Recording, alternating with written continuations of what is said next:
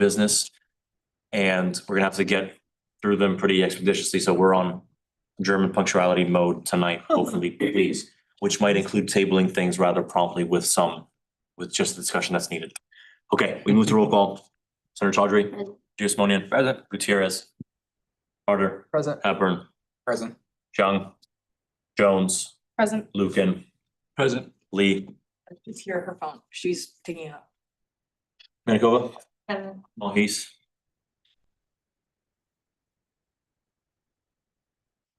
I'm assuming that was Mahis. Oleiton. Present. Oh no, present. Reese. Present. Oh, sorry. Shirkin is not. Sussman. Present. Rajon. Present. Dan. Present. Toledo. Wang. And Wahidla. present. Okay, let's move into excuse absences. Wahidla. Motion to excuse Senator Mahis for the entirety of the meeting due to academic purposes. There's been a motion to excuse Senator Mahis for the duration, for the entirety of the meeting due to academic purposes. There's a second, Manikova. Second. There's been a second, we're now in discussion. Lee. Oh, question. Motion to call, please call the question. Consent. Consent. Seeing none, motion passes. Manikova. Motion to excuse Senator Young for the entirety of the meeting due to academic reasons. Motion to excuse Senator Jung for the entirety of the meeting due to academic reasons. Is there a second, Lee? Dan. Second. There's been a second, we're now in discussion. Husband. Call the question. Questions, just call the question. Any objection, consent? Seeing none, motion passes. Sussman. Motion to excuse Senator Shurkin until 8 p.m. due to academic reasons. There's been a motion to excuse Senator Shurkin until 8 p.m. due to academic reasons. There a second? Wait, look. There's been a second, we're now in discussion. Dan. Call the question. Questions, just call the question. Consent. Objection, consent? Seeing none, motion passes.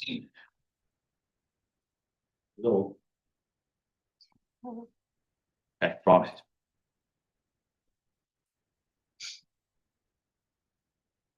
You are a proxy, right? Yeah. Can someone make the motion for you? Pardon? Yeah, I motion to accept Hudson Palmer as a proxy for Senator Xander Hepburn. Been a motion to accept Hudson Palmer as a proxy for Senator Xander Hepburn. Is there a second? Second. Second, no discussion. Oh, no. Question has been called. Just call the question. Consent. The objection, consent. Seeing none. Motion passes. All proxy, right? Okay, great. We move into public forum. Is anyone here for public forum? Okay. By order of which I saw hands go up and undergraduate is going first for the rules. Yeah. Sorry, in the second row. Yeah. Could you give me your full name, please? Matthew Schoen, SCHOEN. Okay, so you have 3 minutes to speak with 3 minutes for Q&A. Please state your name, pronouns, and enunciate, but refrain from yelling. Speculation of presenters' intentions prohibited and may result in you being removed from the ability to speak on the floor. Please know that this meeting is being recorded. You may speak on any issue, whether it's on the agenda or not. Please include a contact warning. It'll be graphic. You may only come up once, and you may choose not to answer any questions. Do you agree? Yes. Do you think 3 minutes suffices? Yes. Okay, 3 minutes you have. Go. Okay. Really quickly, name is Matthew Schoen. Good evening, Senators and General Vice President Lala. Before we begin, I would like to thank you all for your time, attention, and patience tonight, as I know members of my team and myself have presented on our project multiple times here. Just again, as a quick reminder, my name is Matthew Schoen, and I am the co-chair of the Zero Waste Committee and Commissioner of Environmental Sustainability within the Office of the AS President. Calling in support tonight, I have Nayali Broadway. Nayali, do you want to state your various positions? Yes. Hi, everyone. I'm so sorry that I can't be there now. Unfortunately, this falls right in the middle of the Transit Career Commission meeting, and we are in the process of planning Pride Week. But I still wanted to show my support for Matthew and the Eternal Flame. And for those of you who don't know, I am Leanne's head of staff this year, and I'm also the vice co-chair of Transit Career Commission. All right, cool. Thank you so much. So I'm here tonight to support the funding request of $10,000 on behalf of the Trans and Queer Commission's rollover MOU to aid in funding the revitalization of the UCSB Eternal Flame. More specifically, I'd like to clarify any confusion that may pertain to the idea that TQCom's funding of the project does not align with their mission statement. So this project serves queer and trans individuals by preserving and reinvigorating a campus monument that represents collective struggle, resistance, and the ongoing fight for liberation among marginalized communities. The UCSB Eternal Flame has long functioned as a gathering space for student activists, including queer and trans students of color, who are often at the intersections of multiple forms of marginalization. Reinvesting in the monument affirms that queer and trans lives are integral to movements for racial justice, environmental justice, and civil rights. By replacing this fossil fuel-based monument with LED technology, the project aligns with environmental justice principles that directly impact queer and trans communities who disproportionately experience environmental and economic injustices. The updated monument signals that UCSB values inclusive, forward-looking symbols that reflect both historical roots and evolving leadership of queer and trans students. In doing so, the project helps sustain a visible, affirming space where queer and trans individuals can gather, organize, and feel represented on campus. Thank you. That's all. Okay, senators, any questions? Sussman? Yeah, thank you for coming in. I've spoken to Lily quite a bit about this project and I'm really excited to see it going forward. Just to clarify, you're requesting the MOU funding, and do you have an expectation for when that would be approved by us or by the Senate? Anything before, like just a timeline of when we can get the funds? Is that what you're asking? Yeah. Mhm. Is there a certain date that you would need the Senate to approve? Mid-March, late March, early April, the latest. Thank you. Thank you, guys. Thank you.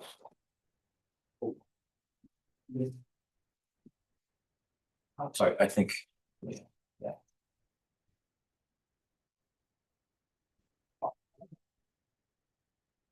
You okay? Be your full name, please, Alex Borges. with AS at the end, right? Yeah. Or ES. You heard the speaking agreement? Yeah. Does 3 minutes work? Feel free. All right. Hi all. I'm Alex. I'm here with Calper, he, him. I'm here to talk about a report that we got that we released last week in regards to rising textbook costs and also how that affects students. I'm the one that sent the email and includes an actual link to the report. So you're free to take a look at it on your own, but the numbers are just like kind of crazy. 75% of students reported having to buy access codes for mandatory coursework. 1 in 10 students reported having to drop or fail a course because they couldn't afford course materials, which is really unfortunate. On Monday, I'm going to DC with a couple of other students from Santa Barbara to actually lobby on this issue, among others. We're working to expand open educational resources, which are textbooks that are peer-reviewed, but they're published under an open license, which means that they're free for students.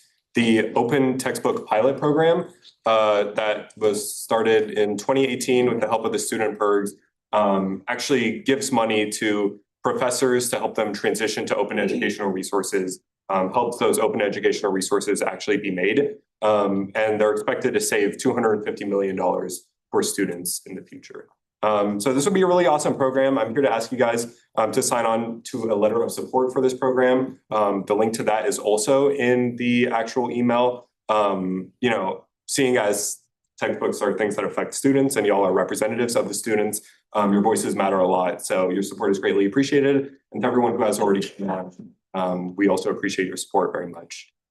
Yeah, that's about all I got. Amazing. Alex, thank you for coming in. Really appreciate the work you're doing.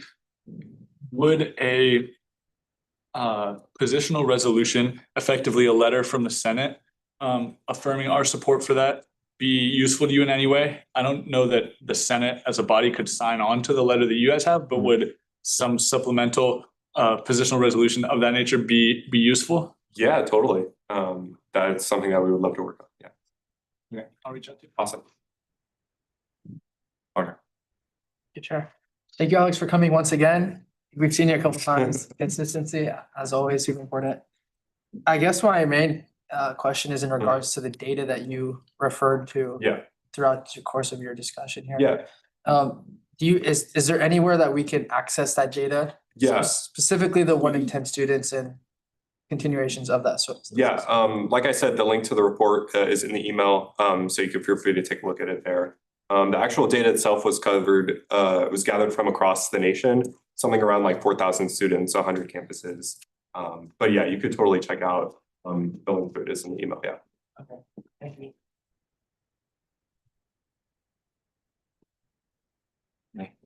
Alex, thank you so much for coming. This is super informative. I was wondering if you know, I don't know if you have some information on the top of your head, if UCSB currently uses any like open education textbooks right now.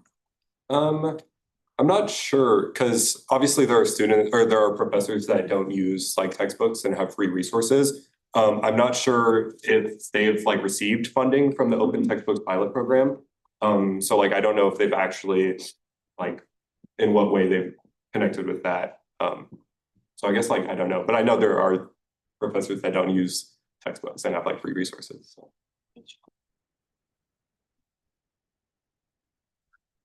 So, is there any, I mean, these seem like very different items, but on the same theme as we could talk about this later, but the textbook grants that some senators are working on. As a chief director, as much as it was in, but I thought it might be something that would be worth bringing to his attention. Yeah. I believe it's on the floor today, but yeah, Senator Lucan and forwarded or piloted this program with in part by the book bank to have a grant for students, and maybe you weren't aware of it, and if not, that's something that we should be working on. We have to wait for it to be approved, of course, by the Senate, but if so, I'll forward you that information. I think this would be really beneficial to students in the interim period of this nationwide program trying to be implemented. Yeah, I'd love some more info. I did hear about it, but I don't know any of the specifics or anything like that. But I'm also planning on sticking around, so if y'all are talking about it later in this meeting, I'd love to hear about it then. Okay, thank you, Alex. Thank you.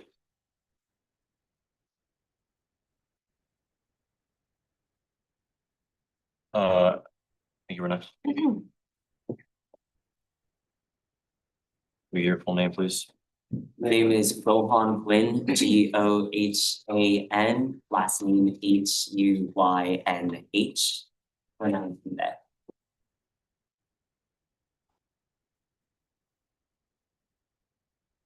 Do you have the speaking agreement? Do 3 minutes suffice? Yes. Feel free. Hello, everyone. It's good to see everyone once again. I am Gohan Huynh, and I am the president of the speech team here on UCSB campus. And I am back from last week to once again ask for a financial request by the Senate. So last week, I did come in to request around $6,000 for the regional championship that is taking place this weekend. The Senate approved for $2,000 just for the hotel, but unfortunately, without the funds of the rest of the ask, there's not much we can do with the hotels. So when we talk about the rest of the funds, we're talking about the fees of the tournament, as well as feeding our competitors and our transportation to get to the tournament. If we don't have the money to do those things, we can't get to the hotel, to the tournament, and we also cannot participate within these tournaments as well. These competitors have been working extremely hard on their speeches in order to compete at the regional championship. This is one of the last tournaments for many of our competitors this season, and I would like them to be able to bring their speeches to the tournament for them to shine. I believe that we have an extremely large chance at winning the four-year sweepstakes division, and I would like to give every one of my competitors the opportunity to do so. And by doing so, I would need this funding by the Senate. I am open to any questions. I'm open I promise I can take any questions. So if there's no mishap on why we should not fully fund it versus funding it partially. If you'd also I could come back a little bit later when we want to discuss this. Awesome. Hi, Gohan. Good to see you again. Two questions. The first is, did the speech and debate go to Finance Committee this past Monday? And the second follow-up is, speech and debate and speech and forensics has been coming to the Senate quite frequently to ask for funds. Is there any sort of other supplemental programs or national teams funding that can sort of help out with these tournaments, or other community-wide assistance? So this past Monday, we were not able to go to the Finance Committee because it was a federal holiday. That being said, we did, under consideration by a couple of advisors, we did ask for funds from the EVPSA, who did fully fund it besides Layla, because she is currently traveling right now. So she has not been able to get to any of the funding requests done by the EVPSA. But I've been told by members of the EVPSA that it was almost unanimously funded by or approved by everyone besides Layla, and Layla is the last say for that. You mean the EVPSA Leah Kadal? Leah. Okay. Anything else? Again, same thing, if there are things you will bring up in the discussion, they should be brought up to the person who introduces the matter. Or not, all right, thank you. Or, sorry, no, thank you. Noah? So how much more exactly are you requesting? So the $2,000 was just for the hotel. I believe it's 4,100-ish. The spreadsheet was sent to the VP for last week, so that should be available to all the senators. Under what title? Spring Champs funding. Got it. A Spring Champs tournament? Yes.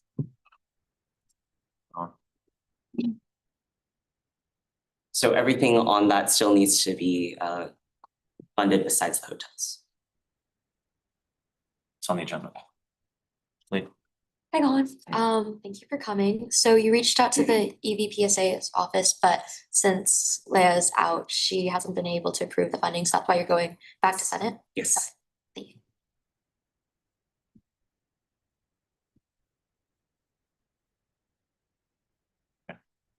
Are there any other ways that you guys have tried to fundraise for these events? Yeah, so we have been personally trying to fundraise as an RCO through a variety of different ways. So because we do both speech and debate when the different teams are working together to fund these tournaments, I believe that the debate team has been trying really hard to work with like law like offices to try to get donations from them. Me personally, as the speech president, have been trying to be a part of the Department of Communication and work with departments here on campus to see if they would be able to fund this as well. Has there been any success on that? No. Unfortunately, the Department of Communication at UCSB is very social science and theory based in comparison to rhetorical communication like a lot of R2 institutions. As an R1 institution, a lot of our professors are very much focused on research rather than the practical application of communication.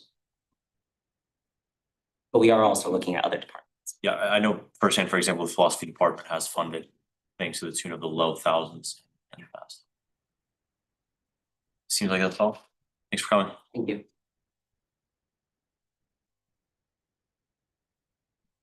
Okay, please feel free. We need your full name, please. Name is Sarah Sichla, S-A-R-A-H. Last name S-I-E-D-S-C-H-L-H. She, her pronouns. Did you hear the speaking agreement? Yep. Okay, do you agree? Yeah. Okay, does 3 minutes suffice? Yeah, that should be fine. Okay, feel free. Hi, Senators and Vice President Lala. I am an AS staff member. I'm not usually here on campus on Wednesday night, but I happen to be here for an event tonight. So I just wanted to come in and say hi to all of those of you I haven't met in person. So my name is Sarah. I'm the advisor, the environmental programs advisor. So for several of the environmental groups in AS. So that's the Bike Committee, Coastal Fund, Environmental Affairs Board, and the Environmental Justice Alliance. My main projects this year have been assisting the Bike Committee, getting the ILP bike path through the campus processes. EAB is now getting into the later stages of planning for the Earth Day Festival next quarter and continuing their campaign to stop the Sable pipeline, as well as some other emerging campaigns that should be coming out in the next couple of months. And all of these groups have their normal events and programming going on every week. Also been working with the chairs of the Finance Committee to update the Finance Committee's application. And we've done some of that implementation and still have a little bit left to go. I did see Evan's email, I think last night, requesting feedback for the BCU bill that I hope to review and respond to this week. And but yeah, I think that's it. I just wanted to come in and say hi. That's all for me, but if you have any questions, I'm happy to answer. Amazing. Others? Oh, no. Hi, Sarah. Good to see you here. Thanks for coming in. I just want to say, I think it's great that you stopped by, because I think this is like exemplary for like how all AS staff should be. I think it's great that you come here. I mean, like I've met you through BikeCom and like the great initiatives they do, but like I think just for everyone else to know like the great stuff that you do, I think it's awesome that you're here. So thank you. Good luck. Yes, hey Sarah, good to see you too. I was gonna say similar mental, so just like we've communicated a lot of times before, I think digitally, but it's really good to see you, I feel like in person, and I think just holistically having the Senate body, getting to see more, I think staff just communicating with us is really great. I just have like one question in particular, just more of a generalization, not just for your report itself, but it's a good opportunity because you're here with everybody that since you're from the perspective of an AS staff member and you do work a lot when it comes to, you mentioned about a lot of the events coming up and just being a staff advisor to a lot of environmental abuse use. Do you have any maybe general action items or particular requests of maybe things like either specific or generalization that maybe the senators itself or holistically we can help support you in your positional role, ever it's like supporting these views or just what particular things we can do to support, I guess, better with working together and stuff? Yeah, I think something I've really appreciated about the Senate is I think you've really understood some of the like, for lack of a better word, like infrastructure changes that need to come through AS. And I think the best example is the honoraria process has been a nightmare for many years and kept getting kicked down the road because it wasn't interesting enough to really handle. And so I appreciate you guys taking that on and fixing that up. And so I really appreciate some of this like kind of process work that you've been going in. I think that being said, you know, every group that ever works on something always focuses in and like comes up with its own version. Everyone does this, and like before kind of getting feedback from the BCUs or from other staff members. And I think that can always start early, and even just like defining like what is the problem we're having, say with honoraria, which I think has been solved. I think the honoraria process change is great, but anything else that comes up, I think it's always just really helpful to think like, what is the problem we're trying to I've also, I think, really appreciated this group working with the bike committee. I think the three of you have all been really great at communicating with the bike committee and also respecting the relationships that the bike committee has built throughout this process. That they put a lot of work into it, and you have been great partners at helping with that while they've also, you know, continued their meetings with the administrators that the chair's been doing for a few years. So if I have any like specific thoughts over the next day, I will absolutely follow up with you, but I think that's off the top of my head. Yeah, thank you. Appreciate that a lot. Yeah. Yeah, thank you, Sarah, for coming in. As the advisor of EJA and EAB, could you help explain what the difference is between them, the necessity of each of them? And you mentioned the stable pipeline, and I was wondering why that wasn't necessarily a campaign under EJA. It might have to do with funding, but yeah, thank you. Yeah, so EJA developed out of, so EAB has, like many groups, all of the different positions on its board. One of those positions is the Environmental Justice Chair, and that in several years ago, I think it was 2018, that Environmental Justice Chair started sort of a discussion group within EAB to start, and that kind of became its own sort of thing. And she, what I think she felt like at the time, and she realized, was that for groups that were for people that were feeling marginalized, for people that weren't feeling like welcome in the environmental studies major, or in the like larger EAB group, it was helpful for them to, do you want me to wrap it up? Oh, no. It was helpful for them to have a space to go to, but it's hard to go through EAB, which was already this very established, very dominant, very like active group. And so it was easier for people to have a smaller group they could go directly to rather than like through as a subcommittee. That being said, that was 2018. Both groups continue to evolve with the students that are in them currently. They both have taken on different things. For the Stop Sable pipeline, that's something that EAB has been involved in for quite a few years and has passed down to student after student. There is a student on EJA who has been going to some of the coalition meetings this year, but it's just what the groups as a whole decide they want to take on or not take on. So that's up to them. Yeah, thanks for coming in. Last question, by the way. Yeah, I know we discussed the EJA bill to, rework the legal code so that way students can get paid. Is there anything that you wanted to make a remark on for that or inform the Senate of since you're here? I think, and I think I said this to Vice President Lala when he came to, I believe, our advisors meeting. And I think one of the comments he made there was there have been incidences of, I think what the Senate feels like from the Senate's perspective is groups are acting for a long time with like these sort of assumed positions that are not in legal code.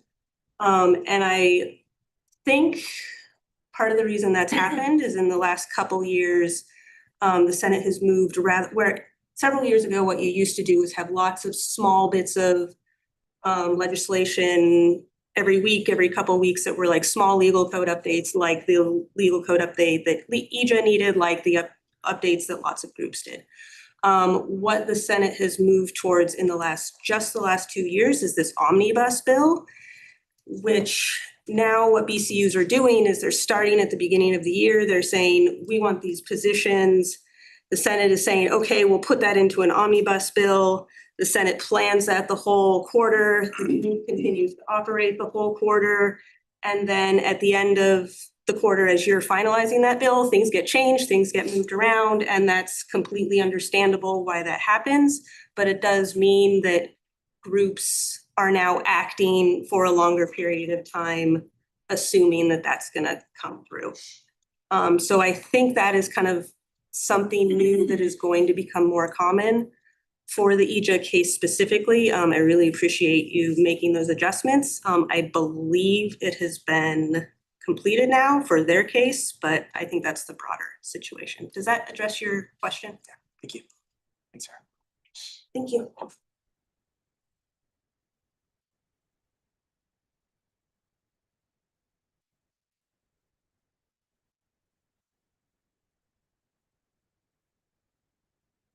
We really appreciate you taking the time. Anyone else here for public forum? Okay. We move into external reports. Is there a chancellor's representative present? UCPD representative, GSA representative, Youth and Governance Board representative, IVCSD representative. Movement to ASUCSB reports. I think it's supposed to be like general. Administrative committee reports. Boards and commission reports. UNO reports. Oh, sorry. Yeah, please feel free. Under unit, I guess? Oh, no, ECU. Technically in legal code right now under Senate, but should be BCU. I can talk whenever, so just let me know. Yeah, can we get your full name, please? William Fernholz, you can spell that if you want. Yep.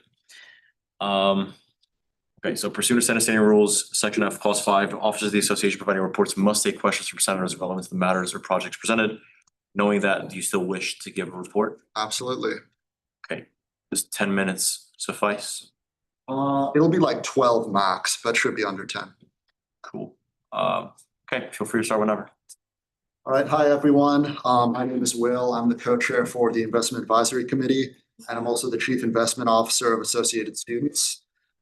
Here today to speak in support of the investment policy statement, which I wrote in collaboration with AS Financial Operations and the bill concerning the changes to ISC's legal code. I also just want to make myself available to all of you for if you have questions about the IPS or the legal code updates. So I'm happy to like share my email as well. But first, I wanted to kind of give some context on like what the IPS is and why it's so important. It's essentially a document which outlines the goals and rules for an external investment manager to follow when potentially investing our reserves. It's not just an internal statement of what our values are or what we want to do or what our targeted return is. It's a binding document that an external manager has to follow. As an institution, we can't contract with an external investment manager to manage our reserves unless we have an investment policy statement. And I can give kind of a brief overview of how it functions. But I guess I want to give first a bit of context on why we should be investing our reserves and why I'm even bringing up this conversation about an external investment manager. So for a bit of context, historically, AS reserves have been invested in certificates of deposit, which earn like a relatively low interest rate. Right now, the CDs are earning slightly less than 3% a year, which barely beats inflation. And if you compare that with like a target return of 7%, on a $13 million reserve account, we could be earning over $500,000 more annually by investing it in a diversified multi-asset portfolio, which like for reference, I'm a senior, and if we had invested since the time that I was a freshman, we would have been able to fund the entirety of the ILP bike path without dipping into reserves at all, just off the difference between the return from that portfolio versus what we currently have. So this isn't about, oh, we should have done this sooner, but I guess I'd like you guys to keep in mind like all the additional things that the association could be doing if we had that additional money over the next decade plus. Another big reason why this is important to talk about now is since UC is under a lot of pressure to seek alternative sources of funding because of budget cuts, there's concerns that senators have brought to me about potential attempts by UC to justify using our reserves on the basis that we're not appropriately managing them. So properly investing the reserves is a good path to demonstrating that we can manage our own money, and it really hurts the university's case for just taking our funds on the basis that we can't. Okay, so that's a bit of context on why investing it is important, and we need the IPS to do that. So how does it actually function? I wrote the IPS in close collaboration with Michael, the AS Associate Director of Finance and Budget. So a lot of it has to do with how financial operations is going to actually be able to use the funds for daily operations, but most of it has to do with how it'll be invested. The target return is inflation plus 5%, which you can think of as being roughly 7% in nominal terms in the long run. There's a delineation between a cash account and an investment account. The cash account is going to be in essentially risk-free, interest-bearing, highly liquid investments that can be taken out at any time to use for like the amount that AS needs on a quarterly basis just to run stuff. And then the investment account is sort of going to be the bulk of the assets. And it's going to be primarily focused on generating a return at the lowest level of risk possible. And the most important section of the IPS you can find on page 3. It's called Strategic Asset Allocation. And I wanted to give a more in-depth breakdown of this because it can get slightly technical. The way you traditionally allocate assets as an institution when you're contracting with an external manager is you'll set targets for each asset class. So stocks would be an asset class, bonds, et cetera. And then you'll set a range. The target is essentially a percentage of the portfolio that can be allocated to that specific asset class. And the range is like, say, plus or minus 10% of that target, where the investment manager has the mandate to go higher or lower based on what they think would be best to fulfill your goals. And there are 3 main categories we set under that allocation framework. So about 40% would be allocated to global equities, aka stocks. About 30% is allocated to investment grade fixed income, which just means corporate bonds that have a relatively high credit rating. Another 30% is allocated to alternatives, which includes a bunch of different categories. For a quick overview, it includes high yield fixed income and leveraged loans, which both are alternatives to investment grade, which is essentially higher yield but lower credit quality loans.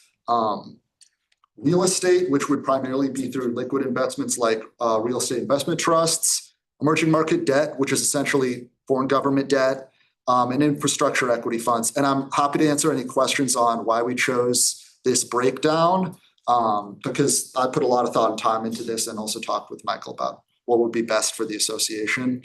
And then another thing I touch on the investment policy statement is the ESG policy. We obviously want our investments to be aligned with the values of the association and the student body at large. And all the rules in here are things that ISC already follows that we want to codify for an external manager as well. We were really intentional with how we worded it, and might be helpful to understand like how this is actually going to be implemented in practice by an external manager. They likely won't be investing in individual stocks and bonds. They're going to be buying fund products, which contain a variety of holdings.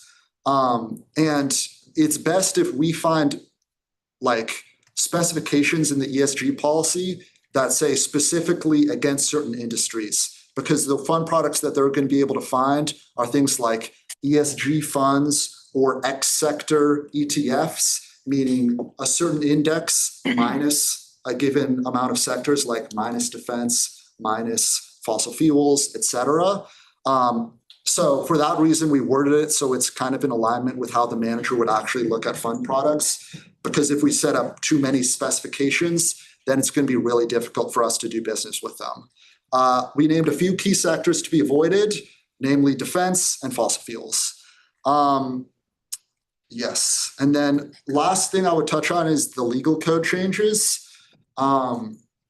So three kind of major areas. We're just first removing outdated aspects, rules that no longer exist. Number two, all the ESG policies in the investment policy statement, those also apply to us. So that's part of the updates. And then the third one is really the most important one, is kind of setting a clear and effective framework for ISC reporting to Senate and for approval of trades. We meet at the same time as Senate on Wednesday nights.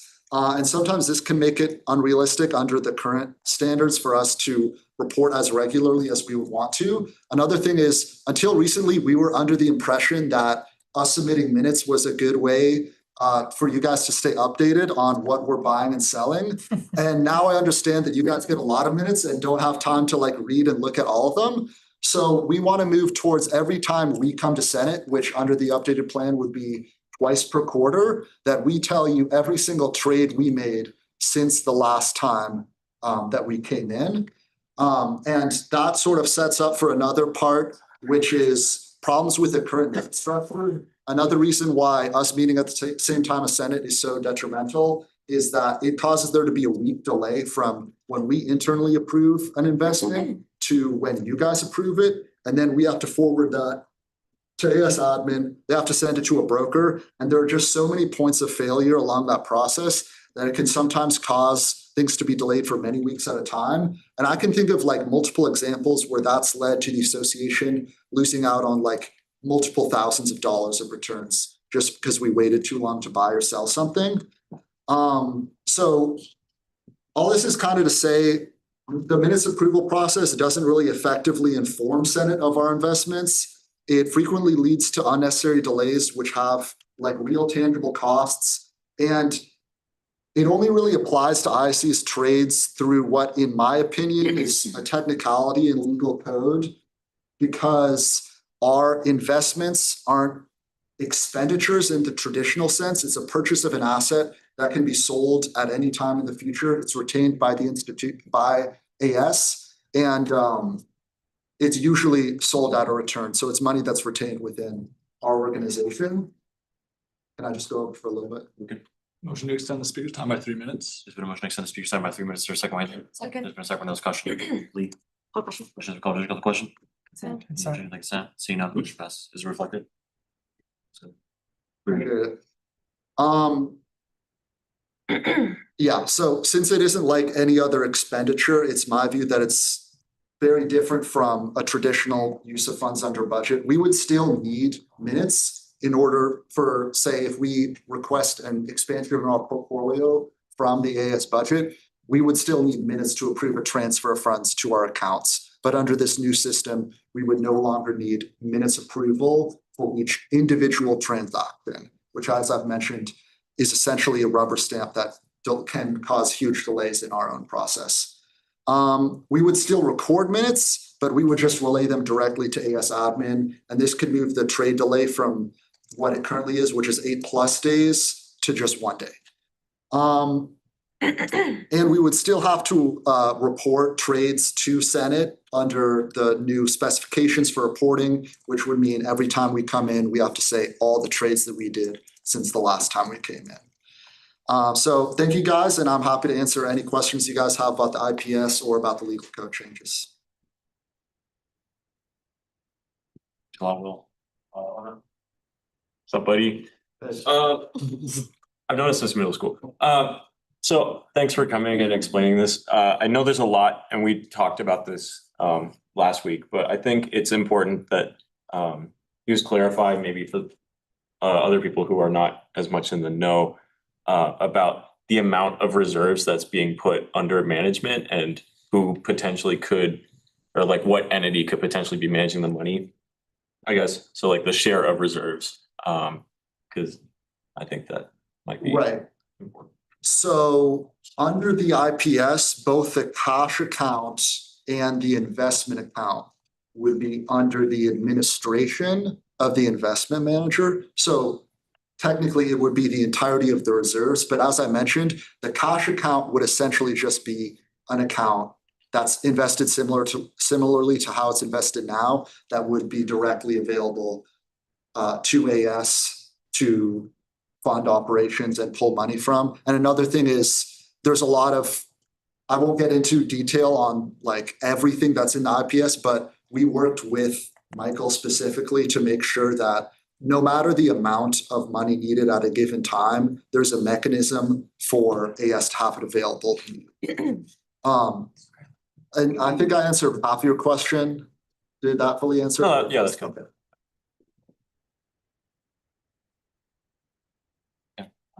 I thank you for coming in. It seems like your BCU does a great, like amazing work, and you're really caring about how the association uses your funding, which is important to all of us. I do have a question regarding this is IAC, right? Yeah. Yes. Sorry, because there was a legal code that you sent us last quarter, and there was intention to put it on the omnibus bill, and I made sure that people knew it needed to be on last year's omnibus bill or last quarter's omnibus bill, but it was not.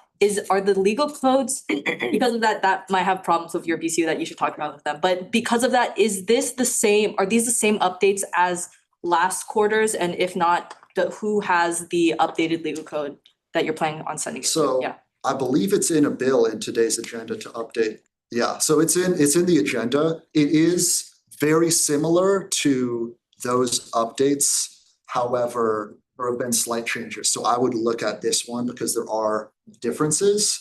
The reason why we didn't include it in the omnibus bill is because it sort of goes along with the IPS, just in the sense of we thought it would be helpful, since we're proposing to remove the minutes process, for us to be in legal code following a specific policy and have that be codified. We didn't want to just update it and then pass the IPS later on. They sort of go hand in hand. But the legal code updates just concern our operations as a BCU. The IPS is primarily for the external side of things. Awesome. Thank you for coming. It's always good to have you, Will. You mentioned something that kind of resonated with me and most of the Senate, is that we get a lot of minutes submitted to us.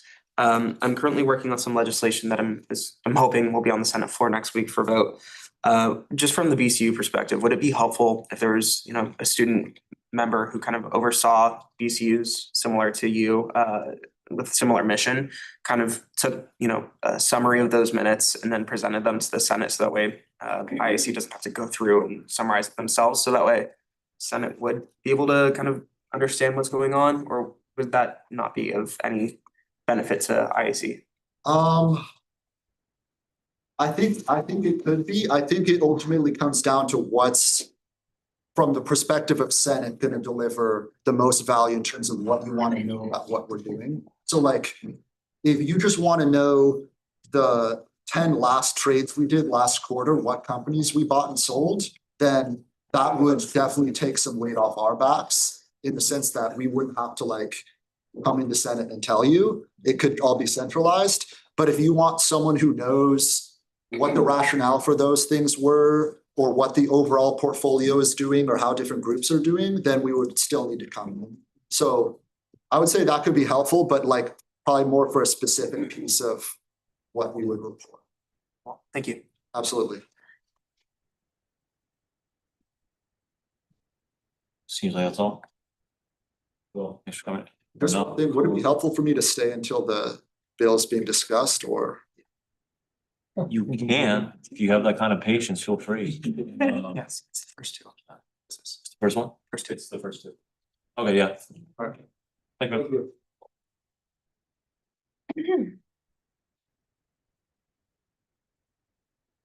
Cool. Slightly long. So we're. Right. Anything else for unit reports? What? Dude, okay, it was behind the podium, sorry. Feel free to come up. Did you hear the speaking agreement from earlier? Yeah. Okay, do you agree? Yes. You have 10 minutes. Okay, I won't need it all. Hi guys, I'm Kayla. I'm the internal chair for Take Back the Night, which is the Associated Students organization dedicated to empowering survivors of sexual or interpersonal violence, and raising and educating our campus community on this problem. I just wanted to come talk about a project that we've been working on with the Senate and IVP Lala. They've been super instrumental in this project and honestly have spearheaded a lot of it. So I'm just gonna read part of the public statement that we're gonna be making later this week, just so you guys can all be updated on what we're all doing. So as you guys probably know, the lagoon has been a high crime area where a lot of crime has gone unaddressed. The Coastal Commission has classified the UCSB Lagoon as an environmentally sensitive habitat area, thus requiring significant oversight from the state level for any infrastructure development in this remote area. So to gain an understanding of the current landscape of the lagoon, Senate members, AS Take Back the Night members, and various community leaders participated in a lighting and safety walk led by the UC Police Department on Wednesday, November 5th, this past year.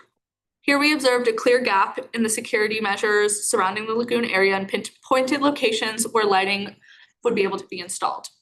With this information, Internal Vice President Lala and Senate First President Pro Tempore Evan Sussman brought the concerns brought by individual students, Take Back the Night, and various other campus entities to the Coastal Commission in Sacramento in an effort to bring light to the matter and to expedite the construction process of long-term environmentally safe lighting. We are very pleased to announce that as of February 2026, the Coastal Commission has approved an emergency permit filed by the UCSB campus planning for 90 days, which includes a review of pre-existing infrastructure at the lagoon and any impact that environmentally friendly lighting has on the lagoon area. In the interim period, cameras have been installed at the lagoon to deter crime for a period of 30 days and will not be used for any other purpose besides that. The UCPD has remained in constant communication with the Senate and Take Back the Night throughout this process. Following the emergency permit period, the Coastal Commission and the campus have agreed to file an impending development form, which is and the finalized version will be submitted to the state and subsequently approved upon compliance requests for the Coastal Commission. After the 30-day pilot period, there's a gap in when the lighting would be implemented and put in. So Take Back the Night has funded a CSO station to be placed on the commencement lawn beginning week 1 of spring quarter. The CSO will help freshmen and other students return home to campus safely, deter crime from crossing into the lagoon, and maintain a much-needed beacon of safety between campus and Isla Vista.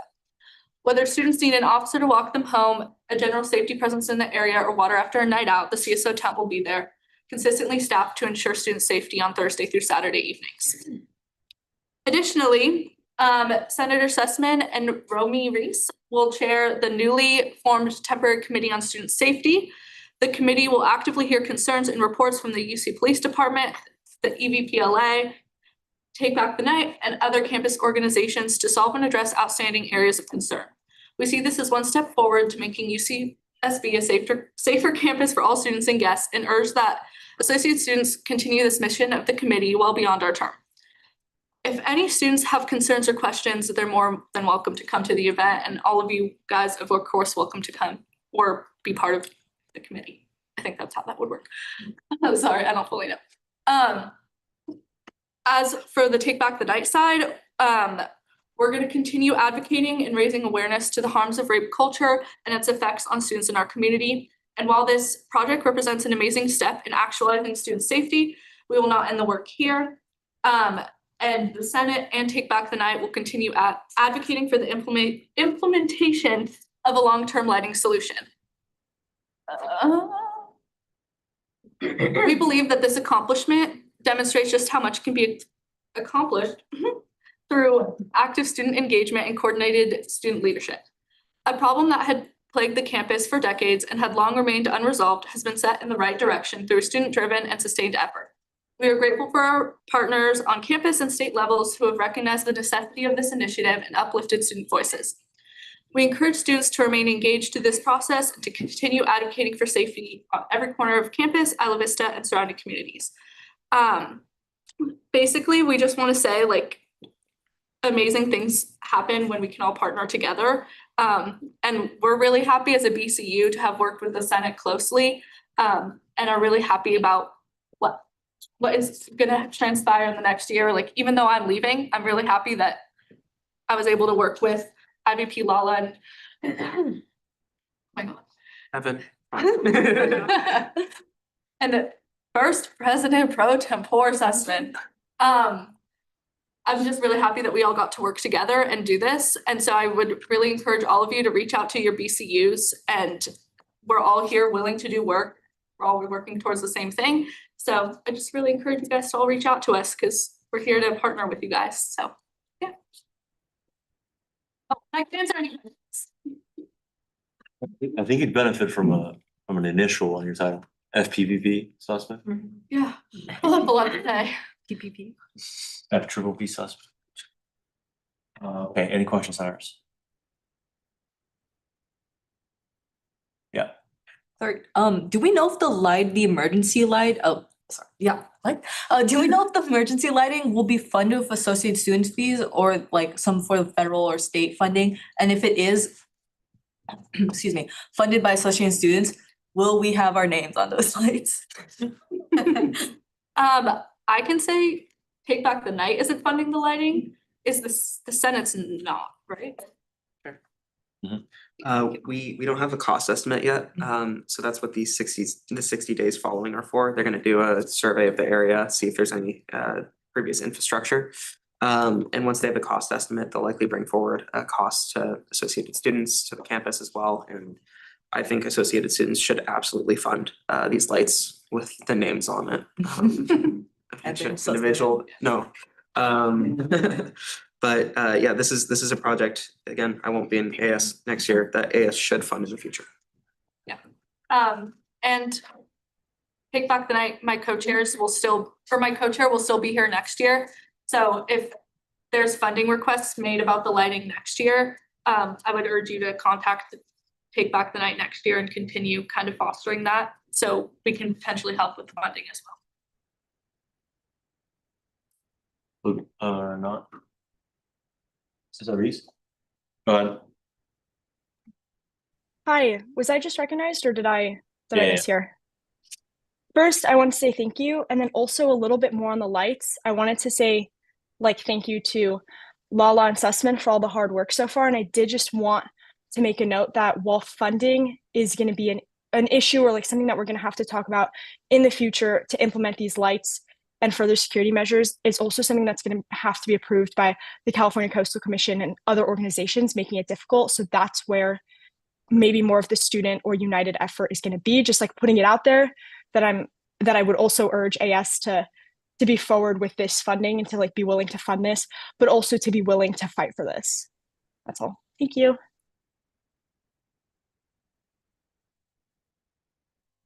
Okay, seems like it's all. Thank you, Kayla. We appreciate you.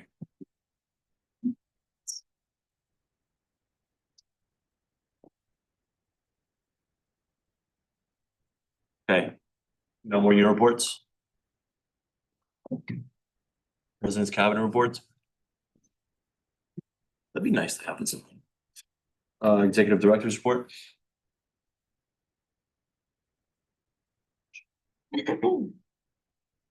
Oh, Sean? Did you hear the speaking agreement? I did. Are you in agreement with it? I am. Please feel free. All right, thank you. Just a few things, not that many this time. I want to thank the Senate for we talked about communication last week, maybe the week before, and there's been a lot more that have gone out to like staff and other BCUs about bills and constitutional amendments. I want to thank people for sending those around because I think we're getting some like valuable feedback. And, you know, as we kind of tie those communication channels together, then it just makes the bills and the relationship like that much better. So it's kind of win-win for everybody. So thank you. Budget wise, we're coming up on the budget cycle. And I know some of you have been through it and still have the scars to show, and some of you haven't. So I'll just some little bits and pieces. And I really hadn't been through it much until last year either, outside of just presenting at it. So in preparation for the budget cycle, I just wanted to like say, come to the State of the Association thing. I think that's next week, I believe. I'm losing track of the weeks a little bit. I think that's next week to hear from the different groups as they present, because a question that we get sometimes when it comes to the Senate portion of things is like, what is that group again? And so like just to be familiar with it and like read the minutes if you can, if there's a group that you're not familiar with, just to see like what they're about, even if the minutes don't really say the full thing. One thing budget-ish related that I noticed was just like looking back on the bill from last week about USSA, is this, I know it was a resolution. So, if there could be something in there about the fiscal impact of that, just to address things going forward, because that's, I think, $170,000 a year, and which is being spent by groups currently, right? So just a recognition of that money won't be there. So where are those groups going to come for funding for those events or for those? It's like mostly travel, I believe, like that will come out of that for finance. Because I know finance committee and Chipping's not here have like talked about that and pulled from that like on the regular. So just an idea. Bulk email, we're so close to getting it. Like I think it's at this point. I mean, I keep saying it's probably going to happen Monday, so I'm not going to say a date at this point. But we were able to use the student affairs system, a little one-off, to send out an elections-related one. But that's kind of a push towards like, hey, we would really like to have our own system so we can do this. And once again, the system for sending campus-wide emails broke in December. They aren't going to fix it, seemingly. Student Affairs has their own system, which they use, but the rest of campus doesn't, which is why you probably have fewer messages in your inbox from student groups and things like that, because there's no mechanism for them to send anything. But we want to get at least a system for us to send things because we need to. And they made an exception for elections because it is declaration of candidacy. Declaration is open at the moment for elections to switch topics. People have already declared. So that's great. An email went out just a couple hours ago. It closes March 4th for anyone that is interested. And we have 6 reaffirmations this year. This is the small year. Last year was 34. So pretty big difference. And it's code, DPW, Finance Committee, Global Gaucho, Program Board, and TQCOM. And formerly USSA, but that's out. So it's just those 6. That's it.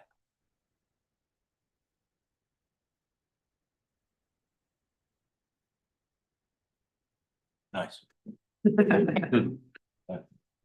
Hi, Sean, regarding for mass email, I remember you already told us the reasoning for it.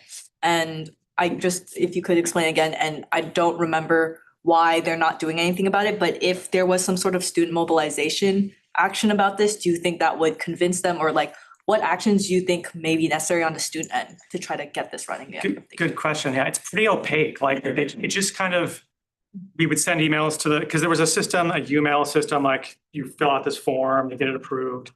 And then in like mid-December, we didn't get responses. And then it was just kind of, they said, oh, it's broken. And then we're like, okay, well, when is it going to be fixed? And then it was like, well, we don't think it's going to be fixed. And so we started exploring our own system with it. But if there was to be some kind of mobilization to like, hey, could you please fix the system, then that could help. Sorry, by they, who do you mean specifically? I think ITS has taken it over at this point.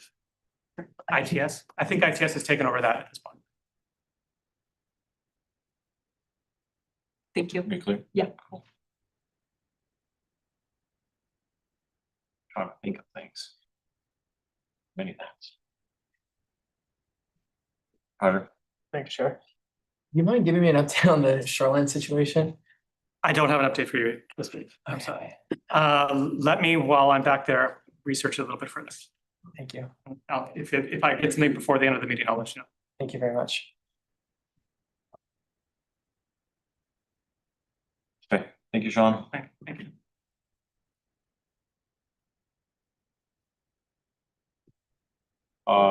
Okay, we move on to advisors reports. Holly, if you want to go. Yeah, absolutely. Thank you. I just have a quick reminder / update. I shared it all in the Slack channel already, the link to the form, but I have, with the agreement of some staff and students, launched what I'm calling the AS mentorship program. So I'd love if you all would consider participating in the pilot for spring quarter. The intention is for students to be paired with one of the AS staff members, specifically related to either academic mentorship, like if there's a grad program that you're interested in hearing from them about that one of our staff have gone through, or there's other personal interests or other type of professional mentorship that you're looking for. The time commitment is really flexible. So don't be afraid thinking that it's going to add something like particularly strenuous. I recommend once a month. You can meet less, you can meet more often. It's totally up to you. But would love for you all to consider participating. We have more staff that are interested in participating than students. So I'd like to even that number out so we can get a decent sample size. But if anybody has any questions, feel free to send those to me and I'm happy to answer that. And the intake form does ask quite a few questions, but the hope is to be able to pair folks with somebody that they actually want to be paired with based on their interest, or it can be identity based, those sorts of things. So I appreciate your patience as you're going through the form. And then the second comment that I wanted to make was regarding the bill to incentivize the timely disbursement of association funds.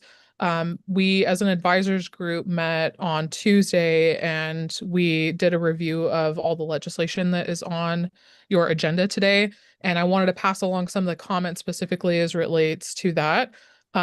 So the great takeaway is that advisors are really in support of quicker turnaround times for disbursements, because we also are impacted by turnaround times. There are lots of our staff that are still waiting on reimbursements, and it's frustrating for us as well. So we are all super in support of that. Some of the feedback that we got, though, is concern about how BCU budgets may be impacted by having to pay out essentially the interest for those payments. So if that's something that you all want to consider, there's some BCUs that may not have the budget to kind of accommodate the kind of penalty interest payments. And so there are some concerns that that might negatively impact their budget, or like it's no fault of the BCU that they didn't get their payment. So that might be something to consider, but I wanted to pass along that feedback to you all before you get into discussion about that bill. But I could also take questions. Those are the only two topics I wanted to update on. But let me know if there's anything else I can answer for you. Cyrus? Yeah. Yes, thank you, Holly. It's about the AS mentorship program. I had intentions to talk on Slack, but since it's been announced on Senate, it's excellent, perfect timing. Just from interacting with law staff, it's great that they're interested in the mentorship program, but from a huge consensus, and I'm sure you feel this too, that everyone is completely overworked. Maybe this mentorship program won't take up too much time. But another thing due to their overworking is that in general, the minimum like base support for a lot of associate students within the association has like not been able to like exist. Like SCORE still doesn't have advisor. I know Marissa's gone and you guys are working on it, but in general, like SCORE, Code, they've reached out. They have a hard time trying to kind of get things together. BWHC, they're still lacking support on the main essential like portion. So I'm just bringing up a concern of like, is this mentorship program? I mean, yeah, what is the intention of it, I suppose, besides what you've said, and how do you think this will work in terms of kind of the main issues with overworked, not enough staff in with all the BCUs? Thank you. Yeah, no, thank you, Mira, for your question. I appreciate that that's taken into consideration. It was definitely something that I thought about when piloting this as well. Right now, I don't believe that any advisors have signed up to participate. If so, maybe one has. So I think that those who have volunteered to participate in the pilot, it kind of reflects, the different areas that just have more time availability.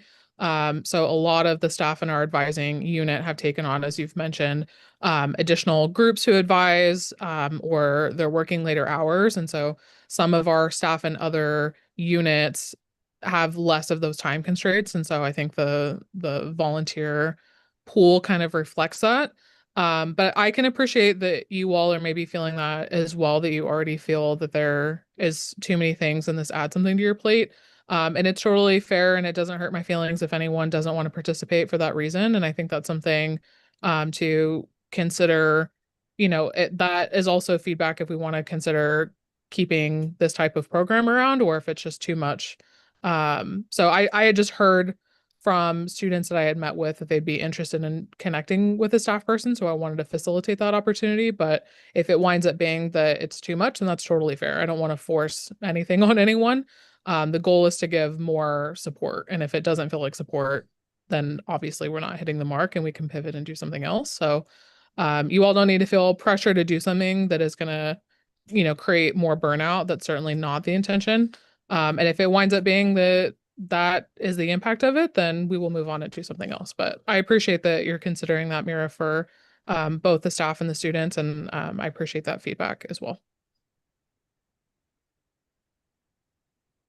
Yeah, this is not technically a question, but I can give maybe just additional context to some senators that might not be knowledgeable about it, because this is something that an initiative or pilot program that was communicated a little bit actually to the liaison committee briefly about this is not only a mentorship program, but it's actually a training program / leadership program to provide not only to internal entities and associated students, but also maybe say, for example, some senators particularly, that we've always on an annual basis kind of communicated about how it's good to see the opportunity to find, particular training programs or opportunity that say, like, if you're a new senator, you might not really know from the beginning of the quarter about typical questions like what about Robert's Rules of Order or bills or particular things like this. This is just simply an alternative opportunity that if you still feel maybe scared to communicate in public, or maybe having issues to be just in your position of role as a senator, or just for BCUs or anyone that feels like they're not as confident in their individual leadership role, to kind of help them give more additional feedback, support, guidance about things. You don't have to do it alone. Plus, not only that, but also just for BCs in general that they only have that lack of advisorship. So that's like more context maybe for senators that haven't really felt like they couldn't,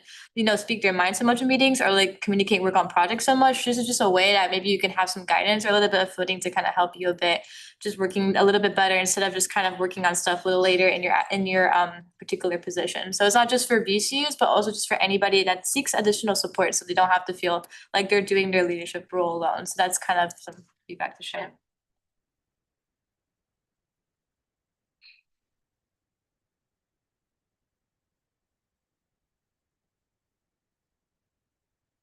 Okay, is that all, Holly? Yeah, that's all for me. Thank you everyone for your feedback and for your questions, and feel free to reach out if you have anything else you need my help with. Yeah. Yeah, we go to executive officers reports. None here, executive office members reports. Valentina, if you want to come up. Holly, if we can have that slide show up, please.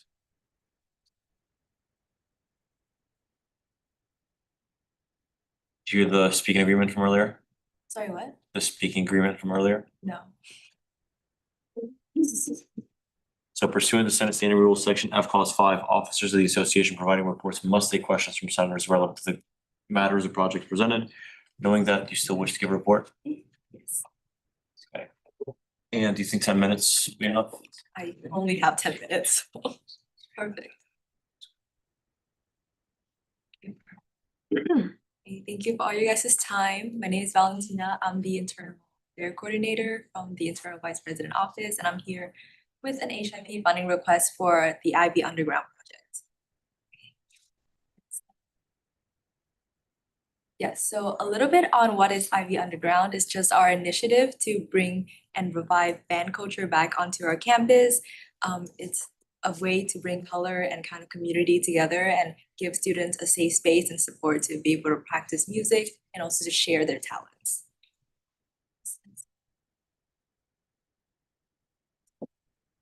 A little bit on our vision, we wanted to utilize the lagoon lawn from the youth center, kind of having that beautiful view of the lagoon, and have a stage where the wooden plank is on the grass area so the students can join and sit on the grass. We wanted to bring a beer garden in the patio next to the lagoon lawn, and then potentially if there's any extra funding and time, we want to bring back Rogers Taco as well. But that is to be determined. Next slide, please. A little bit more on our mission. Again, it's just to bring opportunities for bands to have like constant support and to be able to host concert for students that are on campus space. So it's a little more controlled with appropriate securities and funding to make sure that everyone is safe and be able to enjoy this beautiful part of our campus. We want to be able to compensate bands as well for their performance so that they can continue to pursue their interests as students. Next slide, please. Next slide, please. Okay. This is just a general agenda of the program, of the event. It's going to take place on April 24, 2026, which is next quarter. We wanted to avoid a lot of Deltopia dates, so this is the day that was chosen. It's going to be on a Friday from around 1 to 4 p.m. Before that, we're just going to have a little time for bands to drop off equipment and to make sure that all security and sound checks are in place. So going into the important part, which is the budget. This is just an overview of the budget. The two biggest items being the stage equipments and the security. I'm gonna go into more detail about that on the next slide, but we're requesting around 20,000 as a sum in total. Next slide, please. Okay, so this is the two part of the expense that we have the most question about and also the biggest part. One of it is the production cost. So this is just a cost estimate from Spark, the third-party vendor that does a lot of supporting for all the equipment on our campus. They gave us $4,500. That would be their base rate in order for them to help support our program during that time of the year.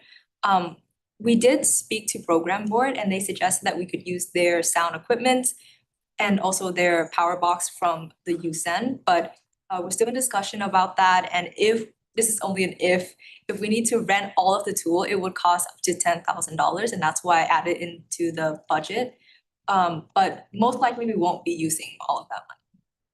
And then security cost estimates, this is a lot more than what we anticipated at the beginning as well, but all of this estimates came from the staff of respective departments that advise us on this project, and the amount of personnel as well as the costs were given to us by staffs. Next slide, please. This is just a little thank you slides for all the staff that have helped worked on this project and have helped support. But yes, I'm here for any questions. Thank you so much, Valentina. No, Senator Logan. Thank you for coming in and presenting this to us. I'm just curious, where did this idea come from, or where did it originate? It was actually suggested to us by Henry, but I think it's an initiative for a long time to bring band culture back on our campus. We're actually in collaboration with the office of the president as well. They wanted to bring space for bands to practice on campus and have like access to equipment and other thing. And it's a collaborative process in order to bring back band culture and Yeah, the name comes from, at least the representative was from Eric Carlson, who was Attorney General last year, Senator the year prior, for a few years actually. But the idea of the concert itself was kind of worked out in this process in collaboration with the Office of the President. The idea is that they take care of more of the part of the spaces that bands need to practice, the equipment they need to practice with, and we pursue the concert itself, or series of concerts. Lucan?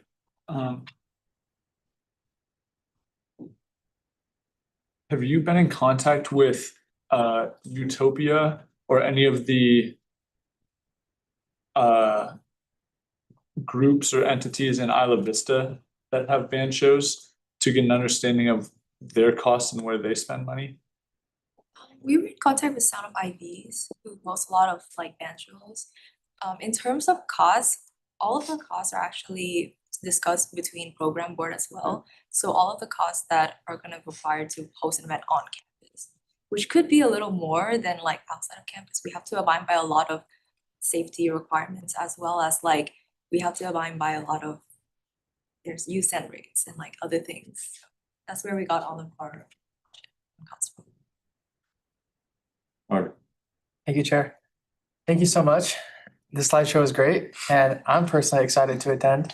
So I think you guys have done a great job planning so far. My only question is in regards to the source of funding. I'm wondering why you guys or the team hasn't approached program board. Program board is already supporting us a lot with the equipment. That's like $5,000 to $7,000 worth of sound equipment. We have been in contact with the advisor of program board, and they just have a lot of events going on in spring, and as well as the HIP request is like, we're also planning for it to be a long-term kind of recurring event. So I think it's appropriate to be using the HIP. The other source of funding was the Senate unallocated fund, which I believe is a little low right now. So that's why.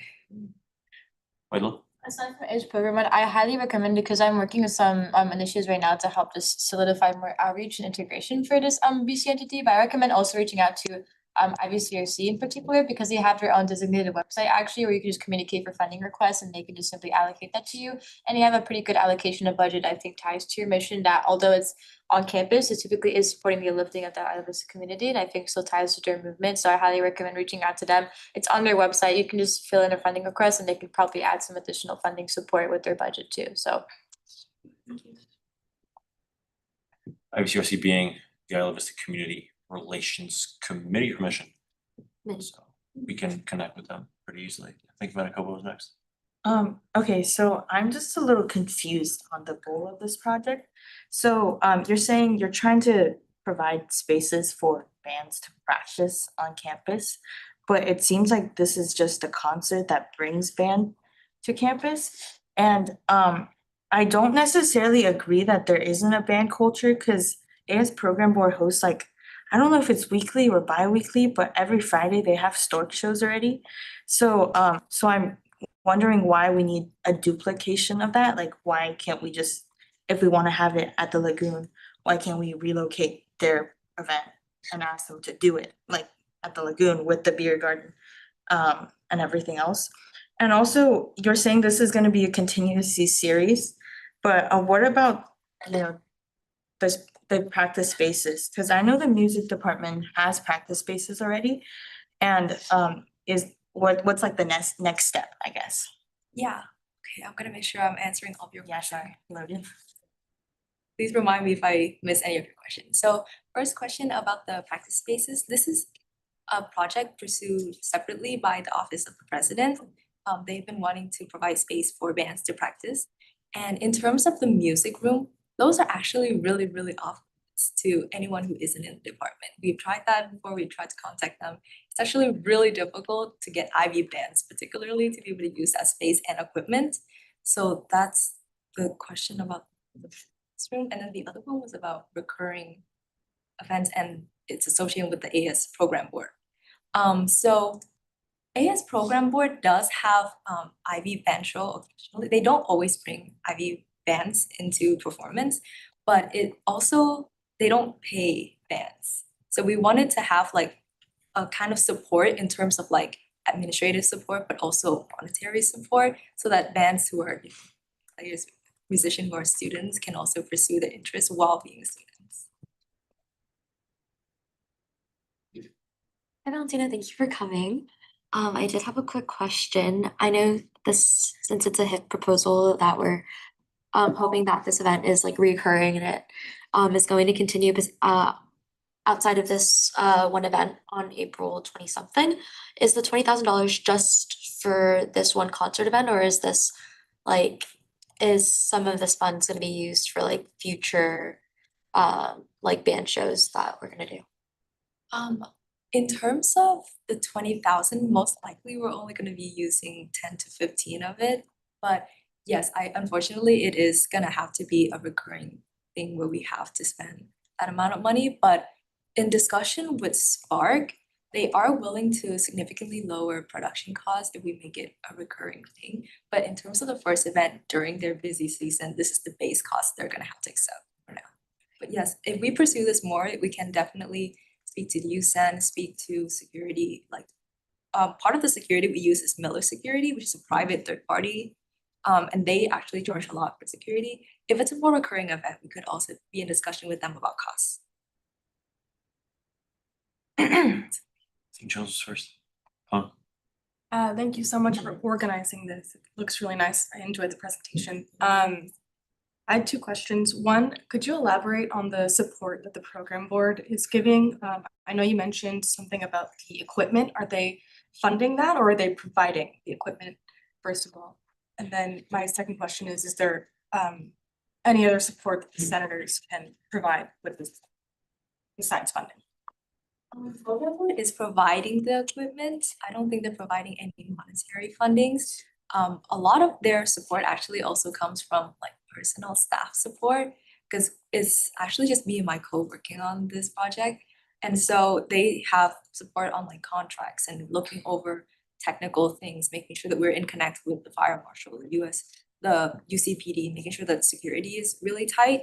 So that's on more sense of support. I don't have anything on top of my head in terms of what senator can do, so but I will reach out if I need. Shrikin. Hi Valentina, thank you so much for, thank you so much for coming in. I was just wondering, could you elaborate more on like what the spaces for the bands look like? Like, is it somewhere in IV? Is it like on campus? It's like to learn more. Yeah, it's gonna be the USEN lawn. So it's gonna be the grass area behind like the conference room here. You can look out into the lagoon. There's a patio space next to it that students can use to study or eat lunch. We're planning to reserve a small part of it for the beer garden, so we're gonna take over that kind of area. There's a wooden patio there, if you know the space. We're gonna build a slightly bigger stage there for the bands to perform in front of the lagoon. Shrikin. Awesome, thank you so much. And then for the practicing of the bands, I was wondering, what does that look like? Like, what spaces are the bands able to practice in? So right now that project is pursued kind of separately by the Office of but I think they've tried the music department's rooms. Right now they're pursuing more spaces that are just empty, like rooms on campus right now. But I think they have more details on that.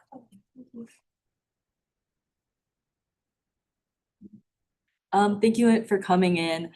It's circling back to program board. It's great that they're really providing the staff and the equipment, which technically is really no cost to them since they already have it, but it is saving you guys a lot of money. I'm a little confused regarding how there's no monetary funding, given that they have an MOU that's around I don't know how much, but it's in the hundreds of thousands still. What exactly, I guess, did they say to you regarding funding, like monetary funding? And maybe is there opportunity to keep pursuing that, given that Senate really should be a last resort, and given the structure of this amazing proposal, it aligns perfectly with program board, and they should, in my opinion, be helping funding the rest of this stuff as well. So far, we reach out mainly for administrative and equipment supports.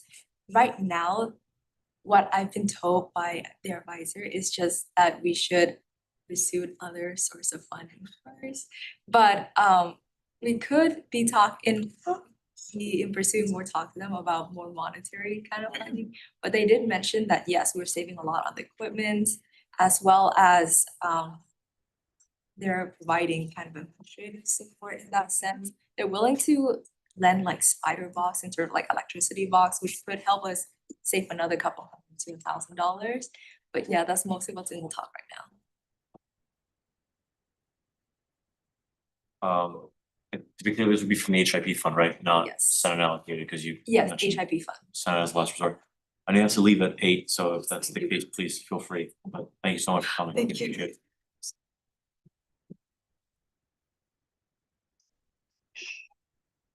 Okay, any other exec office members?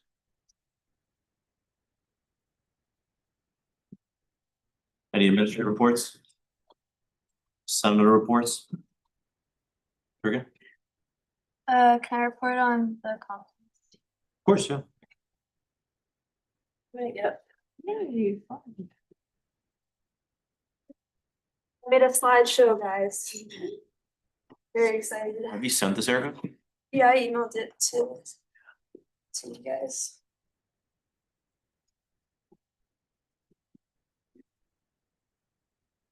One second.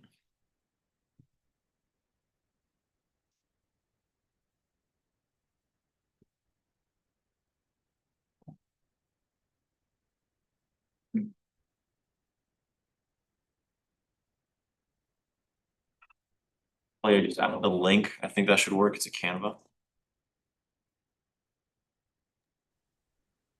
Yeah, I was able to open it. Give me a second and I'll share it on this for you. Aesthetic. Very aesthetic. No, we're still on Zoom.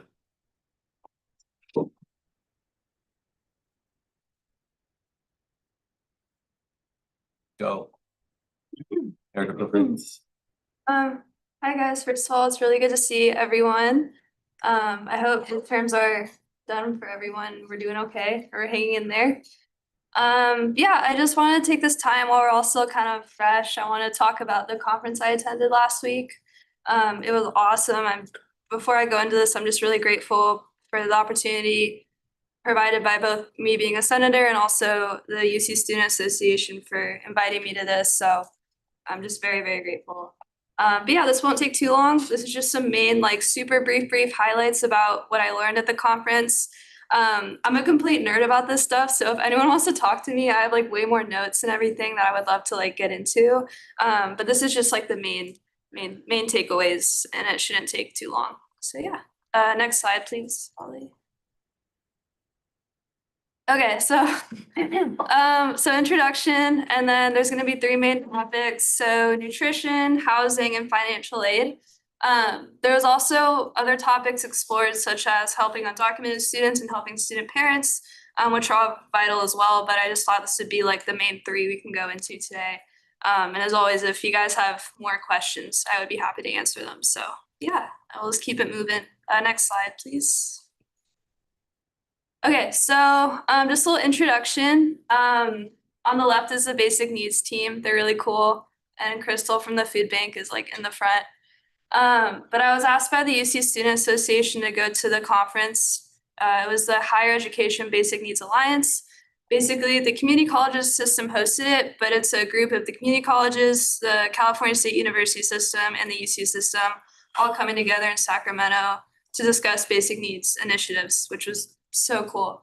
I wasn't really given like a number of like things to collect or like a quota or anything. It was more just go, learn, have things in mind. I reached out to a couple senators to see if they had any questions, anything I could like research for them, and I got some good feedback, so thank you guys for that. But basically I just wanted to learn, you know, how can we bring basic needs and student service back to UCSB? We do a really good job here, but we can always improve, especially amidst budget cuts, uncertainty, and department turnover. So yeah, next slide. Okay, so I wrote a lot here. I won't like go into all of it, but basic needs matters today because we as a student body receive less funding from the federal government. Sorry, I worded that wrong. But we receive basically less funding from the federal government than our families did in the 80s, which is crazy because wages have not kept up with inflation. So we have a third of the purchasing power of our parents, which is great. And then also, we're not really in a position to rely on federal funding anymore as a state, and we're in a $2.9 billion deficit.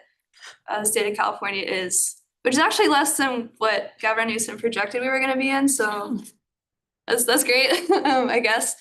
But so colleges are having to basically make emergency plans. You know, a lot of layoffs, a lot of reduced aids to students. So this is why basic needs matters, and this is why we should have these conversations. Next slide, please. Okay, sorry, I lost stuff. I won't go into all of it, but there's also a lot of links on here. If you guys want to look through, the colleges have a lot of, like if you click on the college like names, it has links to each program that I listed here. But the main things, one, only 25% of students apply for CalFresh in all the three systems. So CalFresh brings $1 billion into the state economy, but yet the UC system alone only has 100,000 students enrolled. So it was actually, I was in a panel and they said that if all the eligible students were enrolled, instead of bringing 1 billion back into the state, it would bring $3 billion back into the state.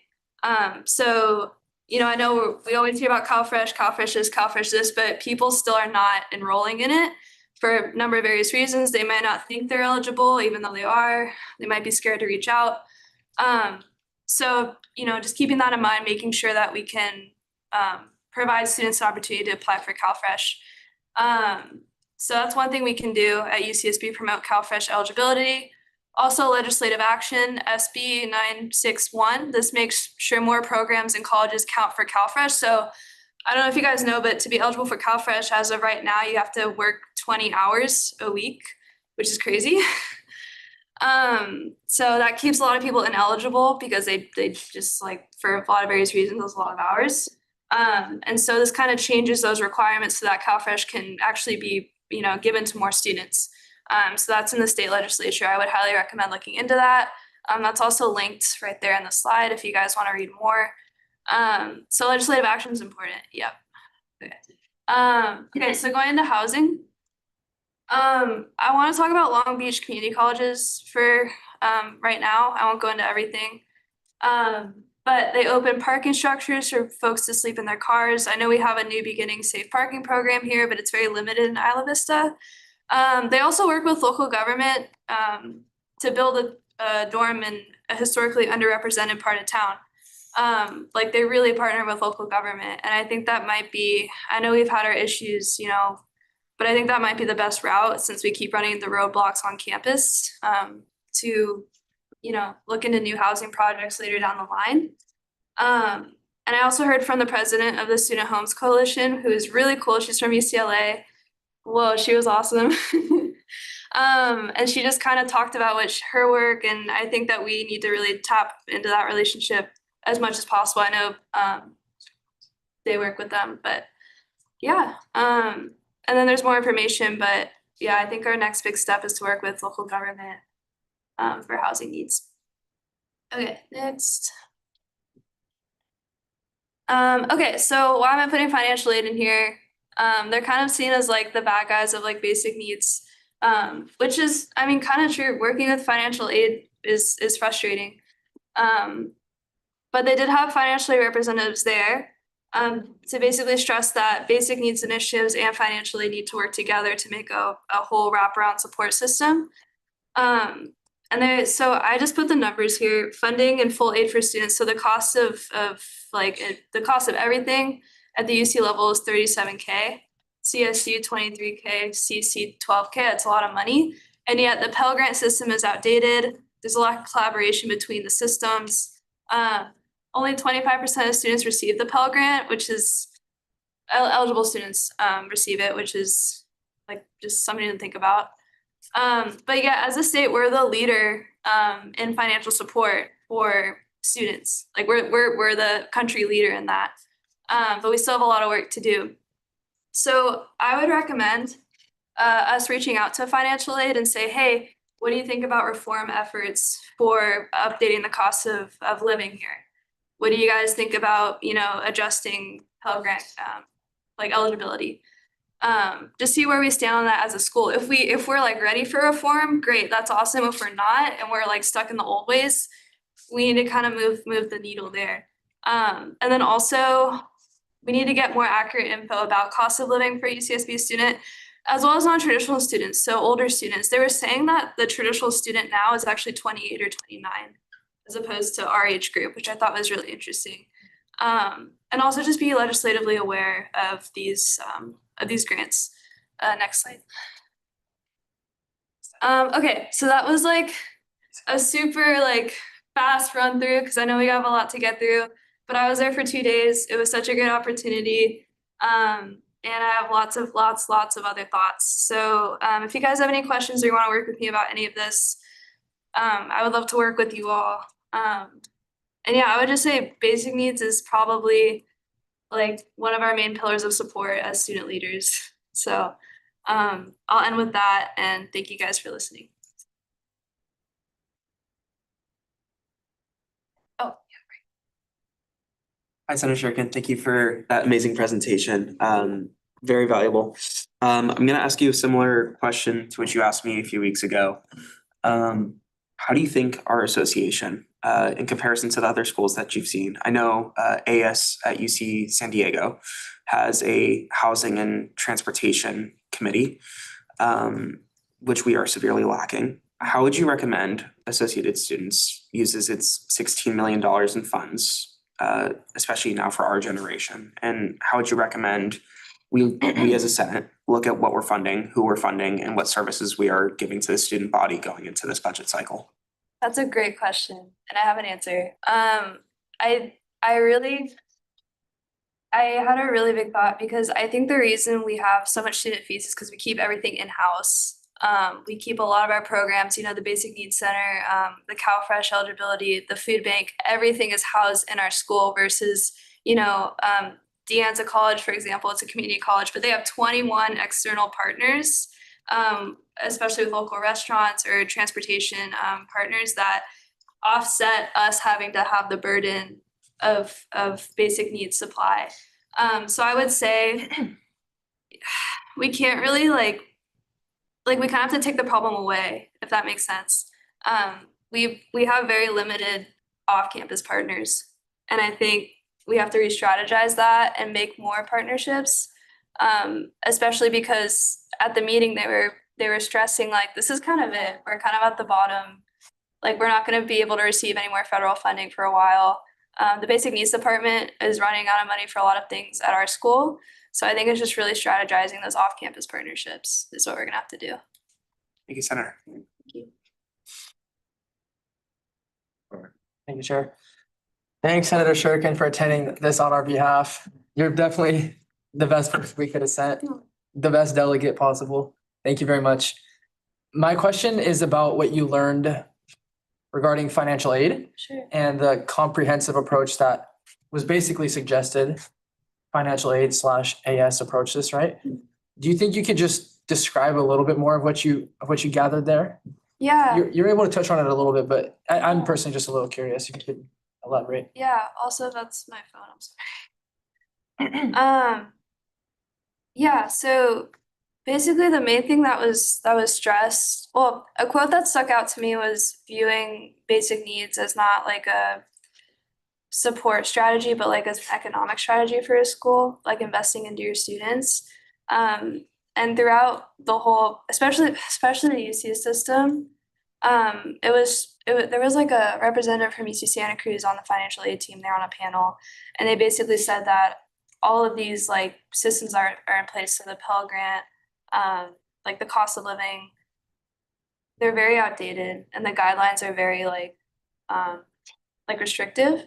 And so a lot of students are not actually getting the aid that they are entitled to. And so it's kind of a big ask of a student government to work on these big federal programs. But I think just, you know, if we can have a cohesive effort like across the UC system, across the whole California higher education system of reforming these eligibility requirements, then we can bring aid to students like a lot easier because they are entitled to it, but it's just these outdated programs prevent that from happening. Thank you, Chair. Yeah.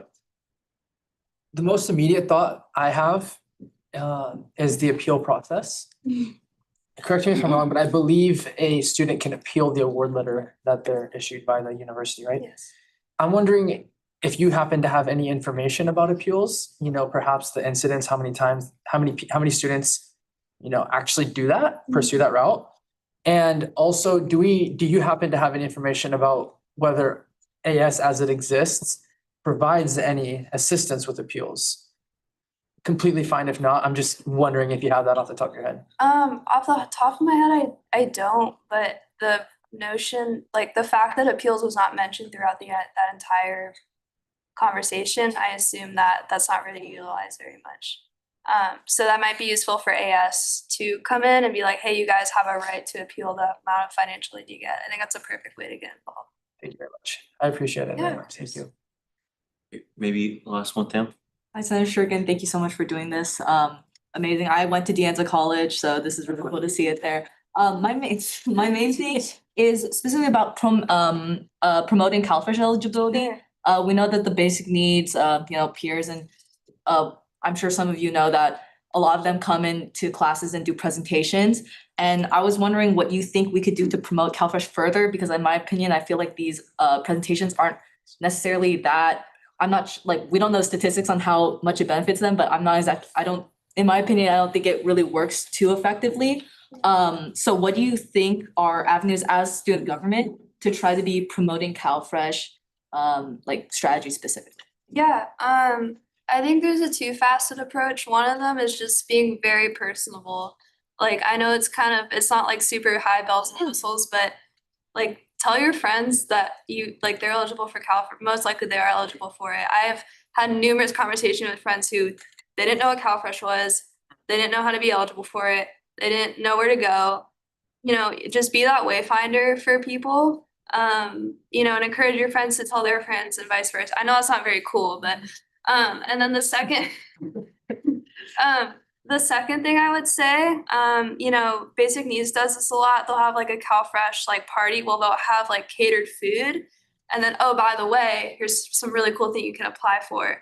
So I think making it more flashy, making it more fun would be a better way to go. As well as staying informed on, you know, if these requirements that make it so scary for people to enroll in this ever get changed. And if there's any way we can legislatively push for these to be changed as well. So that's like 3 ways we could go about that. That's a really good question. Thank you. Okay, thank you so much, Senator.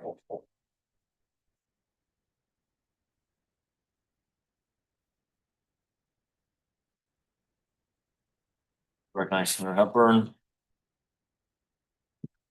No more Senator reports, right? Cool. We move into new business, starting with the IAC investment policy. The author wants to on it. Will, you're up. Yeah, I'll just say, as the one bringing this to the floor, that I was purely involved in helping Will and Michael and facilitating what their interactions are now. So I just want to give, again, you heard his presentation. This is something super awesome and it's going to be super useful for the association. And I encourage you guys, to ask Will or myself any other questions, because this has been in the works since early fall quarter. Yeah, thank you to Noah. He's been a big help, along with Leo brought this idea to us, both of them. And Michael helped us out, but he's not here. Thank you.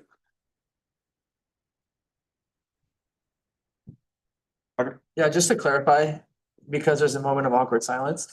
We already went over this policy and I simply asked Will to come up just now, just in case there's any additional questions, because we're on the policy at the moment.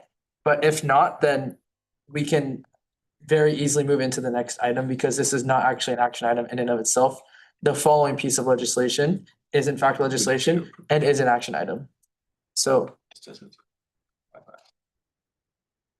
I'm mistaken. We do need to ratify this and then move on, but Will's here to answer questions. If none, then I'm assuming this would get sent to a committee. I left a few comments on some very minor, but some of them might need to get some. See if you want to incorporate them or not. I'll be fine either way, but just something to keep in mind. Or yeah, I motion to table the investment policy statement authored by Will to the executive committee. do you wanna Refer, refer Will Fernholz? Right. yes. There's been a motion to refer the IC investment policy statement drafted by Will Fernholz to the executive committee. Is there a second? Gio Simone. Second. Is there a second? Or no discussion, Pam? Call the question. Questions, we call the questions. What's that? You should think it's that. Saying none, motion passes. Kind of bad because he waited That's like. the legal capacity. Also, my Wait, there's email is just my full name at ucsb.edu or as-ic. So feel free to reach any of those if you want to ask more questions. We'll briefly cover the legal code as well. Luke, do you want to? Yeah, I can stick around for that. Yeah, there's nothing that Will didn't already mention. I hope you guys have all read it. It's pretty straightforward. I'm happy to answer any questions alongside Will.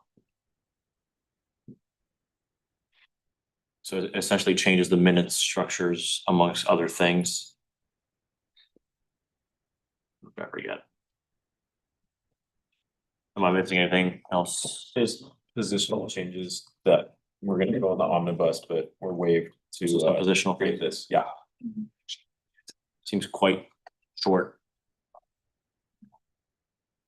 More than accessible for center review. If people are gonna put their attention to anything, it's just item J.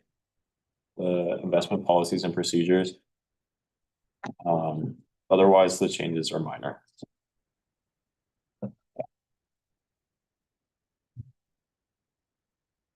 Okay. I move to refer a bill to update the investment advisory committee's legal code to executive committee. Been a motion to refer bill to update the investment advisory committee's legal code to the executive committee. Is there a second order? Second. Second one, no discussion, we law. Question. Motion called, just call the question. Is that, Just like that, seeing none, motion passes. Expectations ban. Next meeting was tentatively, it seems like it'll be Monday. Monday. Monday, Yeah. okay, but that, Monday. We'll let you know, I'll text you. Cheers. Okay, resolution to bring a constitutional amendment on ASU/CSB fee, like a singular fee. Provision of, fee provisions for entity boards, commissions and units. Guys, if you can please reflect the actual titles of things on the dog title, would be much appreciated. Drafted by Senators Altno and Sussman. Feel free to speak on it. Cool. Did he leave? Okay, I'll do this. So this came up, sorry, I have like four Gillian tabs open.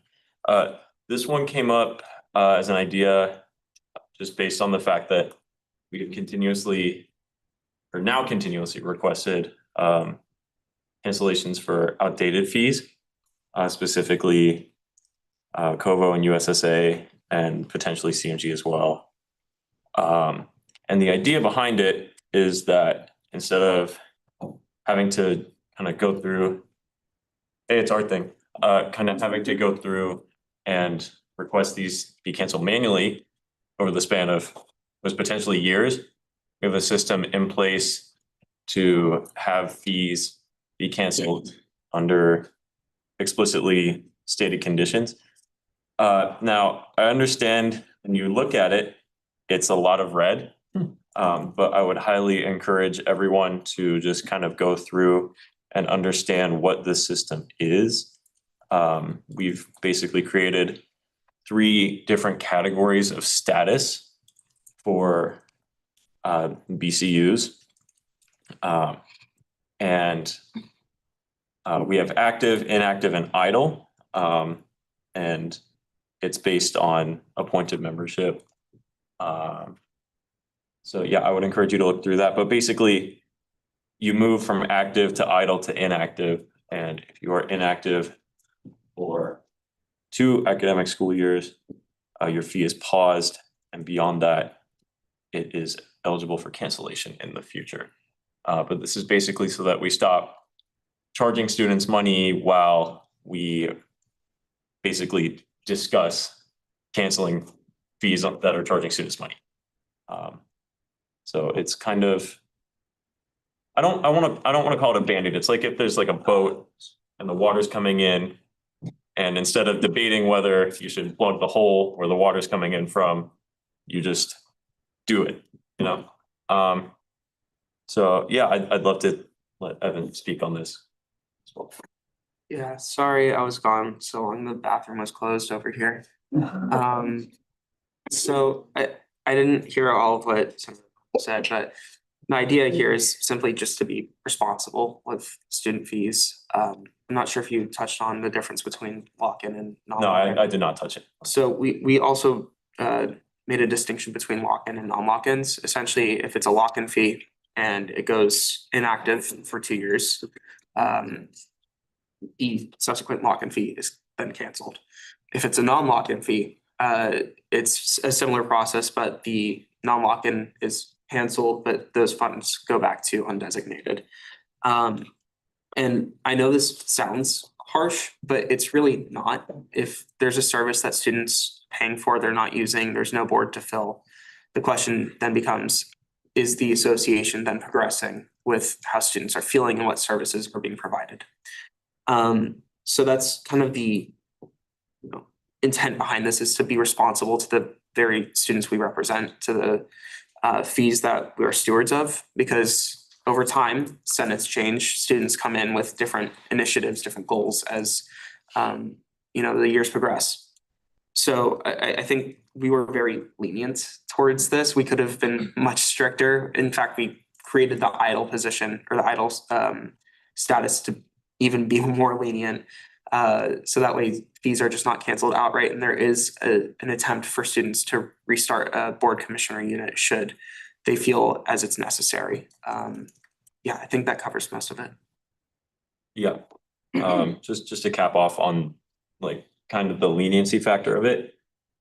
If you look at the requirements for each status, it is pretty minimal. I mean, it's specifically about meeting quorum of voting membership, as in like positions listed in legal code, which is 50% plus 1. And I think that for anything that's going to charge money or just have an associated fee to it, meeting legally outlined core membership is kind of the minimum, right? So we set a floor, but I think we're not asking them to be 100% staffed at all times, Yeah, so I'll leave it at that. We would welcome questions. Just one. So how do you envision this working procedurally?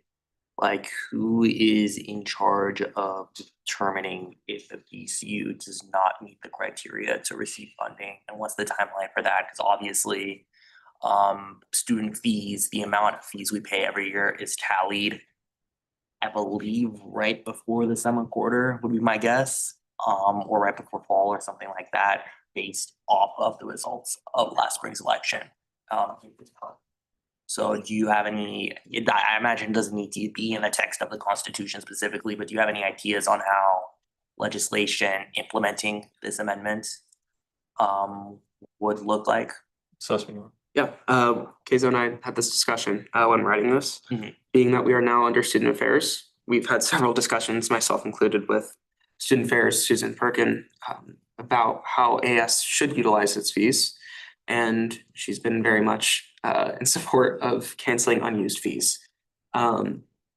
So we delegated that task to our supervisors, which is student affairs, to be responsible stewards of our fees as well. Hey, Gio, do you have a follow-up? Maybe I should clarify.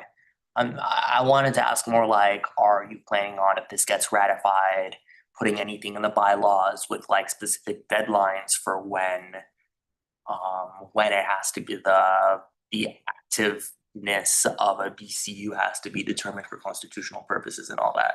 Like the specific, I'm just asking, have you thought about these specific procedures we're going to use to make sure that this is fully and properly implemented? And we're not collecting fees for BCs that are actually active by mistake, or collecting fees for BCUs that under the Constitution would now be considered inactive and ineligible to receive money. I don't know.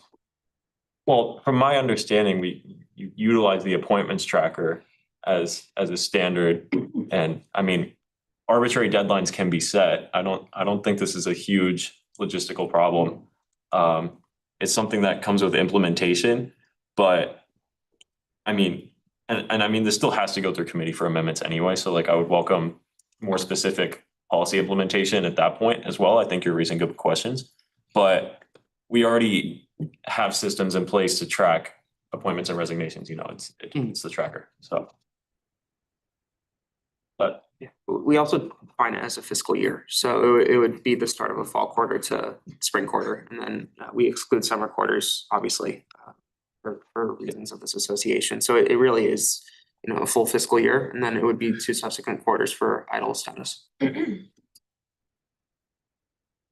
Okay, seems like there's been some discussion on this. Go on. Quick question. So if a BCU goes inactive for like over 2+ or 4+ years, but they wanted to come back, or there were people interested in revitalizing this BCU, would they go through the whole creating a new BCU process, or since assuming that they're still in legal code, would they just be able to fill up their board and resume their affairs? Yeah, that's up to future senates. If they want to keep the legal code within BC or within the master legal code of associated students, they're more than welcome to.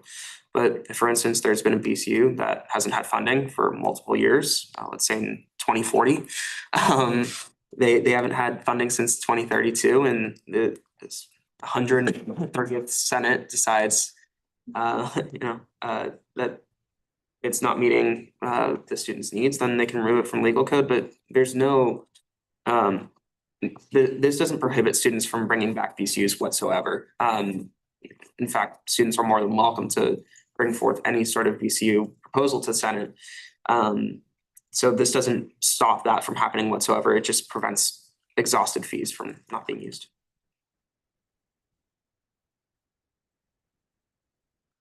Luca. I don't have anything on the content of the bill, just there's like a couple punctuation things that I'm gonna send to you guys or the chairs of the committee that it's referred to, just for my OCD.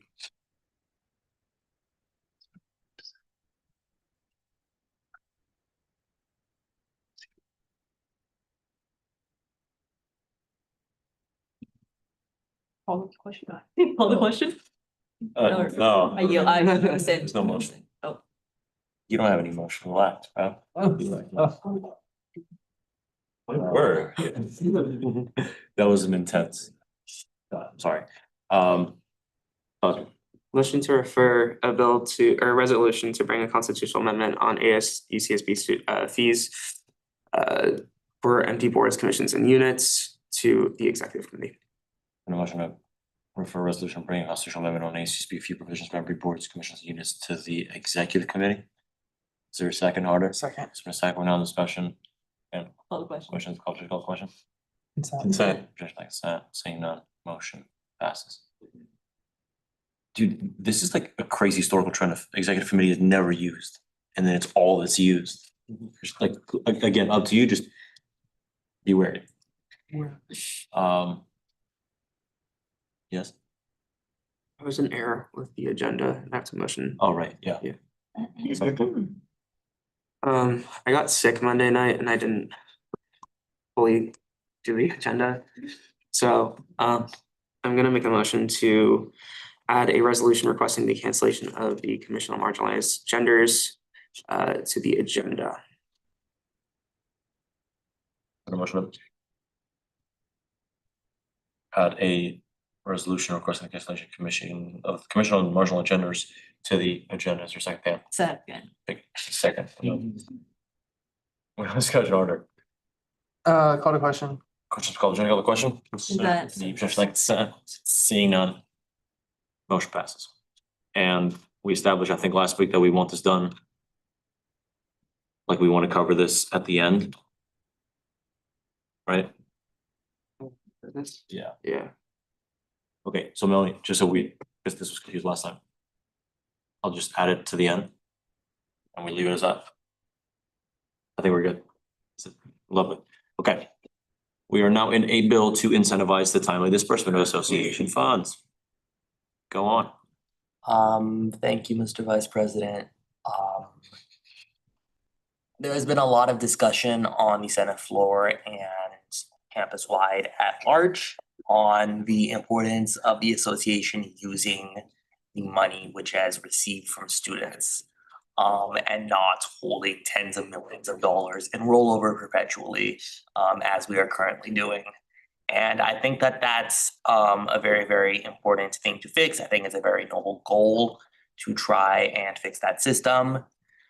But I think equally important to that is making sure that when we do spend money, when we do reimburse a student for a travel related to the interest of this association or anything like that, or honoraria or wages for those students who actually work for the association, that payment is distributed in a due and efficient manner. I mean, the backbone of any government is their ability to compensate their workers, their civil servants in a I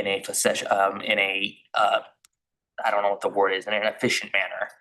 And I don't see that happening right now.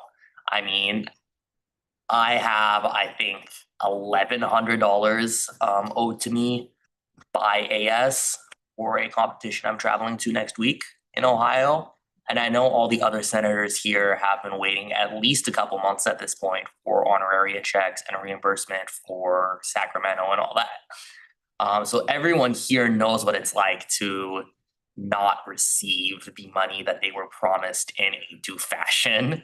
And for those of us who have, who have credit card bills and maybe don't have thousands of dollars in savings, it's really important that that money gets out quickly. So people aren't missing credit card payments and stuff like that and going into literal debt. So for that reason, I am introducing a bill that would, for any payment that is not distributed within 60 days of it being authorized, we would be imposing a 10% interest rate on those payments, compounded daily. So that doesn't mean it's going up 10% daily. It's going up 10% over the course of a year, and the compounding happens on a daily basis, so you don't have to wait a year for the interest to appreciate. I think that while I know staff has apparently raised some concerns about this, and I do understand the root of some of those concerns, I think that a modest interest rate, like a 10% rate, that where the plan is to take most of the money out of the financial accounts where the original payments originated from. So for example, like accounts that the Senate and the Finance Committee use. 10% is significant, but if the bureaucracy of this association is able to get payments out in a reasonable amount of time, it's literally, and we're giving them 60 days, then this is the type of thing I'm hoping never has to be invoked. It's intended solely as a mechanism to, I say incentivize, but the goal is to make sure that we're being efficient in the way we handle money. Otherwise, we lose money. because that's what a lot of the students who go here and rely on our organization, right, providing them funding for certain things, are dealing with every single time they come to finance committee and ask for funding, and then it takes God knows how long for that funding to finally get to their bank accounts. So I yield at this point. I think Senator Harder gets to speak next. We go to that? Okay, great. Thank you, Senator Giosimonian, for elucidating to the Senate the intent behind this bill. Obviously, as one of the co-authors, as a co-author, I essentially second everything that you've said. I will say now that after considering things a little bit more in-depthly, that I think that the bill should come into effect not immediately, but perhaps in a couple of years. The main reason Senator Harder. Right. Yeah. The main reason why I say that is, of course, because of conflict of interest, right? And so it's obviously an ethical concern for us to vote on something that will immediately benefit our financial interest. So that's the only thing that I have to say. Obviously, I'm still in full support, but in regards to amendments that will be made in the future, I think it needs to be made patently clear that no one in this Senate will benefit financially from this. I suppose that's my only comment, but of course, everything that you said, Senator Giosimonian, continues to stand. It all makes sense. And further, I will say that Senator Giosimonian, the other author, and I are amendable, and just as the document is by nature. And so any suggestions that anyone has, including staff, are very, very welcome. And we would like to continue that conversation. I yield. I think Senator Lucan currently holds the record for the most, the biggest payment assessment. Just out of curiosity, if it's okay with the Senate, if I can ask staff of the legality of this within our own policies. I'm not fully certain myself. So I was just wondering. Oh, hi, Vincent. I'm gonna let Holly touch on the legal code aspects of it, and then I can follow up with the financial stuff. Holly? Yeah, thanks, Vincent. I don't think there's anything necessarily prohibiting any sort of time restriction on payment in your legal code. I will say my personal opinion is I do think that it is going to wind up being an issue so essentially staff and student staff process payments now through MyCory. And so for me, I'm still trying to wrap my head around how, what the accountability measure is, right? Because we're not the ones paying out of our pocket for student fees, and we're the ones trying to process things administratively. So I think that I'm still trying to kind of wrap my head around, but you also may want to consider if it's just ethical in general to use student fees to pay interest out for payments. I say all of that to, again, contextualize it that I am a super huge fan of payments being issued in a timely manner and quickly. I myself have had to get reimbursements in the past that have taken months, and it's very frustrating for me. So I share all of that with you. I just want to throw those questions out for consideration. But in terms of legal code, I don't think there's anything stopping you, but you all aren't the ones who administer, the financial operations for the department. So it's not like you could do anything negatively or positively to impact the timeline of anything other than the things that are your responsibility in terms of approving budgets, filling out your own personal requisitions. But in terms of the operations, and I'm sure Vincent will touch on that, there's not really anything the Senate may do to impact that positively one way or the other. It's just the processing time. So that would be my two things is really who is the person that winds up being held accountable for the timeline. It seems like it's you all or whatever budget it comes out of. So the person that's impacted by the late reimbursement then also has to pay the cost of it to their operating fee. So that may or may not be something that you are in favor of.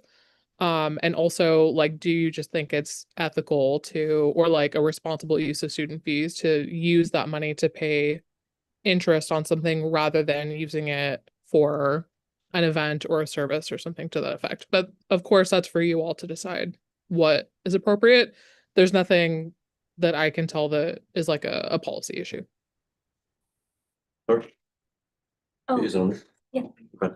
Oh, yeah, as a student staff, I had a question on how you expect this affecting the student staff who are processing the requisitions.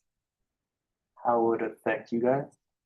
Yeah, because we process everything from like start, from when a student submits it, they process it. So how do you think this bill would affect it if you're trying to put pressure or incentivize staff to be speedy? How is that affecting the student staff who was doing it from the beginning? I'm not entirely sure what you mean by that, but Maybe I can jump in on Yeah. that particular point. there. Hold on. Oh, You guys sorry. okay? Vincent goes first, or do you want to continue? Yeah, that's fine. Okay, Vincent? Yes, the point about the student staff is a really great point in that, you know, financial operations and a lot of the administrative work heavily relies on student staff support and flexibility within schedules for students not only to do their work on a day-to-day, but for them to also be students. I think the point about, you know, students, if this is passed and implemented in the couple of years that you expect it to, students will feel some kind of pressure to push things through as quickly as possible when there are legitimate reasons as to why there are delays with certain reimbursements. You know, obviously the big reason behind reimbursements leading up to now has been this implementation of a new financial system. There are a couple of points in the bill that I want to particularly focus on. And I mean, I want to start by saying I was also a student at UCSB in AS who put my credit card up, and I very much sympathize with, you know, it would take quite a while to get bills paid from dinners that, you know, you would have to front. And that is always something I want to avoid when I'm doing the work in FinOps, is making sure that students do get paid when they put their money down for the association, or, you know, when we talk about something like honoraria through the work that Holly and I are doing to support the Senate. Honoraria is now back on track as long as we reconcile fall in the next couple of weeks. The winter form has been released out. And so, you know, there was a delay with that, but now we're back to the normal schedule that's in the legal code. So all that to say, I very much understand and sympathize with the points of delayed payments. There's a point in the first page of the bill that talks about there existing no legitimate legal, procedural, practical, or financial reasons behind these delays. And I don't want to attach a personal opinion to it, but the truth is that's just not true.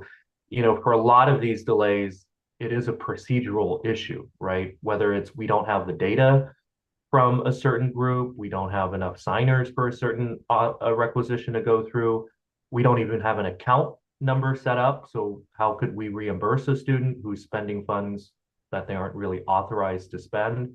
There are reasons behind this. I do want to push us away from this narrative that, you know, my colleagues and my student staff colleagues are just not moving quickly on most of these requisitions. I mean, Arian, Brian, the whole team are very dedicated to their work on a day-to-day, and I will defend them on that front.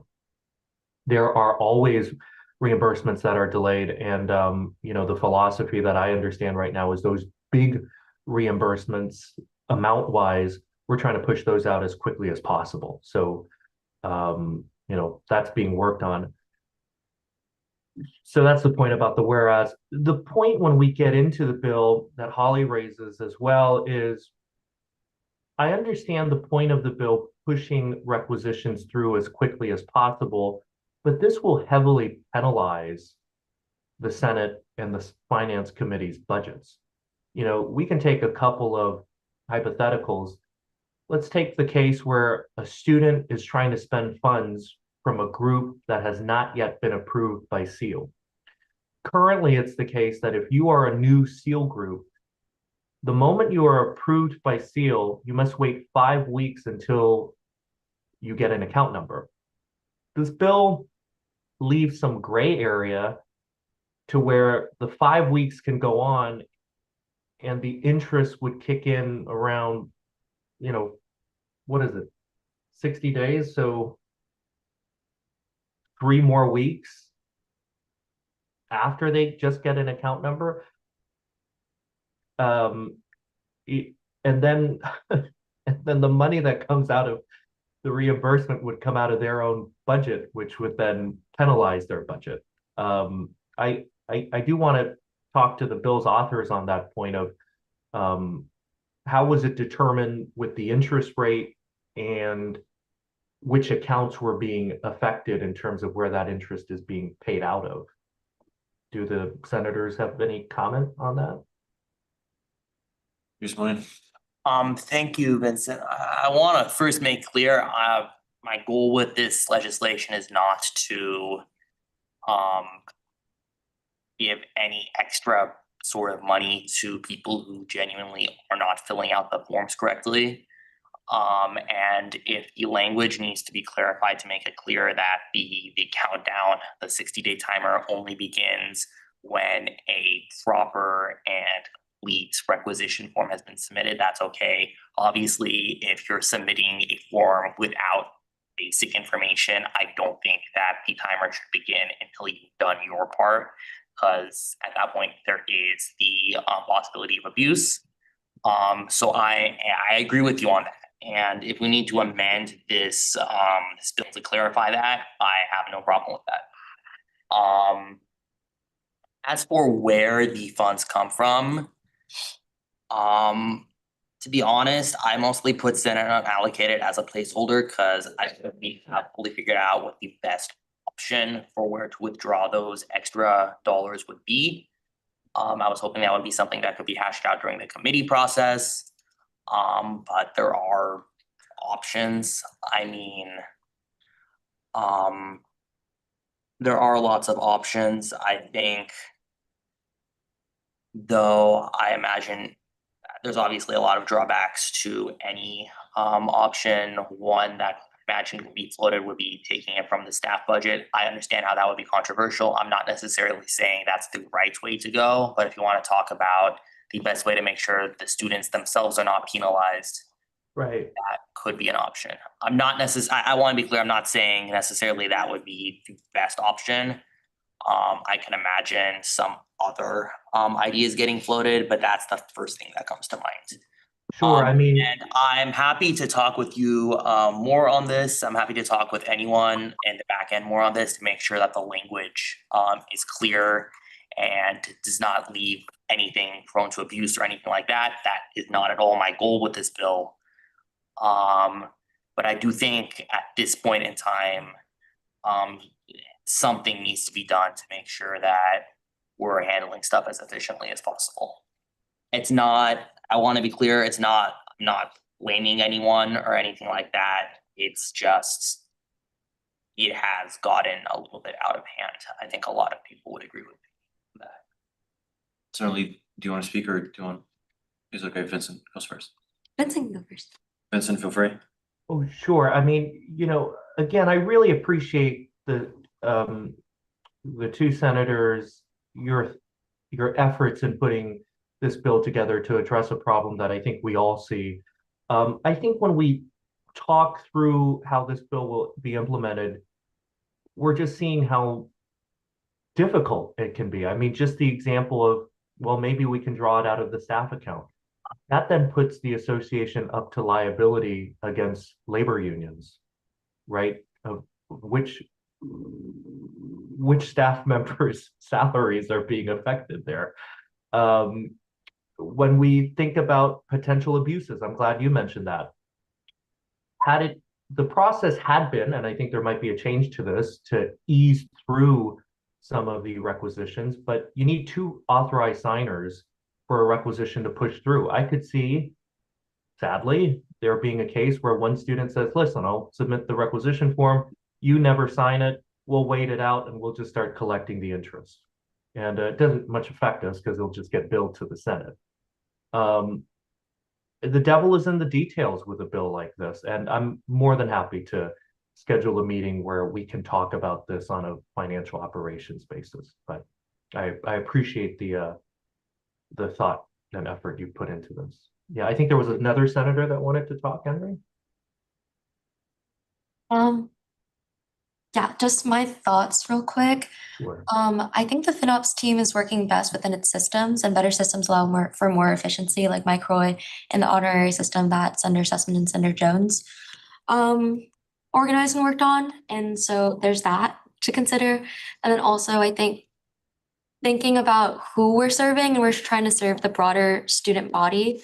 And I'm just thinking about a lot of things that requisitions are for example, our retreat, or I know BCUs do food specifically for their board. And so let's say like their requisition hasn't been received by the date, then are we paying more for them to get money back from the food they bought for just their entity? And there's just a lot of cases like that where this system I feel like could be abused. And this does take away money from direct funding of these entities, I would say, like funding RCOs, funding BCUs for direct student services, rather than what to me is a bill that seemingly serves people within the association rather than the people we're supposed to serve. But that's just my 2 cents on it. Yeah, I appreciate your comments on that, Senator. I mean, the example that I can draw on is just the honoraria one. I'm going through, for instance, the fall 2025 honoraria. When we're looking at an example where the Senate correctly identified an issue and then took the steps to change the workflow, I think that's a very fair one. As of today, all entities have turned in their fall 2025 honoraria, which means for the first time since I've been with UCSB as a student or a staff member, everyone's honoraria request is in. We don't even have to do the retroactive thing. I mean, that's amazing. This bill, I think, prescribes identifies a problem that is there, and like some people there have mentioned, we're working on it as best we can. We want to gain your trust on that, but we're afraid that this bill would do some more financial damage than fix the problem that you've correctly identified. Okay. We are at recess, so I would welcome something on this if you like. Carter? Hey,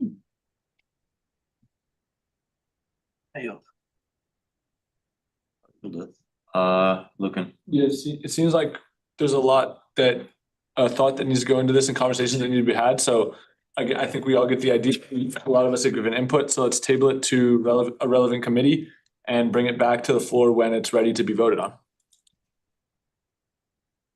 Music to my ears. Lucan. No, I move to refer this legislation to the executive committee. This legislation has been referred to the executive committee. Is there a second? Carter. Second. Submit everyone else. Discussion, Hubbard. Call the question. Question is called. Just call the question. The objection, like consent. Seeing none, motion passes. It's recess time. 15 minutes. Yay. Yeah. I'm going to Okay, playground. here's the thing, I think there's like 2 years, because I took 3 years as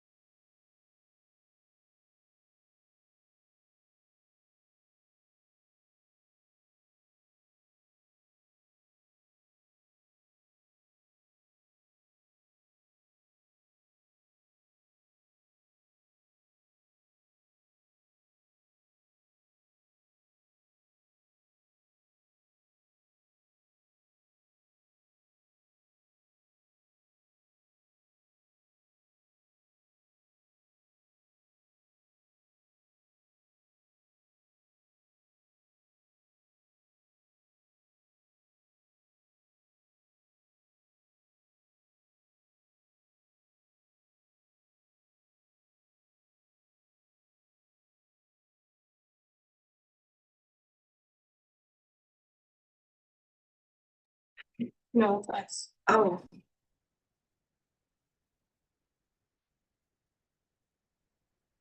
Alrighty, everyone. I'm going to reconvene for a couple of minutes. Holly, are we recording? Yeah, you're good. Wonderful, thank you. All right, so we left off with a motion to refer a bill that incentivizes the timely disbursement of the association funds to executive committee. We are now on the next new business item, which is a resolution to establish the language revitalization grant program by Senator Wakibila Luken. The first is not here. Would the second like to speak on the item? Yeah, so this is something that came to the Senate in the fall. So it wasn't ready yet in terms of formatting, how it's structured. I believe it is ready now. It's going to be housed on the HRB. This is just a resolution to establish a pilot program. And then should the pilot program be successful, then then we can write this into their legal code and institutionalize the initiative. Wonderful. Are there any questions for the author?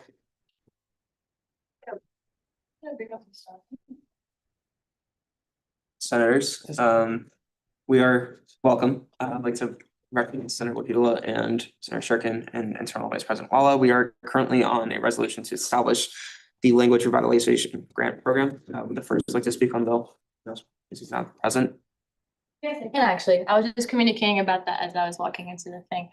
I'll just before I begin and stuff, I do apologize. I am a little bit lightheaded right now, so if I don't just communicate about something properly and stuff, that I can just let me know if you need any additional questions. But basically, as you guys know, I'll give it a little bit brief too, because I want to also give recognizing the opportunity for Senator Luken to also communicate. But as comparison to before, as currently now, this is now a new updated version of the LRGP or the Language Revitalization Grant Program, which in this one, it's more specifically honed to one particular BCU, in which I've been communicating with the Human Rights Board as well as their advisors in a particular board to establish, formally establishing this particular, this pilot programming and having this fiscal initiative, which we already had approved $1,000 for this particular pilot program, which doesn't need, as before, a new Senate unallocated required. It'll just help to distribute around the range between $100 to $250 per student to support the opportunity to study endangered, indigenous, and underrepresented languages in UCSB. Because of the new program that's happening in this legislation, that the Human Rights Board will now serve as like overall the oversight body that will be helping to review applications and forms and holistically during their meetings, and they'll be using requiring documentation, receipts, and post-award reflection statements from their language progress to show how much they are learning from getting this money and how they're getting their allocation of funding properly used. And students will be probably potentially required to, meet the Human Rights Board meetings to communicate of them using the fundings properly to have consistent communication. But because this is a pilot program, I will be working with them more properly to ensure that this is done properly. And overall, it's just more honing now, particularly this program. And the reason why it's just a resolution right now, not a particular bill, is that from my own mindset working in the liaison committee, that I think it's preferable that when it comes to pilot programs that haven't been existing particular programs at the BCU yet, after communicating to the advisors as well as the BCU, I think it's preferable to see the success of particular programs before integrating them into legal code, which I think is crucial. And I also want to thank Senator Luken for helping to communicate on this particular initiative. We're hoping that depending on the successability of this initiative, that we'll figure out how to allocate this similar to the textbook pilot programs, to integrate it in a similar way into legal code, and eventually, if it's successful, put it into a bill. And I just want to bring up two stories actually, and I think they're really just to recognize from the timeline between the previous time allocating this initiative as to now. As if you guys don't know, there was a recent article brought upon by the Santa Barbara Independent on my particular birthday, actually February 3rd, that the last daughter of the last native speaker of the Chumash language recently has passed away, and that particularly because of that reason and stuff, that the language is now holistically at risk right now in the local county in particular, aside from completely depending on programs. And because of that, in the recent months, a lot of the programs that dependent on the local communities have been affected because of the lack of language. And for my own story too, I talked about how this initiative means a lot to me because it's difficult for me because I speak Dari in particular, is not taught in an institutional level. I'm now learning in the university level a similar outline of Farsi, which is similar to what I speak, But we only have one singular professor teaching the entirety of the Iranian Studies department, and a lot of the programs are being budget cuts. So it's very difficult, and because of that, it's at risk to many languages similar to mine. And because of that, if there's any logistical issues, formatting issues, or any particular things, I highly recommend hopefully to have this referred to a committee, and then people can bring their insights, their amendments, any additional like adjustments to the committee, and we can figure out to make this as prepared before bringing it back to the Senate to vote. But I just want to bring out the context about this. I've been working diligently with the Human Rights Board. It should be ready to go. I will be already having lots of requests to have this project work as soon as possible. But yeah, I'll be working with Senator Lucan to ensure that this is integrated properly as a bill hopefully in the future, and like hopefully they'll be as successful as possible from his experience. I really appreciate his support. So that's all I want to say. And I want to hear any questions again. So thank you. Thank you, Senator Wahidullah. Senator Lee? Thank you, Senator Wahidullah and Senator Lucan. I feel like this is a very The second we got. I talked before you came in. Oh, I see. Yeah, it was basically some of what you said and then you added more stuff. Oh, thank you. Just wanted to thank you guys. I feel like this is a very valuable program, and I feel like a lot of people, especially considering how diverse our UCSB community is gonna take a lot of value in this. I had some quick questions. I know the first whereas clauses specifically mentions languages that are currently endangered or at risk of extinction. So I was wondering if this program would also extend to just like other languages that aren't taught intentionally at UCSB. And then I know there are some languages that are taught within the religious studies department that aren't taught consistently. Would that be included? I know like Punjabi is on here, Tibetan, Turkish, Vietnamese, for example. And so I was wondering if those languages would also be included within this resolution. That's a good question. And that's like also a point that I mentioned about because the specific representations are brought into this legislation, that because of the fact that these languages in particular are taught at institutional level, they are directly endangered because of that, despite having a growing population. With the lack of educational oversight and support, then these languages can be generationally, declining. They have just risk in general. And the students who want to learn properly. So those languages can also be included. And as I mentioned before, it is up to the discretion of the Human Rights Board in particular. So when you're reviewing these languages, they can decide and like definitely communicate on that we need to approve. So it's cool. Thank you, Senator Wahidullah. Are there any further questions for the speaker, Senator Harder? No, I'm in a motion. Senator? Yeah, I motion to refer a resolution to establish the Language Revitalization Grant Program, LRGP, to the Advocacy Committee. There's been a motion to refer a resolution to establish the Language Revitalization Grant Program, LRGP, to the Advocacy Committee. Is there a second, Senator Lee? Second. Motion's been moved and second. We're now in discussion, Senator Harder, or Senator. Call the question. Question's been called. Any objection to call the question? Consent. Is there any objection to consent? Seeing none, motion passes. With unanimous consent, we're now going to move back into item D, ASU/CSB reports. Consent. Consent. Right. I'm gonna move back into item D4, President's Cabinet Report. President, would you like to? Sorry, Executive Officer's Report. Would you like to?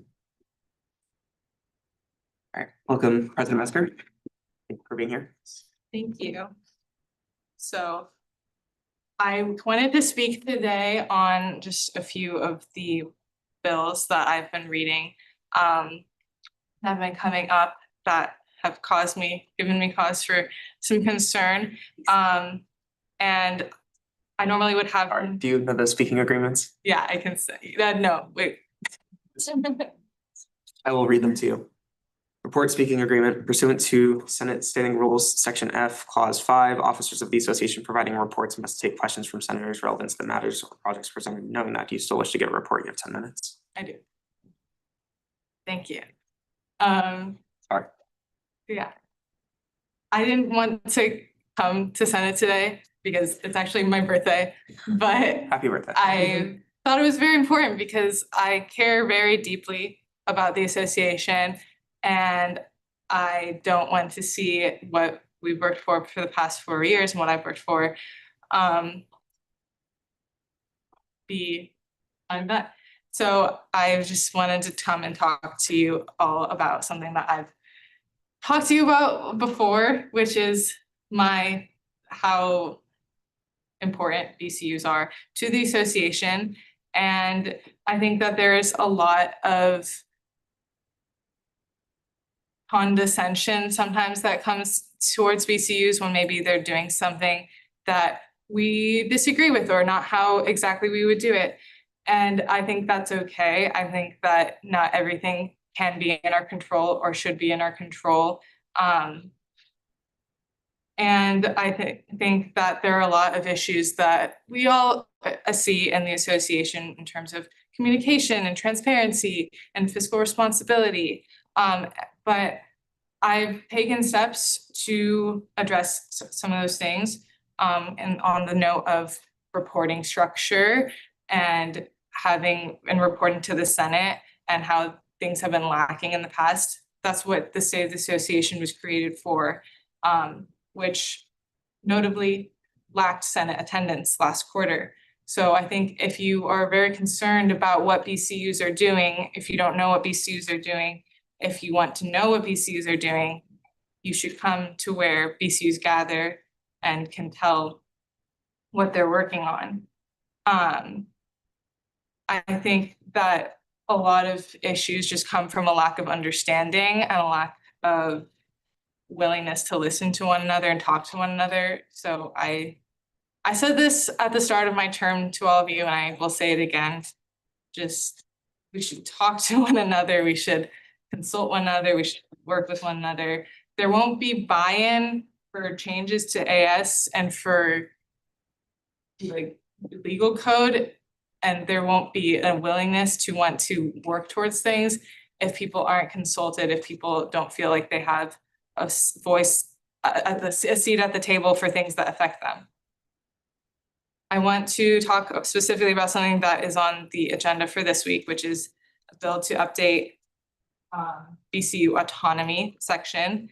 Some concerns I have. Firstly, the bill states that the Senate is the ultimate authority within associated students and wants to add that the Senate is entrusted by the student body to manage, sorry, I think I accidentally edited it, to manage and lead the boards, commissions, and units. I looked up the word ultimate in legal code and it appears 15 times, none of which having to do with the ultimate authority within AS. It says that the legislative authority shall be vested in the Senate, which shall be the supreme policymaking body of associated students. It is not the charge of the Senate to manage and lead boards, commissions, and units. If it was your job to manage and lead boards and commission units, if that's what you want to do, then you should go be a chair of a BCU where you can manage and lead a board or a commission or a unit. The Senate's ultimate responsibility is to legislate and I have concerns with this bill. I think there should be a separation of powers within government. And this bill would take away pretty much all power of BCUs if any decision they can make can just be overridden, or if they can be forced to do things that they don't agree with or don't support. I think that everyone in the association, regardless of position, is a student leader and should have the ability to make decisions, to lead, to have experiential learning, and to grow as a leader. And I think that BCUs do really great work. I think that, and I also think that you should talk to them more and you should build relationships. I think I know, like most people in this room, I know some of you guys have been on BCUs, but I was on a BCU for 3 years. I was also BCU chair. So I know what it's like to be on a BCU. And so if you'd like to talk to me more about, if you don't know who to talk to, or if you'd like to talk to me more about like who to talk to or bills that affect BCUs, I'm more than happy to do that. And I strongly encourage you to all to keep that in mind. Thank you.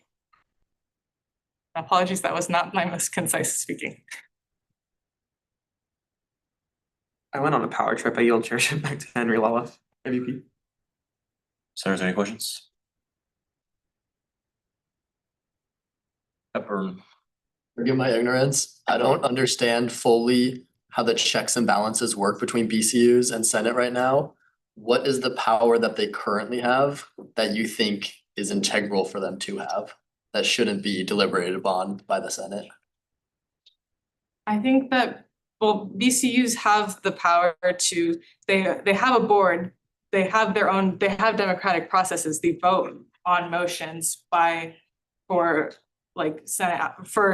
funding allocations. Every requisition that has to be submitted has to include meeting minutes that indicate that the board voted to approve that. They all, in a BCU meeting, when there's motions that are made and there's discussions about like financial things that are made, and they vote for it.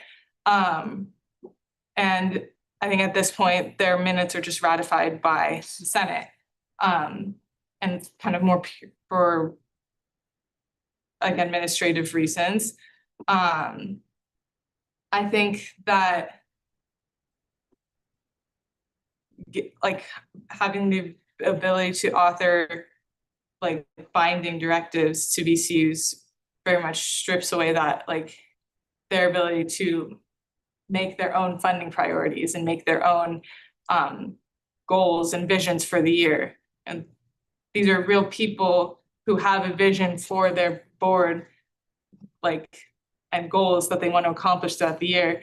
And if someone were to just say, actually, I think you have to spend all your money on this other thing that you guys like haven't been aware of, don't really want to do, that can completely derail their initial like plans and aspirations.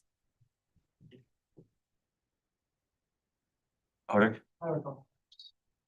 First of all, thank you, Leanne, for coming and happy birthday. Apologies that your birthday may have been affected negatively in this capacity. I truly feel that. I'm sorry about that. I guess the first question is in relation to the point you made about developing a relationship with BCUs, right? Like,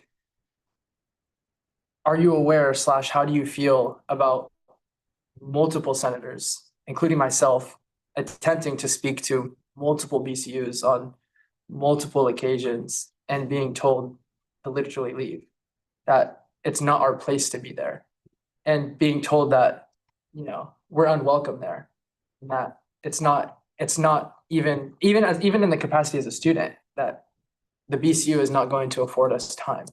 So are you aware that that's occurred, and how do you feel about that? I'm not aware that that's occurred. I'm not trying to say that every person in IS is a saint. Like, that's not, people, we all make mistakes and things like that. I think that the spirit of collaboration is something that I'm trying to bring to this association. And so it's unfortunate that like that is the response that people have gotten, but you also should be aware that a lot of these BCUs leaders have been working with NAS for 2, 3, 4 years and might have past experiences with Senate that are negative. And so there is that mistrust that is still like trying to be worked through. Yeah, you had permission to go back for it. Part of the intent of the bill is to honor the notion of a separation of powers. Very much, actually. Very much. So I guess the question that I have is, do you think that the power that a BCU has, you know, the board has to decide student fees without it being contested, or it being contested retroactively through the minute acceptance process, is too much power? No, I don't. I think that BCUs have a board of people who are like carefully selected and they discuss and they vote, just like all of you discuss and vote on decisions, and like, there's not really a difference there. And it's also like a signal of trust towards BCUs, BCU chairs, and also the president, like to like there's just different groups in the AS and not one is better than the other.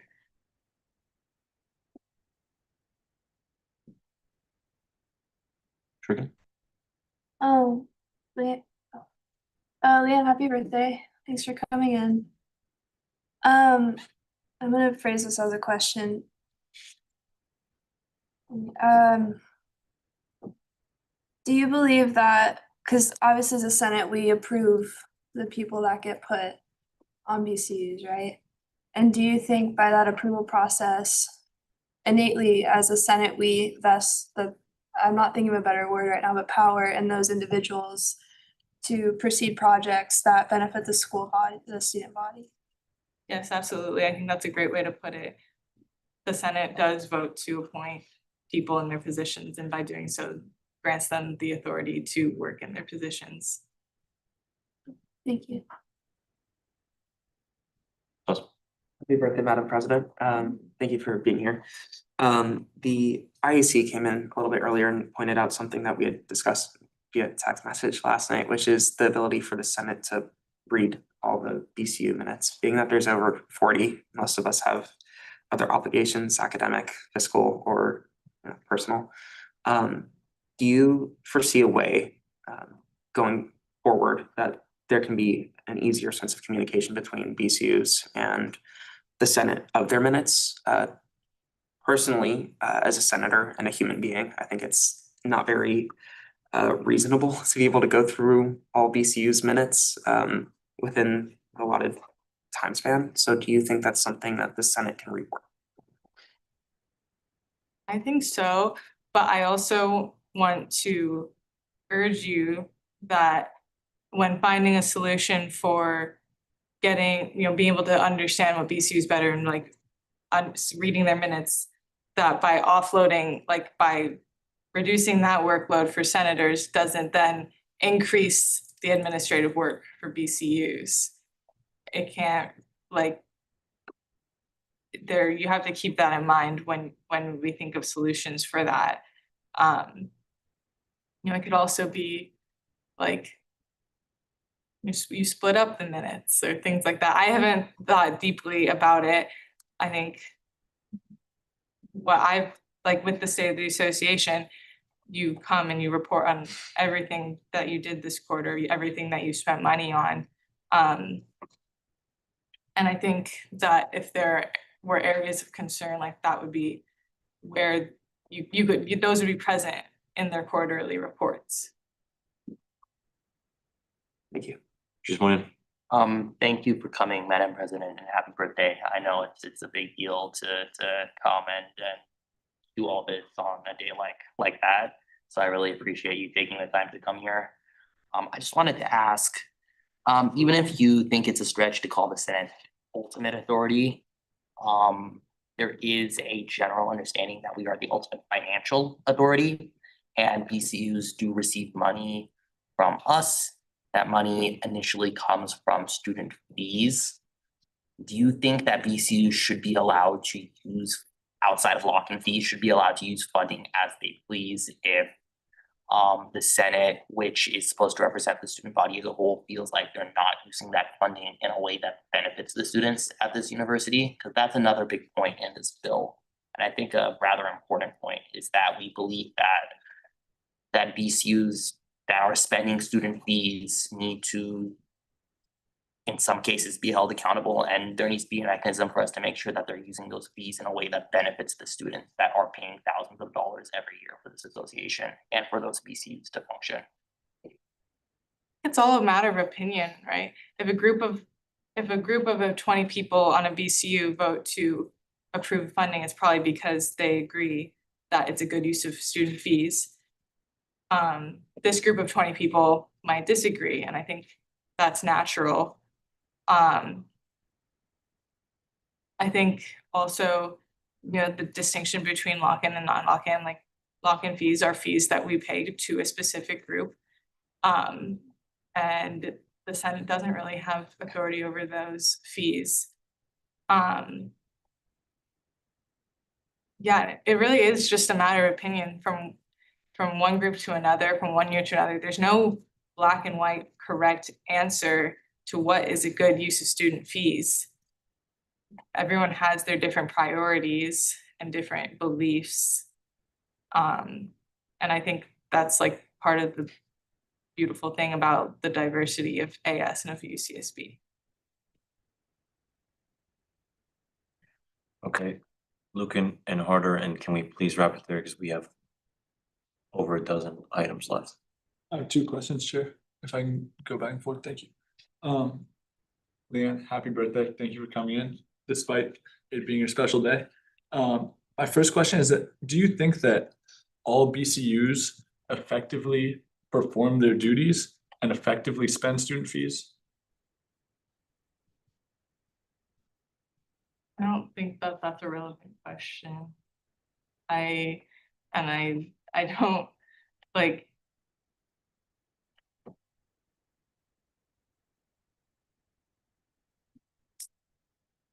To the like best of my, like. I think.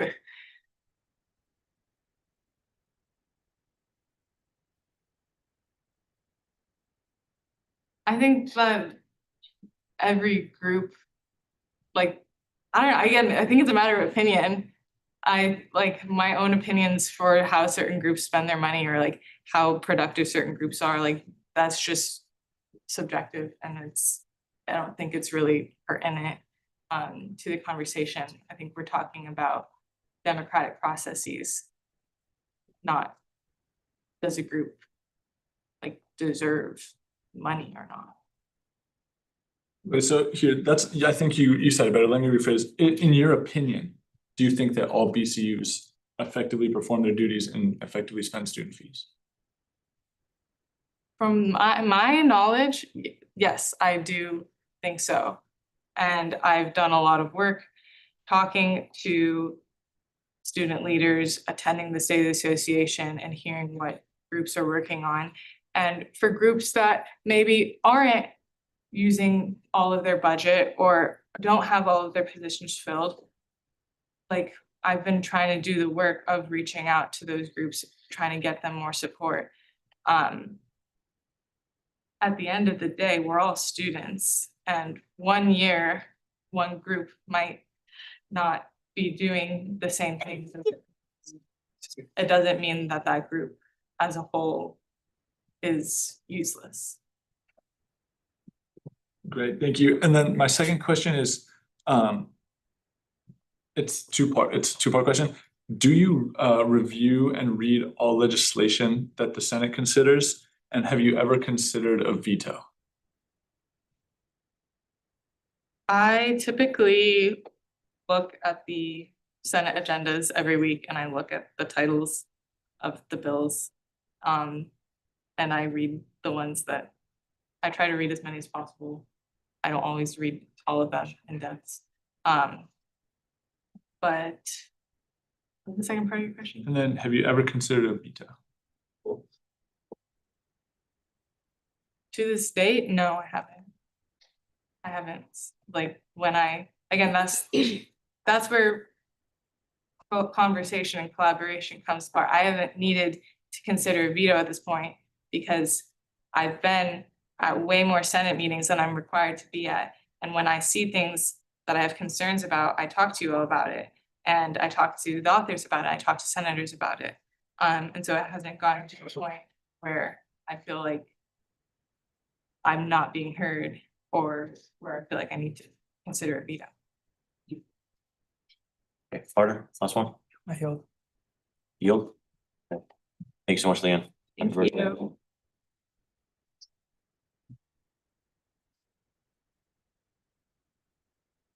Where were we? Oh, what? Report, yeah, feel free, under units, question? You guys are unit, right? I'm public forum. Oh, We're technically not.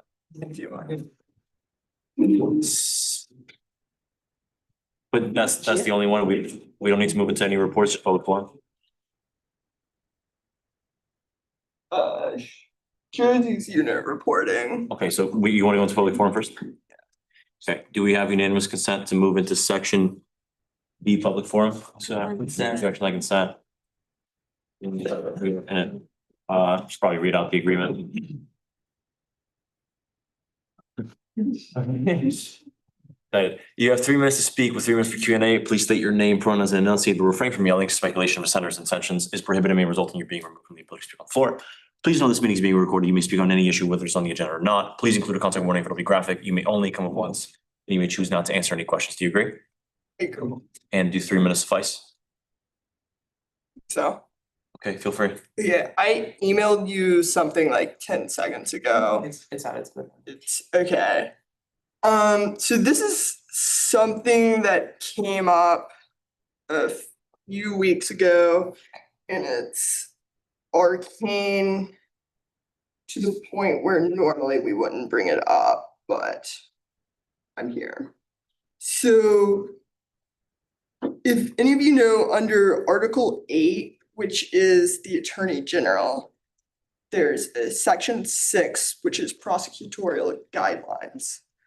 And it is bordering on unreadable. It contradicts itself. If you want to read the thing, I walk you through like why the first part is nonsensical. But in an attempt to understand what the authors intended, I decided to go back and see when it got added to legal code. And the answer is June 1st, 2022. So then I tried to find the minutes from the June 1st, 2022 Senate meeting to find out what they talked about, who presented it, whatnot. And I found that no minutes exist from the June 1st, 2022 Senate meeting. All I could find was an empty agenda. I went through the approved folder. I ran a filter on my email. There's like an email from the IVP about the meeting, and it just has an empty agenda. So, basically there's 2 ways to interpret this.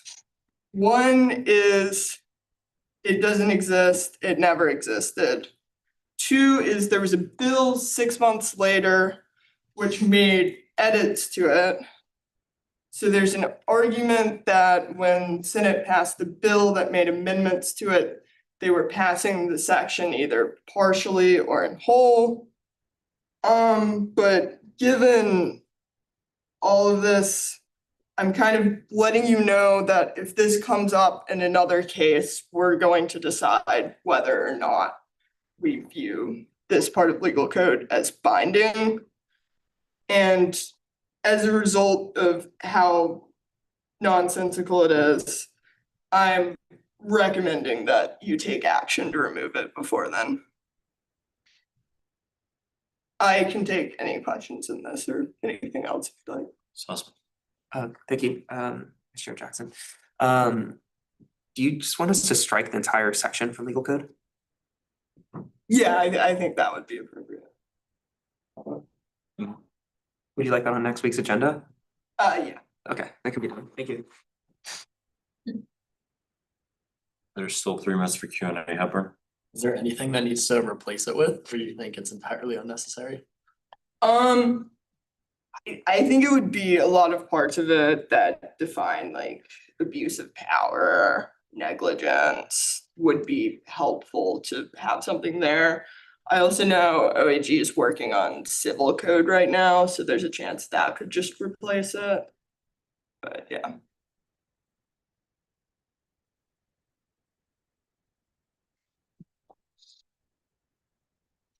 Brilliant, guys. Nothing else? Okay, thank you so much. I really appreciate you.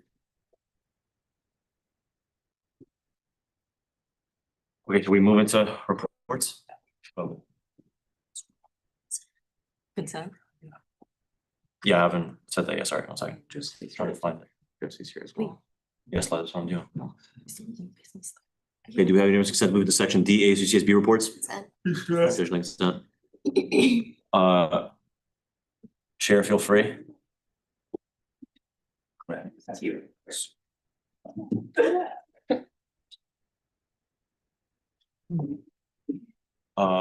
Have you heard the speaking agreement? Yes, Do you agree? I agree. Do 10 minutes suffice? How many? 10? Yeah. Thanks.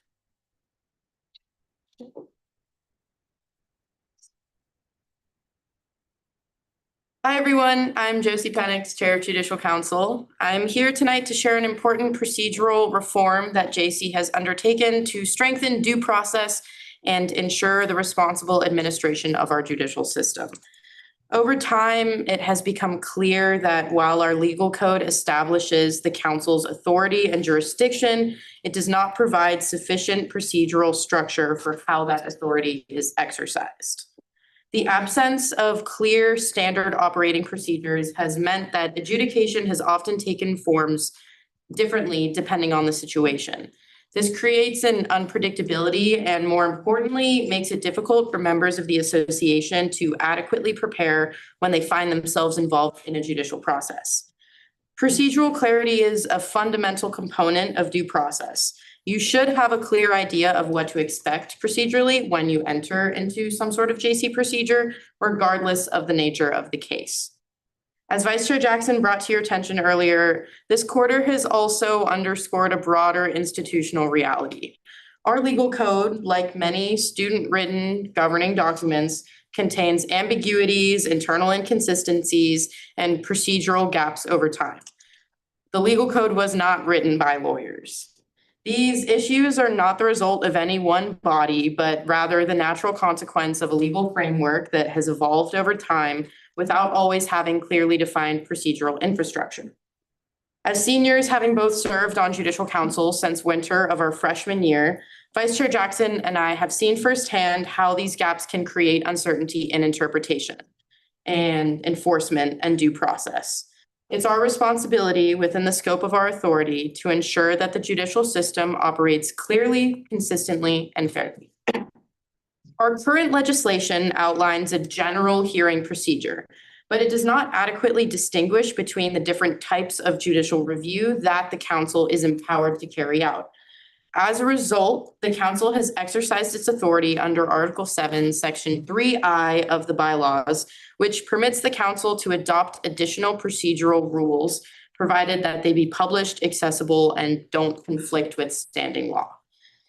As a part of this effort, the council has formally clarified 3 distinct procedural pathways through which judicial review can occur.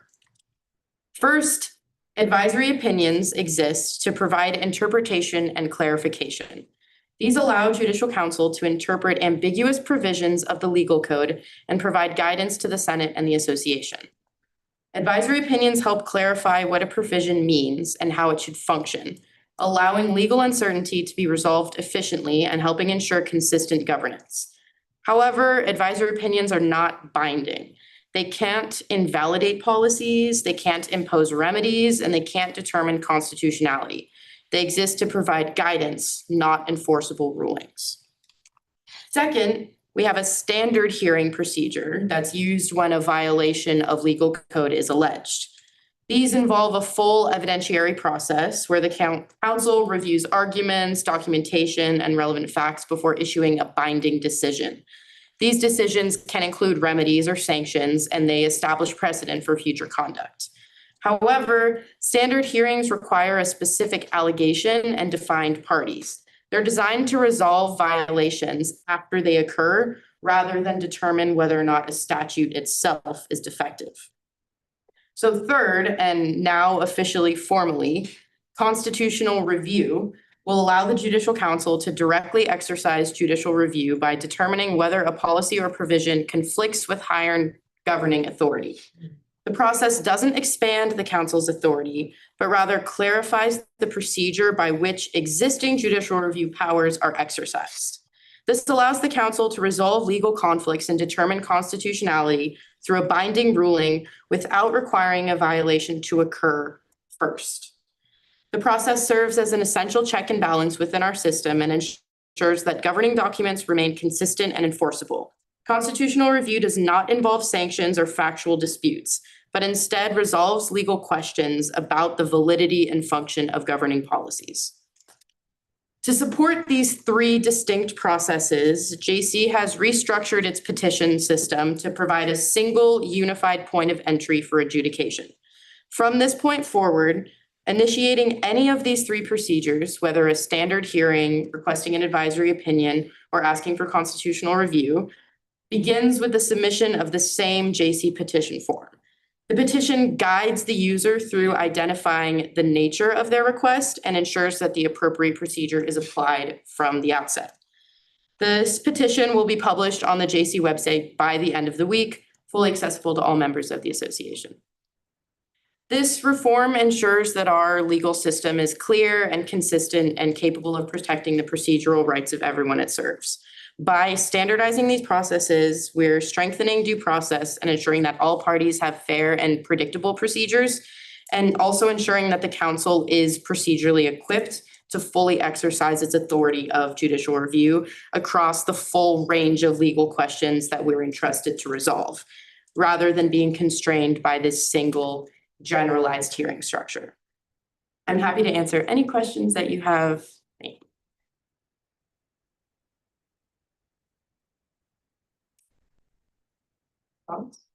Any questions? Just one. Thank you, Madam Chair. I just wanted to ask clarification. Is the, because I know the the clause authorizing advisory opinions is in the Constitution. Is the rule that those opinions cannot be binding a precedent set by JC, or is it something that's been interpreted to be contained within the Constitution? Because I could see situation where we want clarification on a constitutional issue before it gets to the point of a lawsuit, and we do want it to be binding to resolve any further argument. Fantastic question. It is codified in legal code that advisory opinions are non-binding. It's supposed to be Legal sort of code like, and, sorry. it's supposed to be this sort of like the Constitution, the bylaws, anything that mentions advisory opinions, which is something that is directly mentioned in legal code, is it's a non-binding effort. It's a recommendation, it's advice, but it's not judicial counsel setting precedent, which leaves this gap that's like, okay, if we want to know whether or not policy X is constitutional in a binding sense before someone violates it, like we can't take it to a regular hearing procedure because there hasn't been a violation yet. And it would be crazy to make someone violate the law in order for us to be able to consider it. But it also doesn't make sense to ask that question in a non-binding way, because how can that really be helpful? That's kind of what sparked this idea of, okay, we need to create a third path that is binding and makes it so that we have the authority to create these binding decisions without there being a violation, because our current petition system requires a violation. So by making it so that there doesn't need to be a violation in order to reach a binding opinion, you've now entered into this new constitutional review route. And just to be clear, when you say the current regulations on if these opinions are binding is in legal code, it's bylaws, I'm assuming, rather than Constitution, where the specific rule is stated. Yeah, the JC bylaws outline we can do this thing that is advisory opinions, but they're also very vague, like most of JC legal code is. I think the original purpose behind that was kind of to create this like malleable system that JC can use to kind of fit any sort of problem that they have. It's like, oh, we don't really have standards, so we can kind of do whatever we want each case or organize our setup to fit perfectly on a case-by-case basis. But that's really hard for people to prepare for. So last quarter, when I came and gave a unit report, I talked to you guys about how we had just updated our website to officially outline this is what a advisory opinion looks like. Like the legal code says that we can do them. We had the authority to decide what that meant to us. And that's remaining consistent from the way that that looked that I talked to you guys about last year. that's staying, but that's also a thing that right now, like, the details of advisory opinions are not specifically codified either. But the spirit of what an advisory opinion is, as opposed to a formal hearing, is that they're non-binding. All right, thank you. Anything else? Thank you so much. Cool. I appreciate you. Thank you, guys. Hey, guys. 52 minutes, approximately as many pieces of legislation. Let's do this. Do we have unanimous consent to move into section F, new business? Any objection, on consent? Okay, we're into a resolution to establish the ASBCC UCSB Coastal Cleanup and Monitoring Partnership. Authors? Yes, okay, I know, oh, sorry. Yeah, okay, I know we don't have so much time, but I really want to touch about this singular particular project because due to its short-term and long-term expectations about that I have of this in particular, I have really exciting news to talk about this in general. I'm really just intrigued to say it. But overall, if you guys, just before we begin too, I recognize that there was also that some senators have communicated to me that there might be some misinterpretation in particular, that there might be some text seen as purple. This is just a fact, not because of the miscommunication, but the fact when we were editing with sometimes collaboration sometimes, and that sometimes it can be typically seen that when we were editing on my own individual end, it's seen normally, but at the fact when we were editing, there must have been some technical issues that may have referred it to suggesting mode instead of editing when we're finalizing this document. So that's something that has brought to my attention now that's seeing on the public, but that's something that can be technically fixed allocating to the committee. But short-term wise, this particular project is just overall formally establishing a program that I've been communicating with the SBCC AS for the past 2 quarters on creating a reoccurring student-led environmental stewardship partnership program between our ASUCSB and SBCC ASG. And it responds to just because Earth Month is coming up in particular, that we're working to create on some opportunity in general to promote coastal, when it comes to coastal pollution threats and like public waste happening in the Isla Vista community, as well as coastal cleanup, just to promote more engagement between our 2 student governments to work together. And for this particular pilot program, it's mentioned about that we are, SBCC AS is graciously affording to identify itself to be the primary financial contributor for this specific pilot program for the cleaning supplies between the around $400 to $500 for every per event, including disposable fees, and some supplies include like trash bags, gloves, grabbers, and volunteer support materials. But overall, procurement for this particular program in its pilot form to be coordinated there to prevent duplication.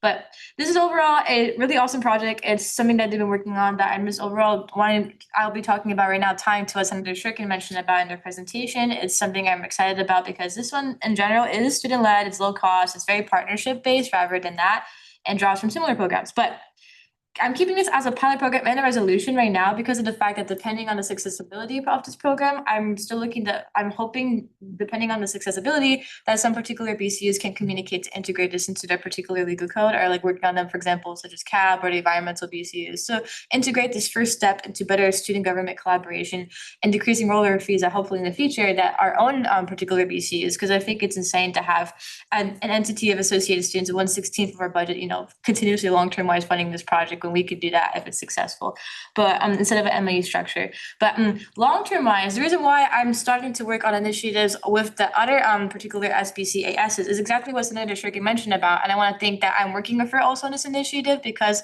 of her insight about the overall topic about external partnerships. And what I think is super important and critical is that the fact that the long-term initiative I have with this, and this is also why I want to make a resolution, is for the fact that this is the first step I'm looking forward to from the hard work I'm doing with the liaison committee to make long-term addressing the same topic we talked about with rollover and just stagnation in particular, that we can continue to work on external partnerships to help depend on because of our own associated students might be having a fracturing in our decentralization, to work with other existing student governments and other existing systems that have amazing housing committees, transportation committees, many particular projects that with our existing rollover fees and stuff, we can help fund them and we can help work together better to promote better stewardship models and better projects going forward with our BCUs to make more products and become a stronger entity with the support of our local communities. So other Cal 40 campuses like UCLA, UCSD that do student-led stewardship models and they do external partnerships. And this is something that we don't have in our AS associated students. this is the first step. I'm just really looking forward because this is more low risk that if this is successful, this could be a huge first step of us actually working to make more tangible change with other, and I think it would be better to work with other ASs too. And they're really looking forward to collaborate with us as well. Unfortunately, they're unable to come today, but hopefully when this brings back to the Senate to be particularly voted upon, they'll definitely are eager to talk about this as well. So this is just a really cool environmental project. I'm hoping to look forward to them coming more, and just in general, a good way that we could help support the students allocating of our fees and helping to work together with just projects like this as well. So that was a bit of a tangent. I'm just really excited about this. And I think just thinking Senator Strickland, if you talked about on external partnerships and stewardship models, is the really good first step we should be taking as our own UCSB associated students. So yeah, this is just a brief background about that. The rest of the logistical models can be fixed in the committee. So yeah. Strickland? Yeah, basically, I'm really excited about this. I think I've been wanting to work with SBCC for a really, really long time, considering that we have people that come from SBCC to our campus, and I think maintaining a part, or not even maintaining, creating that partnership is very much needed. So I know looking at this is a structural resolution, not necessarily one with fiscal impact, and that's just because we're kind of hoisting this up and in collaboration. The fiscal impact is going to go to SBCC, so that's kind of cool. It's very gracious of them. Yeah, I don't really have much to say. I know we have a ton to get to, so I'll keep my remarks short. Harder. A motion to refer a resolution to establish the SPCC times UCSB Coastal Cleanup and Monitoring Partnership Program to Liaison Committee. Been a motion to refer a resolution to establish this SBCC UCSB Coastal Cleanup and Monitoring Partnership Program to Liaison Committee. Liaison Committee. Is there a second? Oh no, a second round of discussion. If people want to change it, you can amend the motion. No, it's fine. Just take responsibility.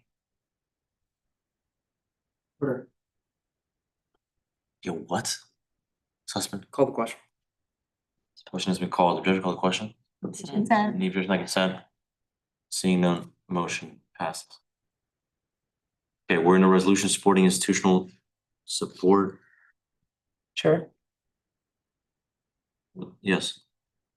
I think all of these resolutions that are upcoming are brilliant ideas, 100%. But I think that they're positional and they can easily just be done next week. We have a couple other things on the agenda that are not positional that may be better to prioritize. So. Okay. I'm suggesting that we motion to refer these to, or that we motion to table these indefinitely, or just immediately motion to refer them to the next committee. Yeah, the latter option seemed to be what we were doing already. Wahila? Okay, I understand that. I recognize the fact that some of these are positional, but we do have some entities here, at least for some of the particular resolution stuff that did want to speak about one of these particular positional solutions, and they have been waiting for a while. So for the sake of their particular time, I can make the motions about that. And also for the fact of my time working hard on these, I would like to speak a little bit about them still. That it could take literally this less than 5 minutes for the next two, just the first two are very crucial. So I won't take long, and then we can just refer them. And out of respect of the hard work that I think entities are present here that have been talking about this, we should talk about them and refer it.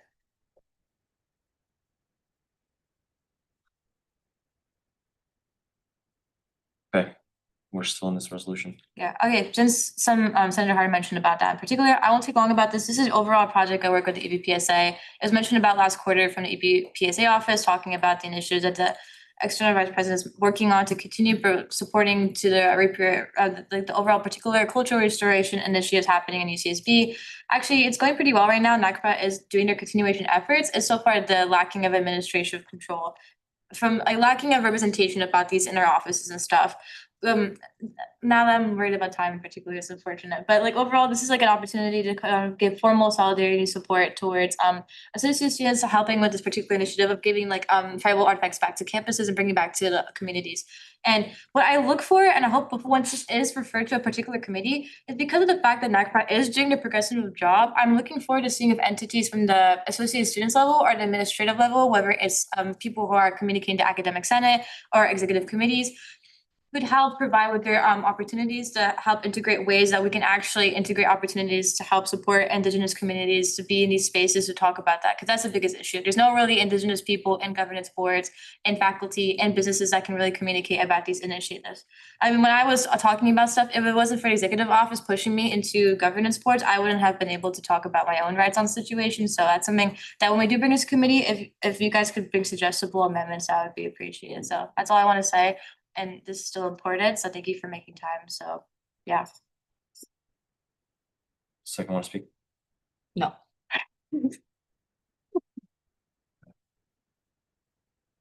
Floor is open. Yes, I believe Senator Wahidullah, you said that someone in the audience was here to speak about this? No, it's for the next Okay. legislation. Sure, I'd like to be recognized. Yep. A motion to refer a resolution supporting institutional support for repatriation and cultural restoration at UC Santa Barbara to liaison committee. There's been a motion to refer a resolution supporting institutional support for repatriation and cultural restoration in Santa Barbara to the liaison committee. Is there a second? And Second. it's been a second, we're in discussion. Oh no, call question, call the question. Consent. Discussion like consent. Seeing none, motion passes.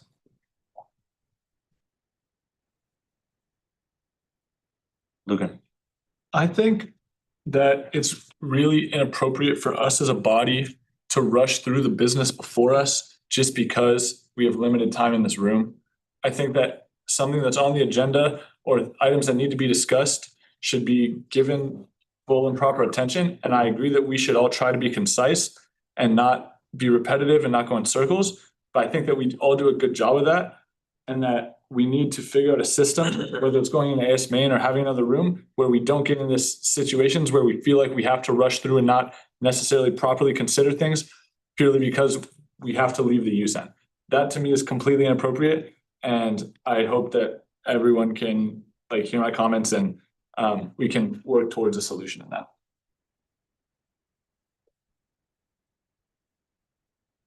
Okay, we're in a resolution to endorse expanding marine protected areas and fully protecting 30% of California's coastal waters by 2030 in support of the CalPERS Students Campaign. Wahidullah and Shirk, feel free. Yeah, this is something I would actually like, because I've mentioned about the DR speakers here today about this particular resolution. This is more of an initiative that I've been communicated upon after having meetings at CalPERS about what they would like the associated students to help with them on their particular initiatives. And this is one of the policies that they mentioned about that I wanted to bring up a pilot of this in particular. And I think that they can speak better than I do. This is again just a positional resolution that it's actually a statewide movement happening right now in other associated students. That I think I'll let for the sake of them to speak about this first before I talk. So, but if the chair permits. I mean, I think, do we have anyone who's consent to bring? Consent. Speaker, Consent. feel free. Okay, awesome. Hi, I'll keep it short because I've talked about this a couple of times. We're running our Protect Our Oceans campaign. It's a statewide thing that's going on. And in the next couple of months, starting in the end of April, beginning of May, the Coastal Commission, the Fish and Game Commission is going to be having meetings regarding expanding marine protected areas off of our coasts. And we want to make sure they make a favorable decision regarding expanding those areas. You know, as a statewide campaign, there's been a lot of progress. We've been doing a lot of grassroots work, but also trying to make sure that some of our higher up elected officials like Governor Newsom and Wade Crowfoot know what's going on. And student government resolutions has been a really important way that we've been doing that. UCLA and UC San Diego both have a resolution similar to this one that have been passed. And the more that happens, the more of a sort of cascade effect and momentum that's built. But with us specifically at Santa Barbara, you know, Santa Barbara being basically the only UC that is on the Central Coast is a big representative of not just students who are voices of the future, but also a place where environmentalism has basically started. And so actually getting a resolution passed here is extremely impactful, especially since one of those 3 meetings happening May 5th is going to be here in Santa Barbara. So yeah, getting this resolution passed would be great. First and second, does that suffice? Yeah, it's good. I mean, all I can say just tying to that for the fact that because we are a Central Coast city, particularly and growing up in this historically environment, that we have because of the famous events about 1969 in Santa Barbara Oldsville and like Earth Day, a lot of events that been and like inspired in particular towards environmental justice have caused in Santa Barbara. I feel like it's important to have in general more advocacy, more products from associate students that are pertaining towards environmental justice and needs, something I'm really passionate about. So I think this is great as a representative being part of ASUCSB that we should be doing more stuff to collaborate against external partnerships with CalPERG and helping supporting their products, whatever support they need. Because they always come here and I think it's best to help support whatever requests they have as well. So yeah. Are you? Pardon? I yield. Lucan. One thing I really liked on the last resolution was it, the last therefore clause said that copies of this resolution will be transmitted to certain offices and entities. And I think that a good addition to this resolution would be to make sure, like obviously we can send it, but just to ensure that, to add that in, I think would be great, to send it to specifically the Department of Fish and Wildlife and all these other California agencies that you referenced. Okay. Please. Something harder. A motion to refer a resolution to endorse expanding marine protected areas and fully protecting 30% of California's coastal waters by 2030 in support of CalPERG Students Campaign to Liaison Committee. Is there a motion to refer a resolution to endorse expanding marine protected areas and fully protecting 30% of California's coastal waters by 2030 in support of the CalPERG Students Campaign? Is there a second, Charger? A second, we're on discussion. Dan. I'm just have the discussion. I don't care that this goes to liaison committee, but in standing rules, isn't it so that these things go to relevant committees? Big time. Again, I don't really care, but just wanted everyone to think about that. More discussion. You can amend, you feel free. Lucan. Call question. Question has been called. Objection on the question? Objection on consent. Seeing none, motion passes. We're in a thank you so much, Alex, by the way, Thanks, for the guys. patience. We're in a resolution requesting the cancellation of the Commission on Marginalized Genders Lock and Fee. Sussman Young, Dan, two of you right here, feel free. Hi, guys. For this name of the bill, it's difficult because it sounds very political. However, you'll read it in the whereas clauses. This is simply about fiscal responsibility in the association. CMG has not existed since 2021. Its last activity was formally in 2022 by posting a GoFundMe on Facebook. Since then, the Trans and Queer Commission has adopted many of its mission statements, its practices, and its goals. In my mind, and the mind of many other senators who have worked on this resolution with me, there's simply repetition within the association, and student fees should be put elsewhere at this time. I spoke with Associate Vice Chancellor Suzanne Perkin about this specifically because it is, again, politically charged by its name. And, you know, I could be very well attacked for saying that I quote unquote am trying to get rid of marginalized genders within the association, but that's simply not the truth. This association has many resources, so does the school. And it's simply about consolidating and using student fees where they are already being used within TQCOM. You can see that the legal code already explicitly warns against repetition with fiscal responsibility, and I really recommend that we request the chancellor to cancel such a fee. I'll let my co-author take the rest. Yeah, as the genderqueer one out of the both of us, I think maybe I've again TQCOM. I wish we maybe work with them a little bit to get them as a student sponsor. We can maybe carry that out after like later discussions to ensure that they do hold the essence of what CMG represented. And obviously they did not carry out their mission because they haven't existed. Yes, this seems contentious or this seems maybe political, but I'm sure when we work it out with TQCOM, really like, I don't know what I'm saying. I yield. Thank you. This is a really important resolution. On discussion.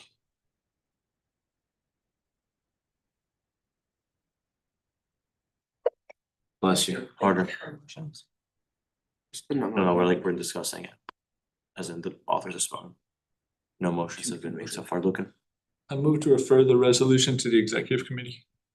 There's been a motion to refer this resolution to the executive committee. Is it clear to everyone what resolution is being referred to? Great. Is there a second, Harder? Second. There's been a second, no discussion, Hepburn. The questions, just call the question. Consent. Any objection like consent? Seeing none, the motion passes. We're in action items. First one is the HIP proposal, IV underground. I'm not sure whether there had to be some figures corrected here. I think they are. This is something that's been presented over a few weeks, but it seems like there were some changes recently. Harder, do you want to speak? Yeah. Yes. I motion to refer a HIP proposal IV underground to outreach committee.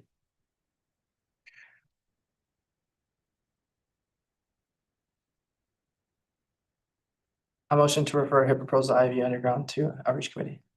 I would, because I know the intention of the authors, my guidance would be to refer to the executive committee to get slightly more input on it, but you don't have to follow that. There's been a motion to refer HIP proposal IV underground to the outreach committee. Is there a second? Lucan. Second. It's been a second, no discussion. Hepburn. No question. Question has been called, just call the question. Objection. The reason why I'm proposing that we refer this to outreach committee is because. Sorry, Hepburn, do you rescind your call the question so we can go back? Go on. Yeah, I just don't think that this is a HIP proposal. Like I don't think that this HIP proposal should be passed.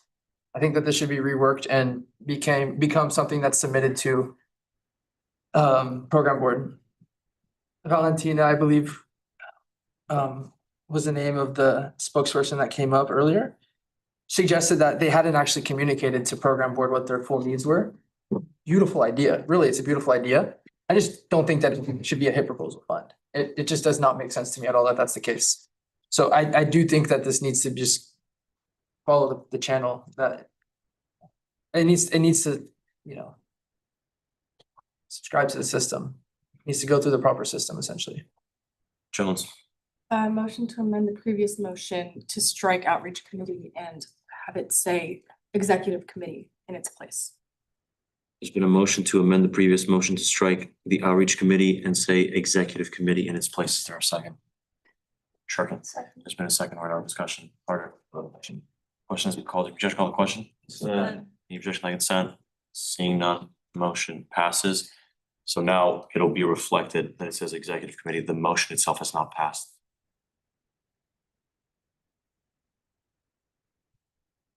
Trigger. Motion to refer the proposal IV underground to the executive committee.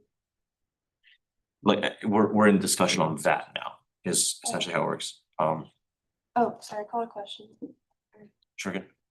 Question has been called. Did you just go inside? The question.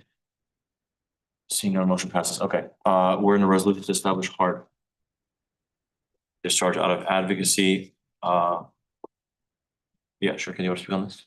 Yeah, then you went through it. I worked a bit with Senator Manikova on it, so I was already versed in the program. But BOCES committee went through it and didn't see any need for amendments. However, as always, if you guys have any questions or any concerns, we'd be happy to address them. Fair. Versus also concern. Manikova, you want to speak on it? Well, I feel like I don't really have much to say. There isn't that much resources in associate student and on campus about health education and health equity. So this is a very needed resource. And I'm happy to take any.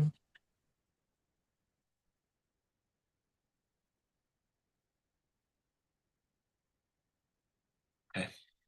Question harder. Yes, sorry, I'm just iPad's glitching.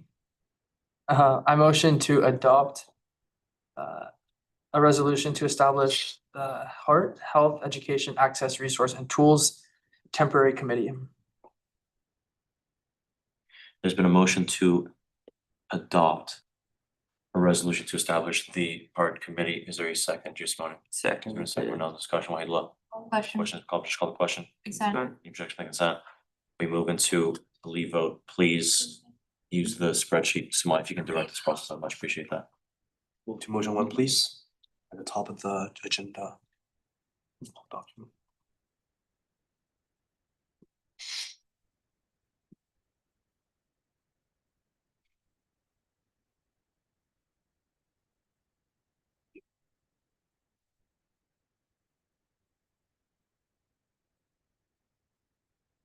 It's gonna move to Zoom. Sure. Can you clarify what the procedure is for, as far as time goes? Pardon? What happens when it's 11 o'clock? Well, the minute takers leave is the primary thing, so it functionally ceases being a public meeting. We're in a vote, if you guys mind, doing this first and then we can discuss. Are there 15 senators present total? Senator Sundaresh is absent, so it should be correct. I think Lucan hasn't voted yet. Lucan voted out. I vote yes. Would you like me to reflect that or like you're having trouble? Okay. Okay, so we're at 16-0-0, is that all? Okay, seems like motion passes.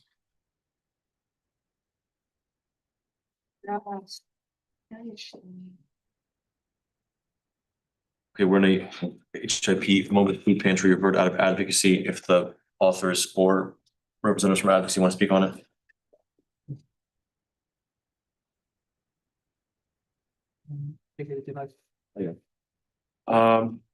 We have minor changes, specifically just a revised table. We're reviewing in red. And we just added TBD to staffers because it's TBD. You want to speak on? Yeah, of course. Chair, am I recognized? Thank you very much.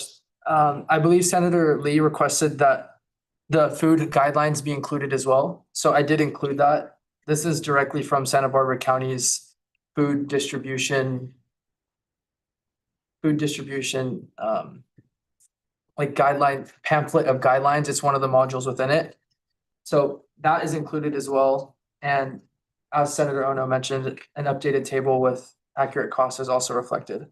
I do believe that all of the requests made of us in the previous session have now been fulfilled. So I definitely hope that we can get this done tonight. But of course, if there's anything else that comes to mind, happy to amend it further. Yield. Covered. We're discussing, right? I like the idea so much. I just learned there is something called Wellness Soup Wednesdays. You've heard of this? What does this do that doesn't? Yeah, so then it's in the name. Wellness Soup Wednesdays happens on Wednesdays, but it's part of the issue where there's a gap on the weekends. So on the weekends, there's a gap for food access, like the one on campus, the food distribution on campus closes, the one in Santa Barbara closes. Essentially, all of the resources that are available to students and the public are closed on the weekends, unfortunately. So the idea behind this was to fill that gap. It's a really good question. Thank you very much.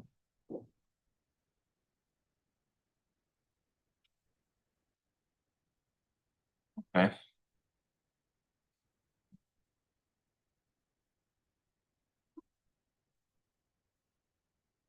Pepper. Motion to adopt the HIP Mobile Food Pantry.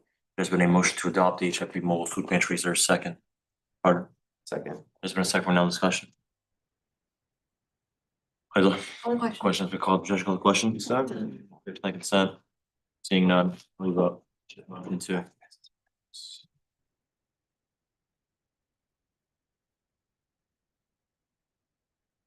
We can get this in like 30 seconds. Motion 2, please. You're pacing motion, okay. People on Zoom, please, if we get them in promptly.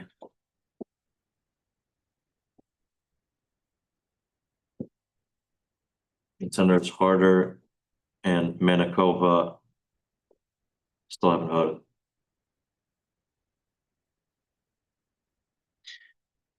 Vanessa, can you hear us? And Reese.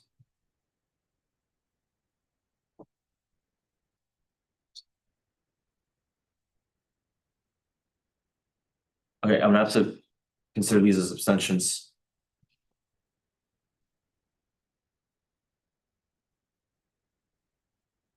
Okay.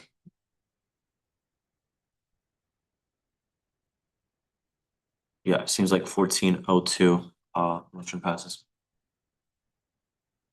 Grants. Renee, resolution in support of AB 1650, Slam the Brakes on ICE Act. Shuriken, Lucan, reps from advocacy. Yeah, same thing, went through it. We just added some more student sponsors, so thank you all for signing on, those who did. Yeah, after this, if this goes through, the official letter and support will be sent. I have nothing to add. More discussion. Oh no. Motion to adopt a resolution in support of AB 1650, Slam the Brakes on ICE Act, discharge from advocacy committee with. There's been motion to adopt a resolution in support of AB 1650, Slam the Brakes on. Discharge from the advocacy committee with amendments. Is there a second? Suspect. Second. It's been a second, no discussion, Harder. Call a question. Questions, other questions? Okay, leave vote. Spreadsheet vote, please, in the next like 40 seconds. Okay. On motion 3. Yeah. So. Motion 3, please. Damn, that was fast. People really like this one. Parliamentarian Sohan is marked as present for motion 3. I got it. Thank you. I think Harder's the only one. Yeah, I just registered, we're good. Okay. Wait, so how is this 16 again? It was 16. It was 16 before. Civil Manitoba. Okay, so Reese did, okay, Manitoba still has not voted on the last one, she's still an abstention. Sorry, I just zoned out for the last vote. Voted yes. Okay, 1600, motion passes. Next.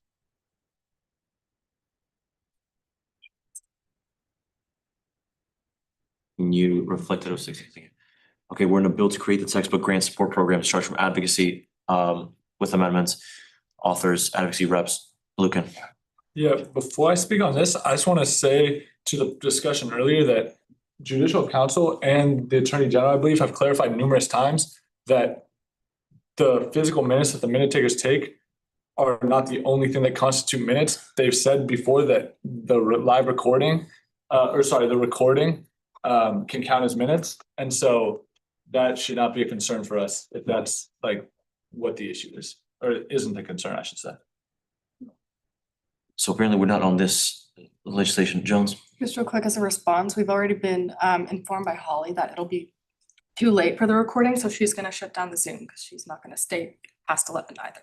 So it would have to be, like, we'd have to figure something out, but just on that note, Okay, I think it's doable to get through this. We're on this piece of legislation.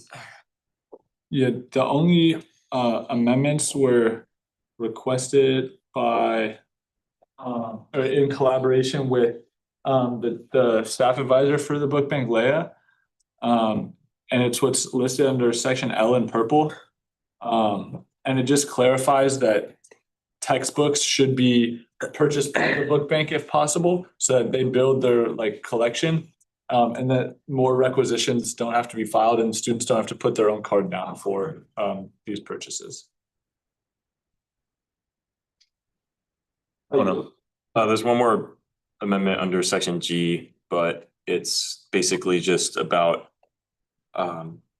it's enumerated under duties and powers of the outreach chairs, which is effectively just they should go out and promote it. Yeah, but otherwise,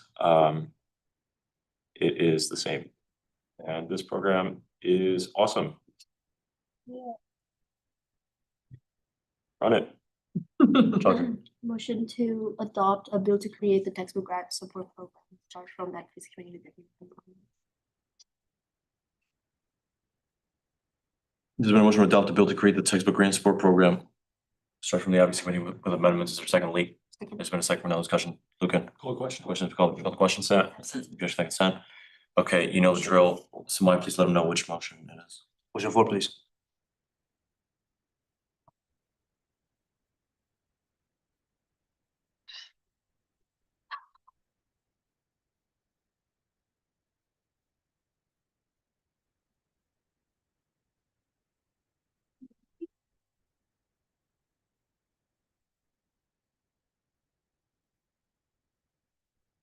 Okay, is that all? Okay, 16, Nell, motion passes. Congratulations, guys. We're in a bill to update elections code to meet elections board to request discharge from liaison committee without amendments.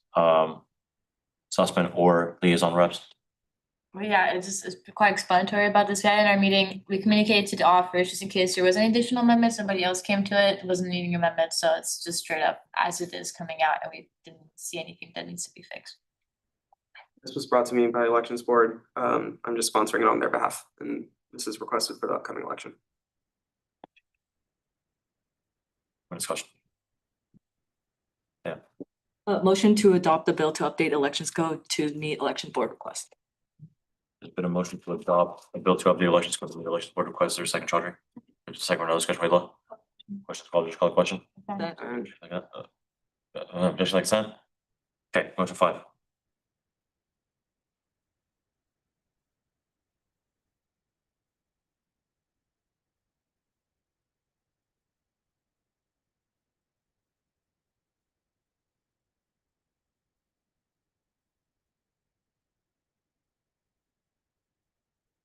Three more votes.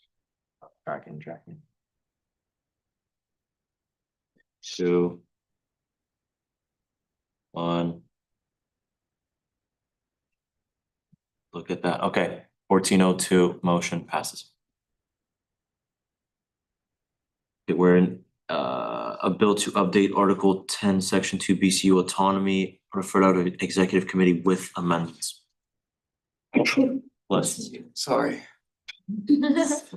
Pardon me, Simonian? Yeah. Do you want to speak?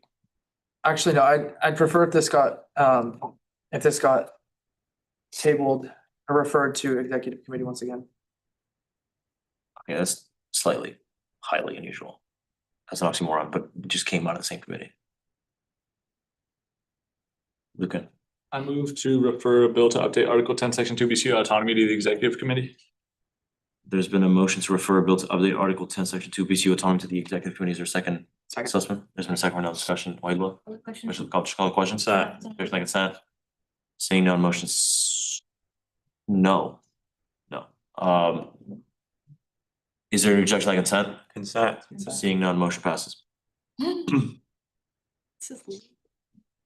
Okay.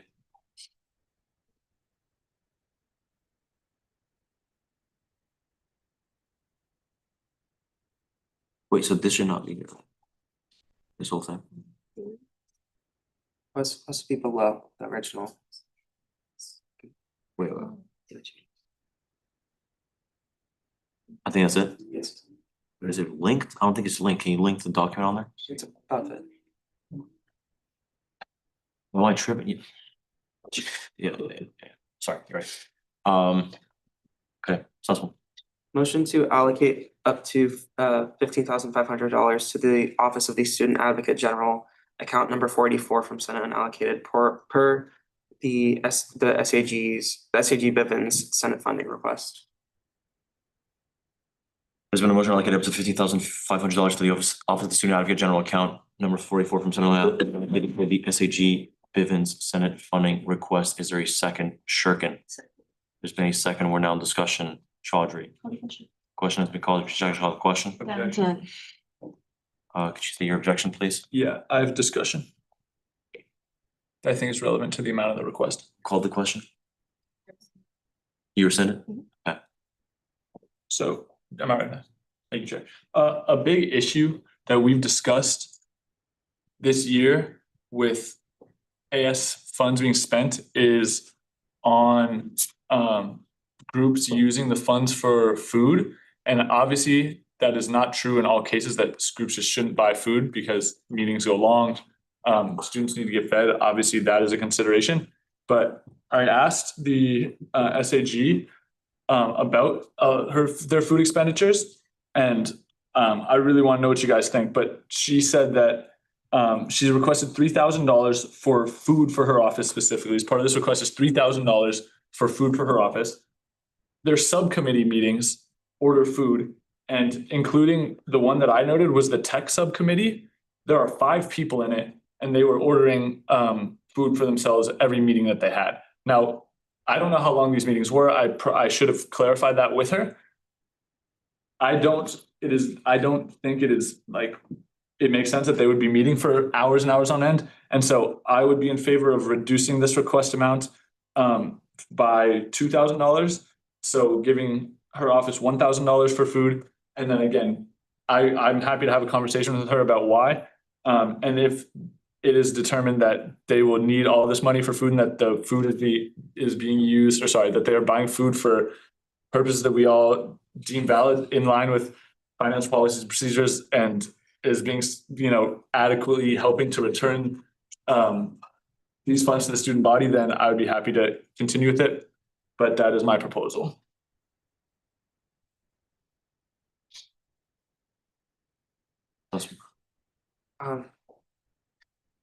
The food policy of associated students at UC Santa Barbara is it's a mess.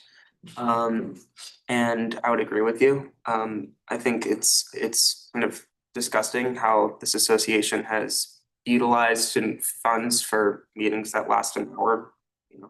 That's something that's a longer internal discussion that we need to have, Senator Lucan.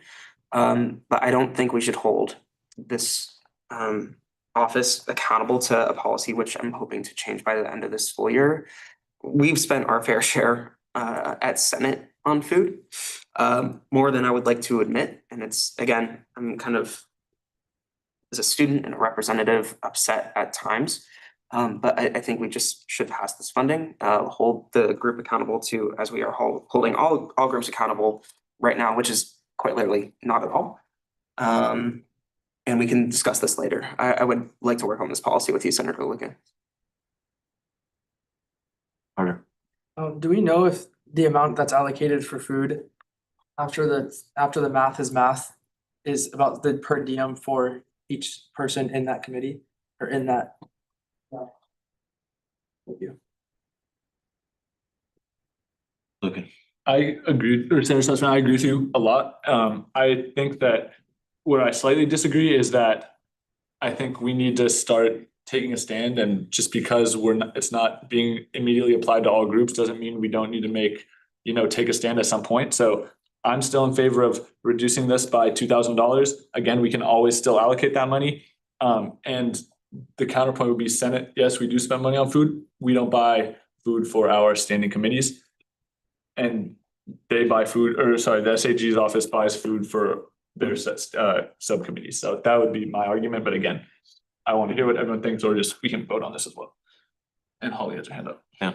I mean, then since she kind of laid out how much they spent during fall quarter, do you want to, I'm just throwing out to the Senate, do we want to just check the food cater during the fall quarter and subtract the ones that came from the subcommittee to reflect the food that the food amount, the money she wants for food?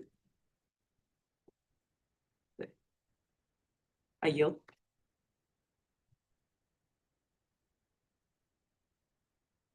Holly? Yeah, thanks. I just wanted to clarify, I'm in the middle of a food purchasing guideline document to be sent out to the association. So I've recently done research on this, and standing policy 22 allows for open general meetings. So if the voting members plus the general public are allowed, that food can be purchased, but it also states that student fees cannot be used for food at board meetings with the exception of retreats. So that may be something you want to consider. I don't know if the subcommittee is considered voting members plus general public. But if it's considered a board meeting that is closed to voting members only, the standing policy 22 does not allow for those food purchases to be allocated. Okay, we have 7 minutes left. Possible. Motion to amend the previous motion to state motion to allocate $13,500 to the office of the Student Advocate General account for number 484 from Senate unallocated per the SAG Bivens student Senate funding request. There's been a motion to amend the previous motion to state motion allocated up to $13,500 to the office of the Student Advocate General account number 484 from Senate allocated per SAG Bivens request. Is there a second, Chaudhry? Second. There's been a second. We're now in discussion. Lucan. Call question. Question has been called. Objection on the question. Consent. The objection on consent. Okay, so this means that it's been, again, it's been amended, has not been passed. The ultimate thing is a financial motion, so we have to go to the spreadsheet for it. Discussion, Hepburn. Call question. Question has been called. There's objection on the question. Consent. Any objection on consent? Seeing none, into the lead vote. Somebody, what number is it? Motion 6, please. Okay, motion 6, if you can reflect that language on there, I'd appreciate that.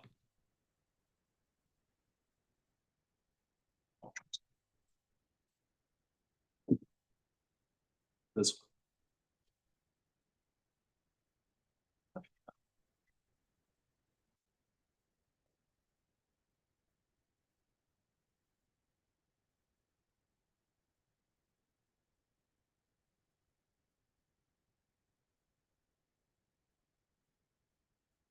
Okay, it seems like one vote's missing.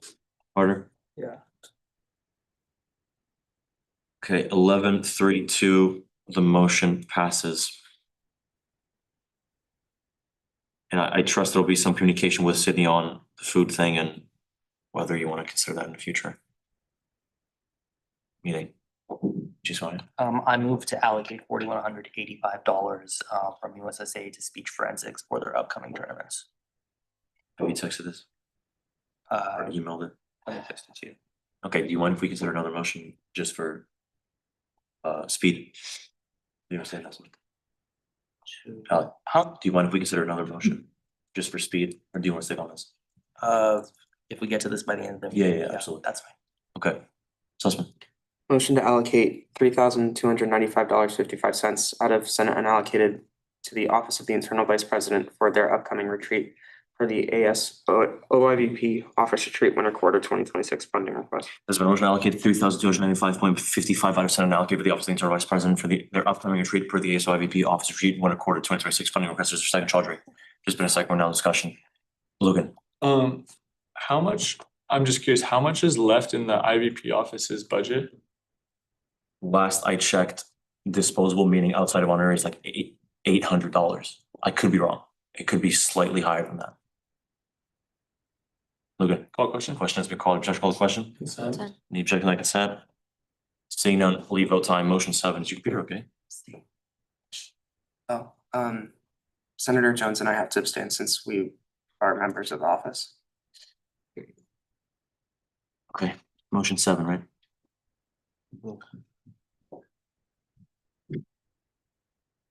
Votes in. Not the trigger call. Point of order. Yeah. I think under the new bill, Sussman should not have made that motion. Or under policy, the updates to policy 15. Yeah. You're right. Okay, cool. Yeah, good point. I would welcome a motion to strike that from the record as briefly as possible. Quickly, oh no, motion to strike the previous motion. There's been a motion to strike the previous motion. Is there a second, Lee? There's been a second, now discussion, Chaudhry? The question is called, just call the question? Consent. Any objection, like consent? Seeing none, motion passes. Chaudhry? Motion to allocate $3,295 you guys sent out of Senate unallocated up to the Office of the IVP for their afternoon retreat for ASI OIVP retreat winter 2026.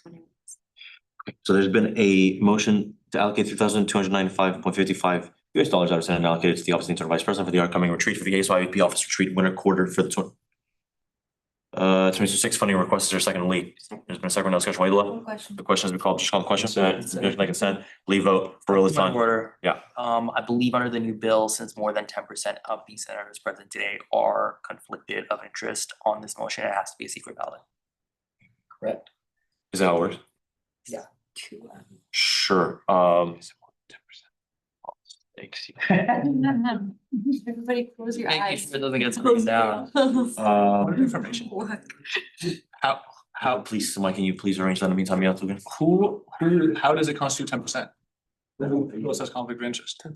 Sussman Jones, we only have 16 senators You have 16 senators? present, whoever's else in here, so. Really critical map, 10%. Let's move into stuff. Wait, is the closing eye method invalid?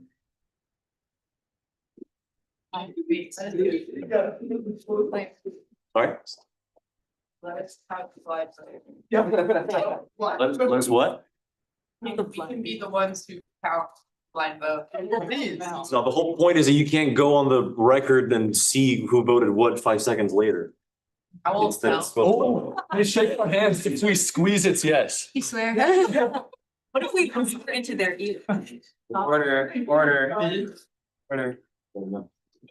Like that's up seven. Can we just text you our votes? Just rip it up. Just rip it up into small pieces. Paper, yeah. What a great one. Cut it in half and another half. And a great day. You guys have pens? We can just. We'll just Chair. text you. Do you want to clear the votes then of motion 7, just pertaining to the? Yes, please. If you could do that, that'd be great. How do the senators? Mike, doesn't have to be pretty, but please, just. Clear it up on a great. Like, It's kind of beautiful. Shut the fuck up. They're just saying that. Should be the case. Why don't you just stand on stage? Okay, let's spread those around. Bro, have the equipment to. Information. Huh? Can the chair? Chair? Can the chair on this motion? The chair has no, this is not going either way. Yeah. Oh shit, what do I do?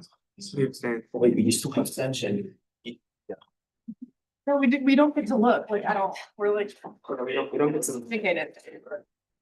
Our votes are considered and safe on us.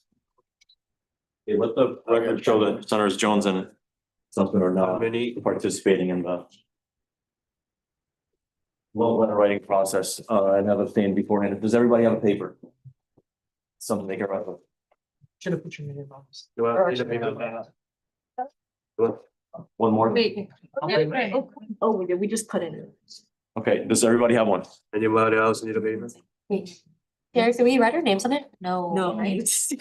Yeah, I heard someone. They're fine. Yeah, some people are asking. Not me though. No, abstain, yeah.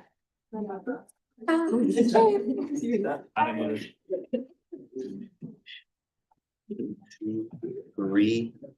Bro, you said there was 4? Well, I'm just one of those dudes who just like. Are you sure there was 4? Turn it off.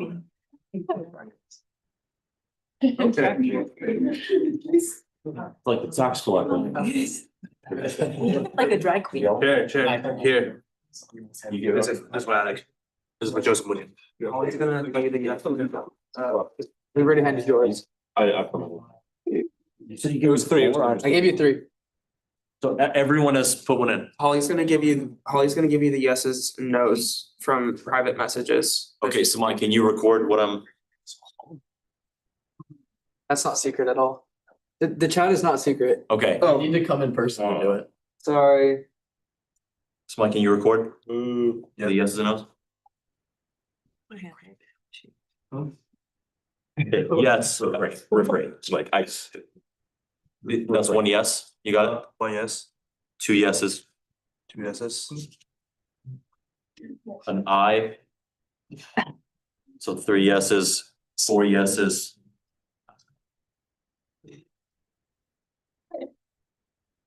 Five yeses with something else. Five yeses, Six yeses, six yeses, seven yeses, seven yeses, How do we know he's telling the eight truth? yeses. eight yeses. Actually, I don't know. You want me to do it? Nine yeses, if you want it, since they're anonymous, and Oh, that's fair. feel free. No, I trust you. Nine yeses, that's it. Yeses, Molly. Do I have any more? I have Okay, so on Zoom, you have 3 yes votes and 1 no vote. Ooh. Okay, so that's 12 yeses, one no, two abstentions. Makes sense. There 16, bro? 1, 2, 16. Oh, two, that is 16. 12 to. Two There's one- abstentions, right? Doesn't pass. The two abstentions? Is it two abstentions? Yes. So it is 16. 12 to 1. 12 plus two. Sorry, it's 12-1. Yeah, because there's 12 one to no. one. Wait, there's two abstentions though. 12, 1, 2. It's 12-1, yes. 12, 1, 3. Where's the third? Did everyone on Zoom send something? Yeah. Yeah, we have an accurate count from everyone on Zoom. There's 4 senators and 4 votes cast. So They're an I, so that counts as an abstention. No, That'd be- That's Yeah, yes. there was 9 yeses. And how many yeses on Zoom, Holly? there are 3 yes votes and 1 no vote. Okay, so 12, 1, 2, It's 15. red 15. Does the lack of vote count as, or register as an abstention? Yes. Yeah. Presumably, yes. Yes. Okay. Motion passes. Boom. Yeah. Okay, we're in. Can you reflect that, please? Slide.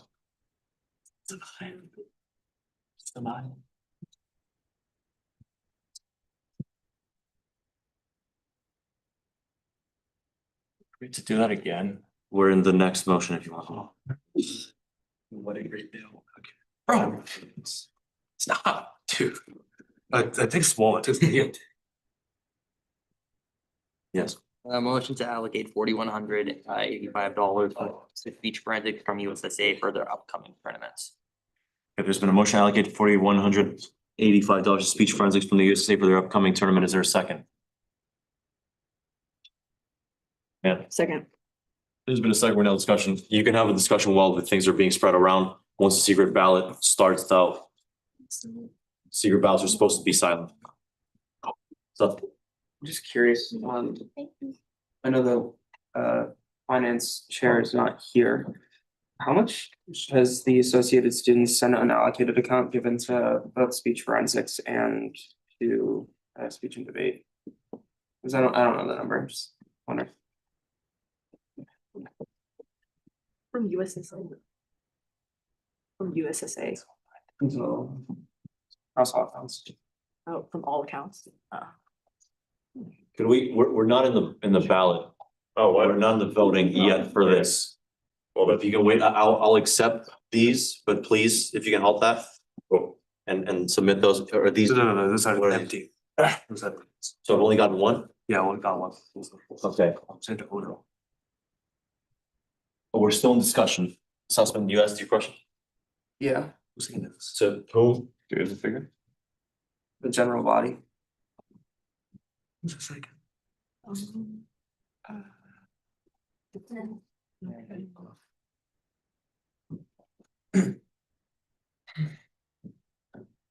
Riveting.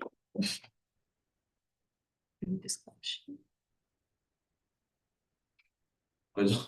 Oh, not bad, I was just. Okay. Call a question? We were in discussion, right? Yes, we were in discussion. Questions, we call, the judge called the question? Consent. The objection and consent? Okay, secret ballot it is. Yeah. Right now, we are pulling up more than 17,000 From to answer Senator Sussman's Oh. question. Thank you. Thank you. Sorry, what was the question? How much is Senate unallocated given to? Oh, $17,000. um, That's a tenth of the budget. Okay, yeah, where's your ballot? Where? Sure, you're abstaining? Okay, can the record reflect that Senator Hepburn did not participate in the process either? You're also abstaining? Yes. Same thing for Senator Harder? You gave me yours? Yeah, but. Can we do one man, one vote, bro? No, sorry. One person, one vote. He's so woke. He's so woke. Few abstentions. Three, Senator Wong. Yeah, we should do this more often. This feels like very. We're sitting members. Okay. One yes. Two yeses. One abstention. Two abstentions.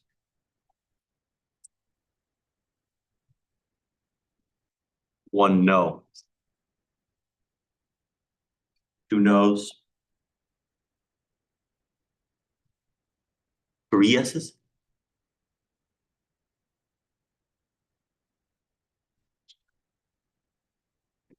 Three noes. I don't know if I trust this. Please. I was like, I deeply resent that, but please. Feel free. Four noes. We were at three, right? 3-4-2. 3-4-2.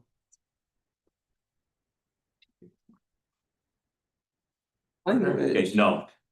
So 3-5-2, and again, please. 3-5-2. Feel free. What's online? Molly? Okay, so online you have 2 yes votes, 1 no vote, and 1 abstention. 6-3. Is that correct? Is it 5-6-3? 2 yes, 1 no, 1 abstention. Yes. 5-6-3. I'm asking you. Yeah, 5-6-3. Yeah. It is 5-6. Okay. Motion fails. 14. Yes, it'd be 5-5, I guess. Yeah. But again, they don't count. Okay. Motion fails. It seems like we're done with action items. Satisfied, right? Yeah.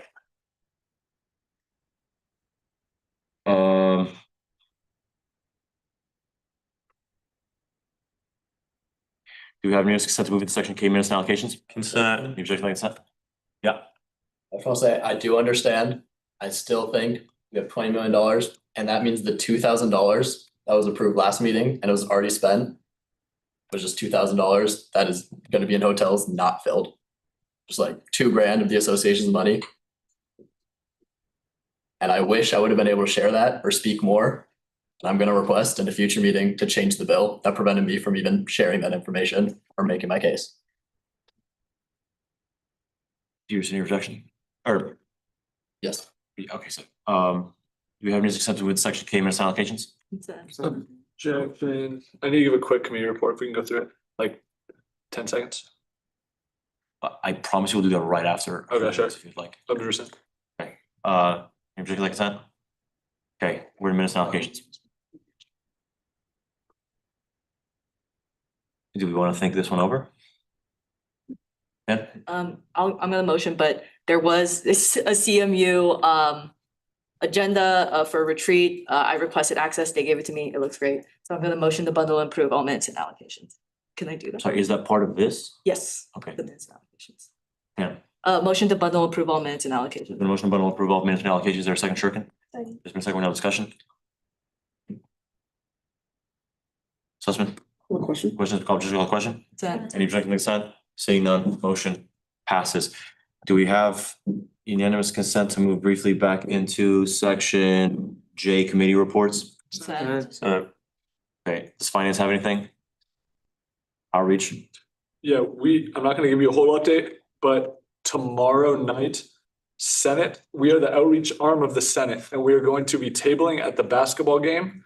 I will send details in an email and or in the Slack. And I would love to have senators there tabling instead of just our committee members, so that we as elected representatives of the Senate can show our faces. All of you are welcome to come and table as senators, so please come. I'll send the details and yeah, that's it. I'll take a question if there's one. Anything? Thanks, our liaison. We don't have so much right now, but I do want to highlight that our committee is working on, after communicating with budget deliberations with the FinOps team, that we do have around 1,500 in particular towards special projects. And one thing we've communicated our committee is that we're looking forward to doing similar to like we have formal of the chair quarterly chairs meetings. We're trying to do informal monthly informal mixers in particular with our committee to not only include just more better, like as President Metzger mentioned about better internal communication, it is better opportunities for the Senate, for internal operations, staff, faculty, even students to be completely open to getting to know more better about internally what's going on in association. And we're working to allocate towards that. And so if you guys have any experience with programming or allocation towards procurement and some advice towards that, I really recommend getting your insights so we can make this as efficient as possible. To have more better, efficient people coming to mixers and stuff too. So that would be really cool to see. Thank you, Chair. Anything? Okay, advocacy. I dropped a ban on Amazon today for tabling stuff, so looking forward to handing that out and eventually getting reimbursed. Yeah. We did the requisition for the Pardal Tunnel, so that money's gonna get over to the zoning construction services for survey work. Yeah. That bar, maybe this will be your graduation gift. Hopefully you get it by then. Okay, anything on this? Projects or other temporary committees? Sussman? First meeting for the temporary safety committee is tomorrow night, 7 p.m. Natty conference room. You guys should be there. We're at the basketball game. Where is it again? Natty conference room, What time? 7 p.m. Up till basically 7 p.m. It could work out for me. We can go to the basketball game and Natty. No, you can. Okay, anything on this? No. You can tell people are starting to lose it. Or is there anything else before acceptance of agenda? No. But wait, point of order, I know, just checking on actually I'll just appointments resignations. I know there's some things not particularly there, but I know that I've communicated at least. Our committee has reached out on particular appointments towards that are really necessarily to be added. I think for the sake of us reconstructing our committee, I know they don't have time, but I already emailed about adding those to the agenda. So I just want to make sure you guys can figure that out and stuff. It's really, really important for our committee to continue stuff properly. Is it okay if we do it next meeting or does it have to be done this one? This one? Chair, can we do an email vote tomorrow over email? Okay. I can organize it. Okay, and you wanna defend that from the inevitable? Or let's just, you could just. We ran an email vote in my committee and the process is different, but it's possible, so just, it's fine. I really make the motion right now, the same thing. Yeah, let's do it. Very briefly, yeah. Okay, just motion to add the resignation of Student Representative Tiana Akli-Kopu from the liaison committee. It's simple as that. Sure, where did you send us this? Oh, I sent it last weekend, if you can remember. I mean, the motion language, I could just text it again, but last weekend I sent the email and the student representative sent a If you letter. can send it, please, that'd be great. Yeah, cool. I can send that.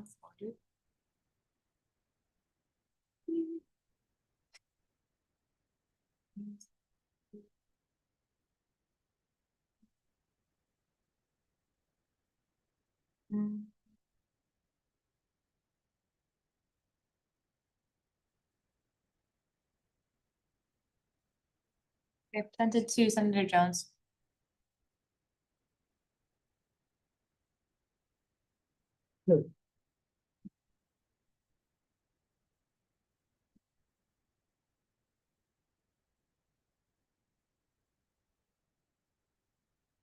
Second. Is that on there? A motion to add. Motion to add the resignation of Senior Representative Tiana Akli-Kopu from Liaison Committee. Is there a second? Sussman?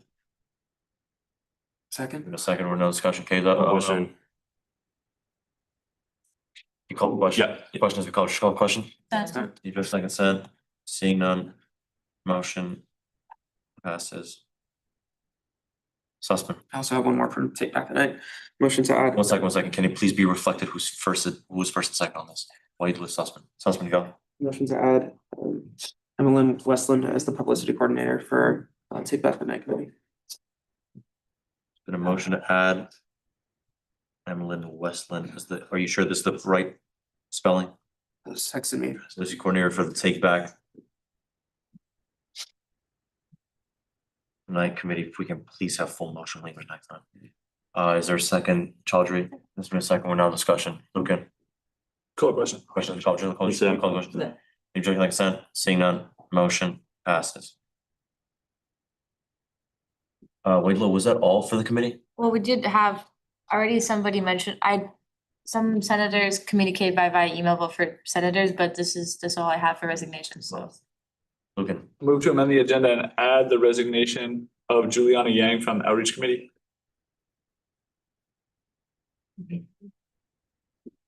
And by the way, it's expected in good faith that this has been communicated to the relevant people and they have themselves resigned. And this is not something imposed on them, just to make that super clear. There's been a motion to amend the agenda and add the resignation of Juliana Yang. Juliana Yang. Yang to the agenda, is that what you said? Lucan? Yes. There's been a motion to amend the agenda and add the resignation of Juliana Yang to the agenda. Is there a second? Oh, sorry, from Outreach Committee. Is there a second? Oh, no, second. Is there a second round of discussion? Round of discussion. Thing. Question. Just call the question. Consent. By consent. Seeing none, motion passes. Carter. Back into action items. Assessment. Motion to bundle and approve all minutes or motion to bundle and approve all appointments and resignations. There's been a motion, bundle approve all appointments and resignations. Is there a second, Chaudhry? There's been a second discussion. Thing. Call the question. Question, call the question. Consent. Additional consent. Seeing none, motion passes. Suspend, Chaudhry.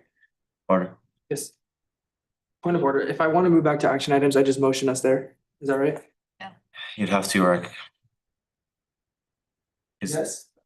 I can just, it's much briefer. If I just, okay, do we have unanimous consent to move to section H action items? Consent? Yes, Carter. Yes. I motion to allocate $4,185 to speech forensics from USSA for their upcoming tournament. Point of order. Yes. I'm a member of the team. I'm not attending this event. I do not benefit financially at all in any way.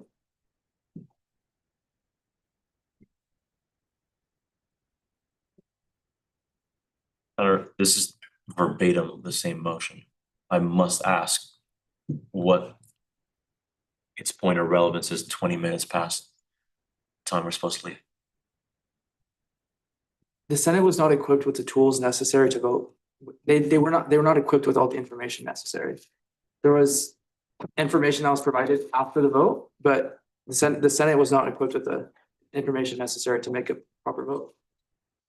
And I do think that information can change the vote. Okay, I'd be deeply uncomfortable with entertaining this from someone who is a member of the team without the guidance of the Attorney General on whether that would be possible. And it'd be very easy to bring the Attorney General here in the next meeting and deal with this. Also, Yeah. Based on the bill that was passed, authored by Senator John, technically, we're not allowed to take in that information in consideration with our vote. So we wouldn't be like, even if we had that information, it's supposed to be from the person who is presenting, not senator, based on the bill. So I don't think we could even technically or legally use that information.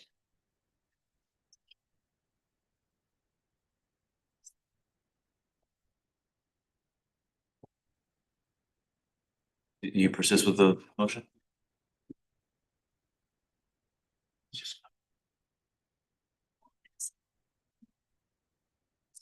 Yeah. Yeah, there's been a motion to allocate $4,185 to speech forensics from USSA for their upcoming tournament. Is there a second?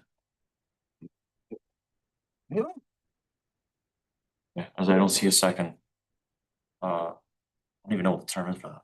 Dies. The motion is, pardon? Dies. The motion dies. Okay, do we have unanimous consent to move into section E, acceptance of agenda? Consent. And just consent? Okay. Sussman, Motion to approve the agenda as amended. there's been a motion to approve the agenda as amended. Is there a second? Chaudhry, there's been a second, we're now in discussion. Pam, what did you call, just call the question? You just consent? Seeing none, motion passes. I don't see it reflected. Yes, we did. What's the problem? Who was the second on that? Was it you, Stan? No, it wasn't. I was on the question. Oh, sorry.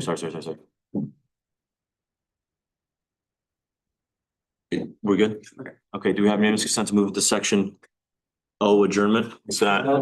Consent?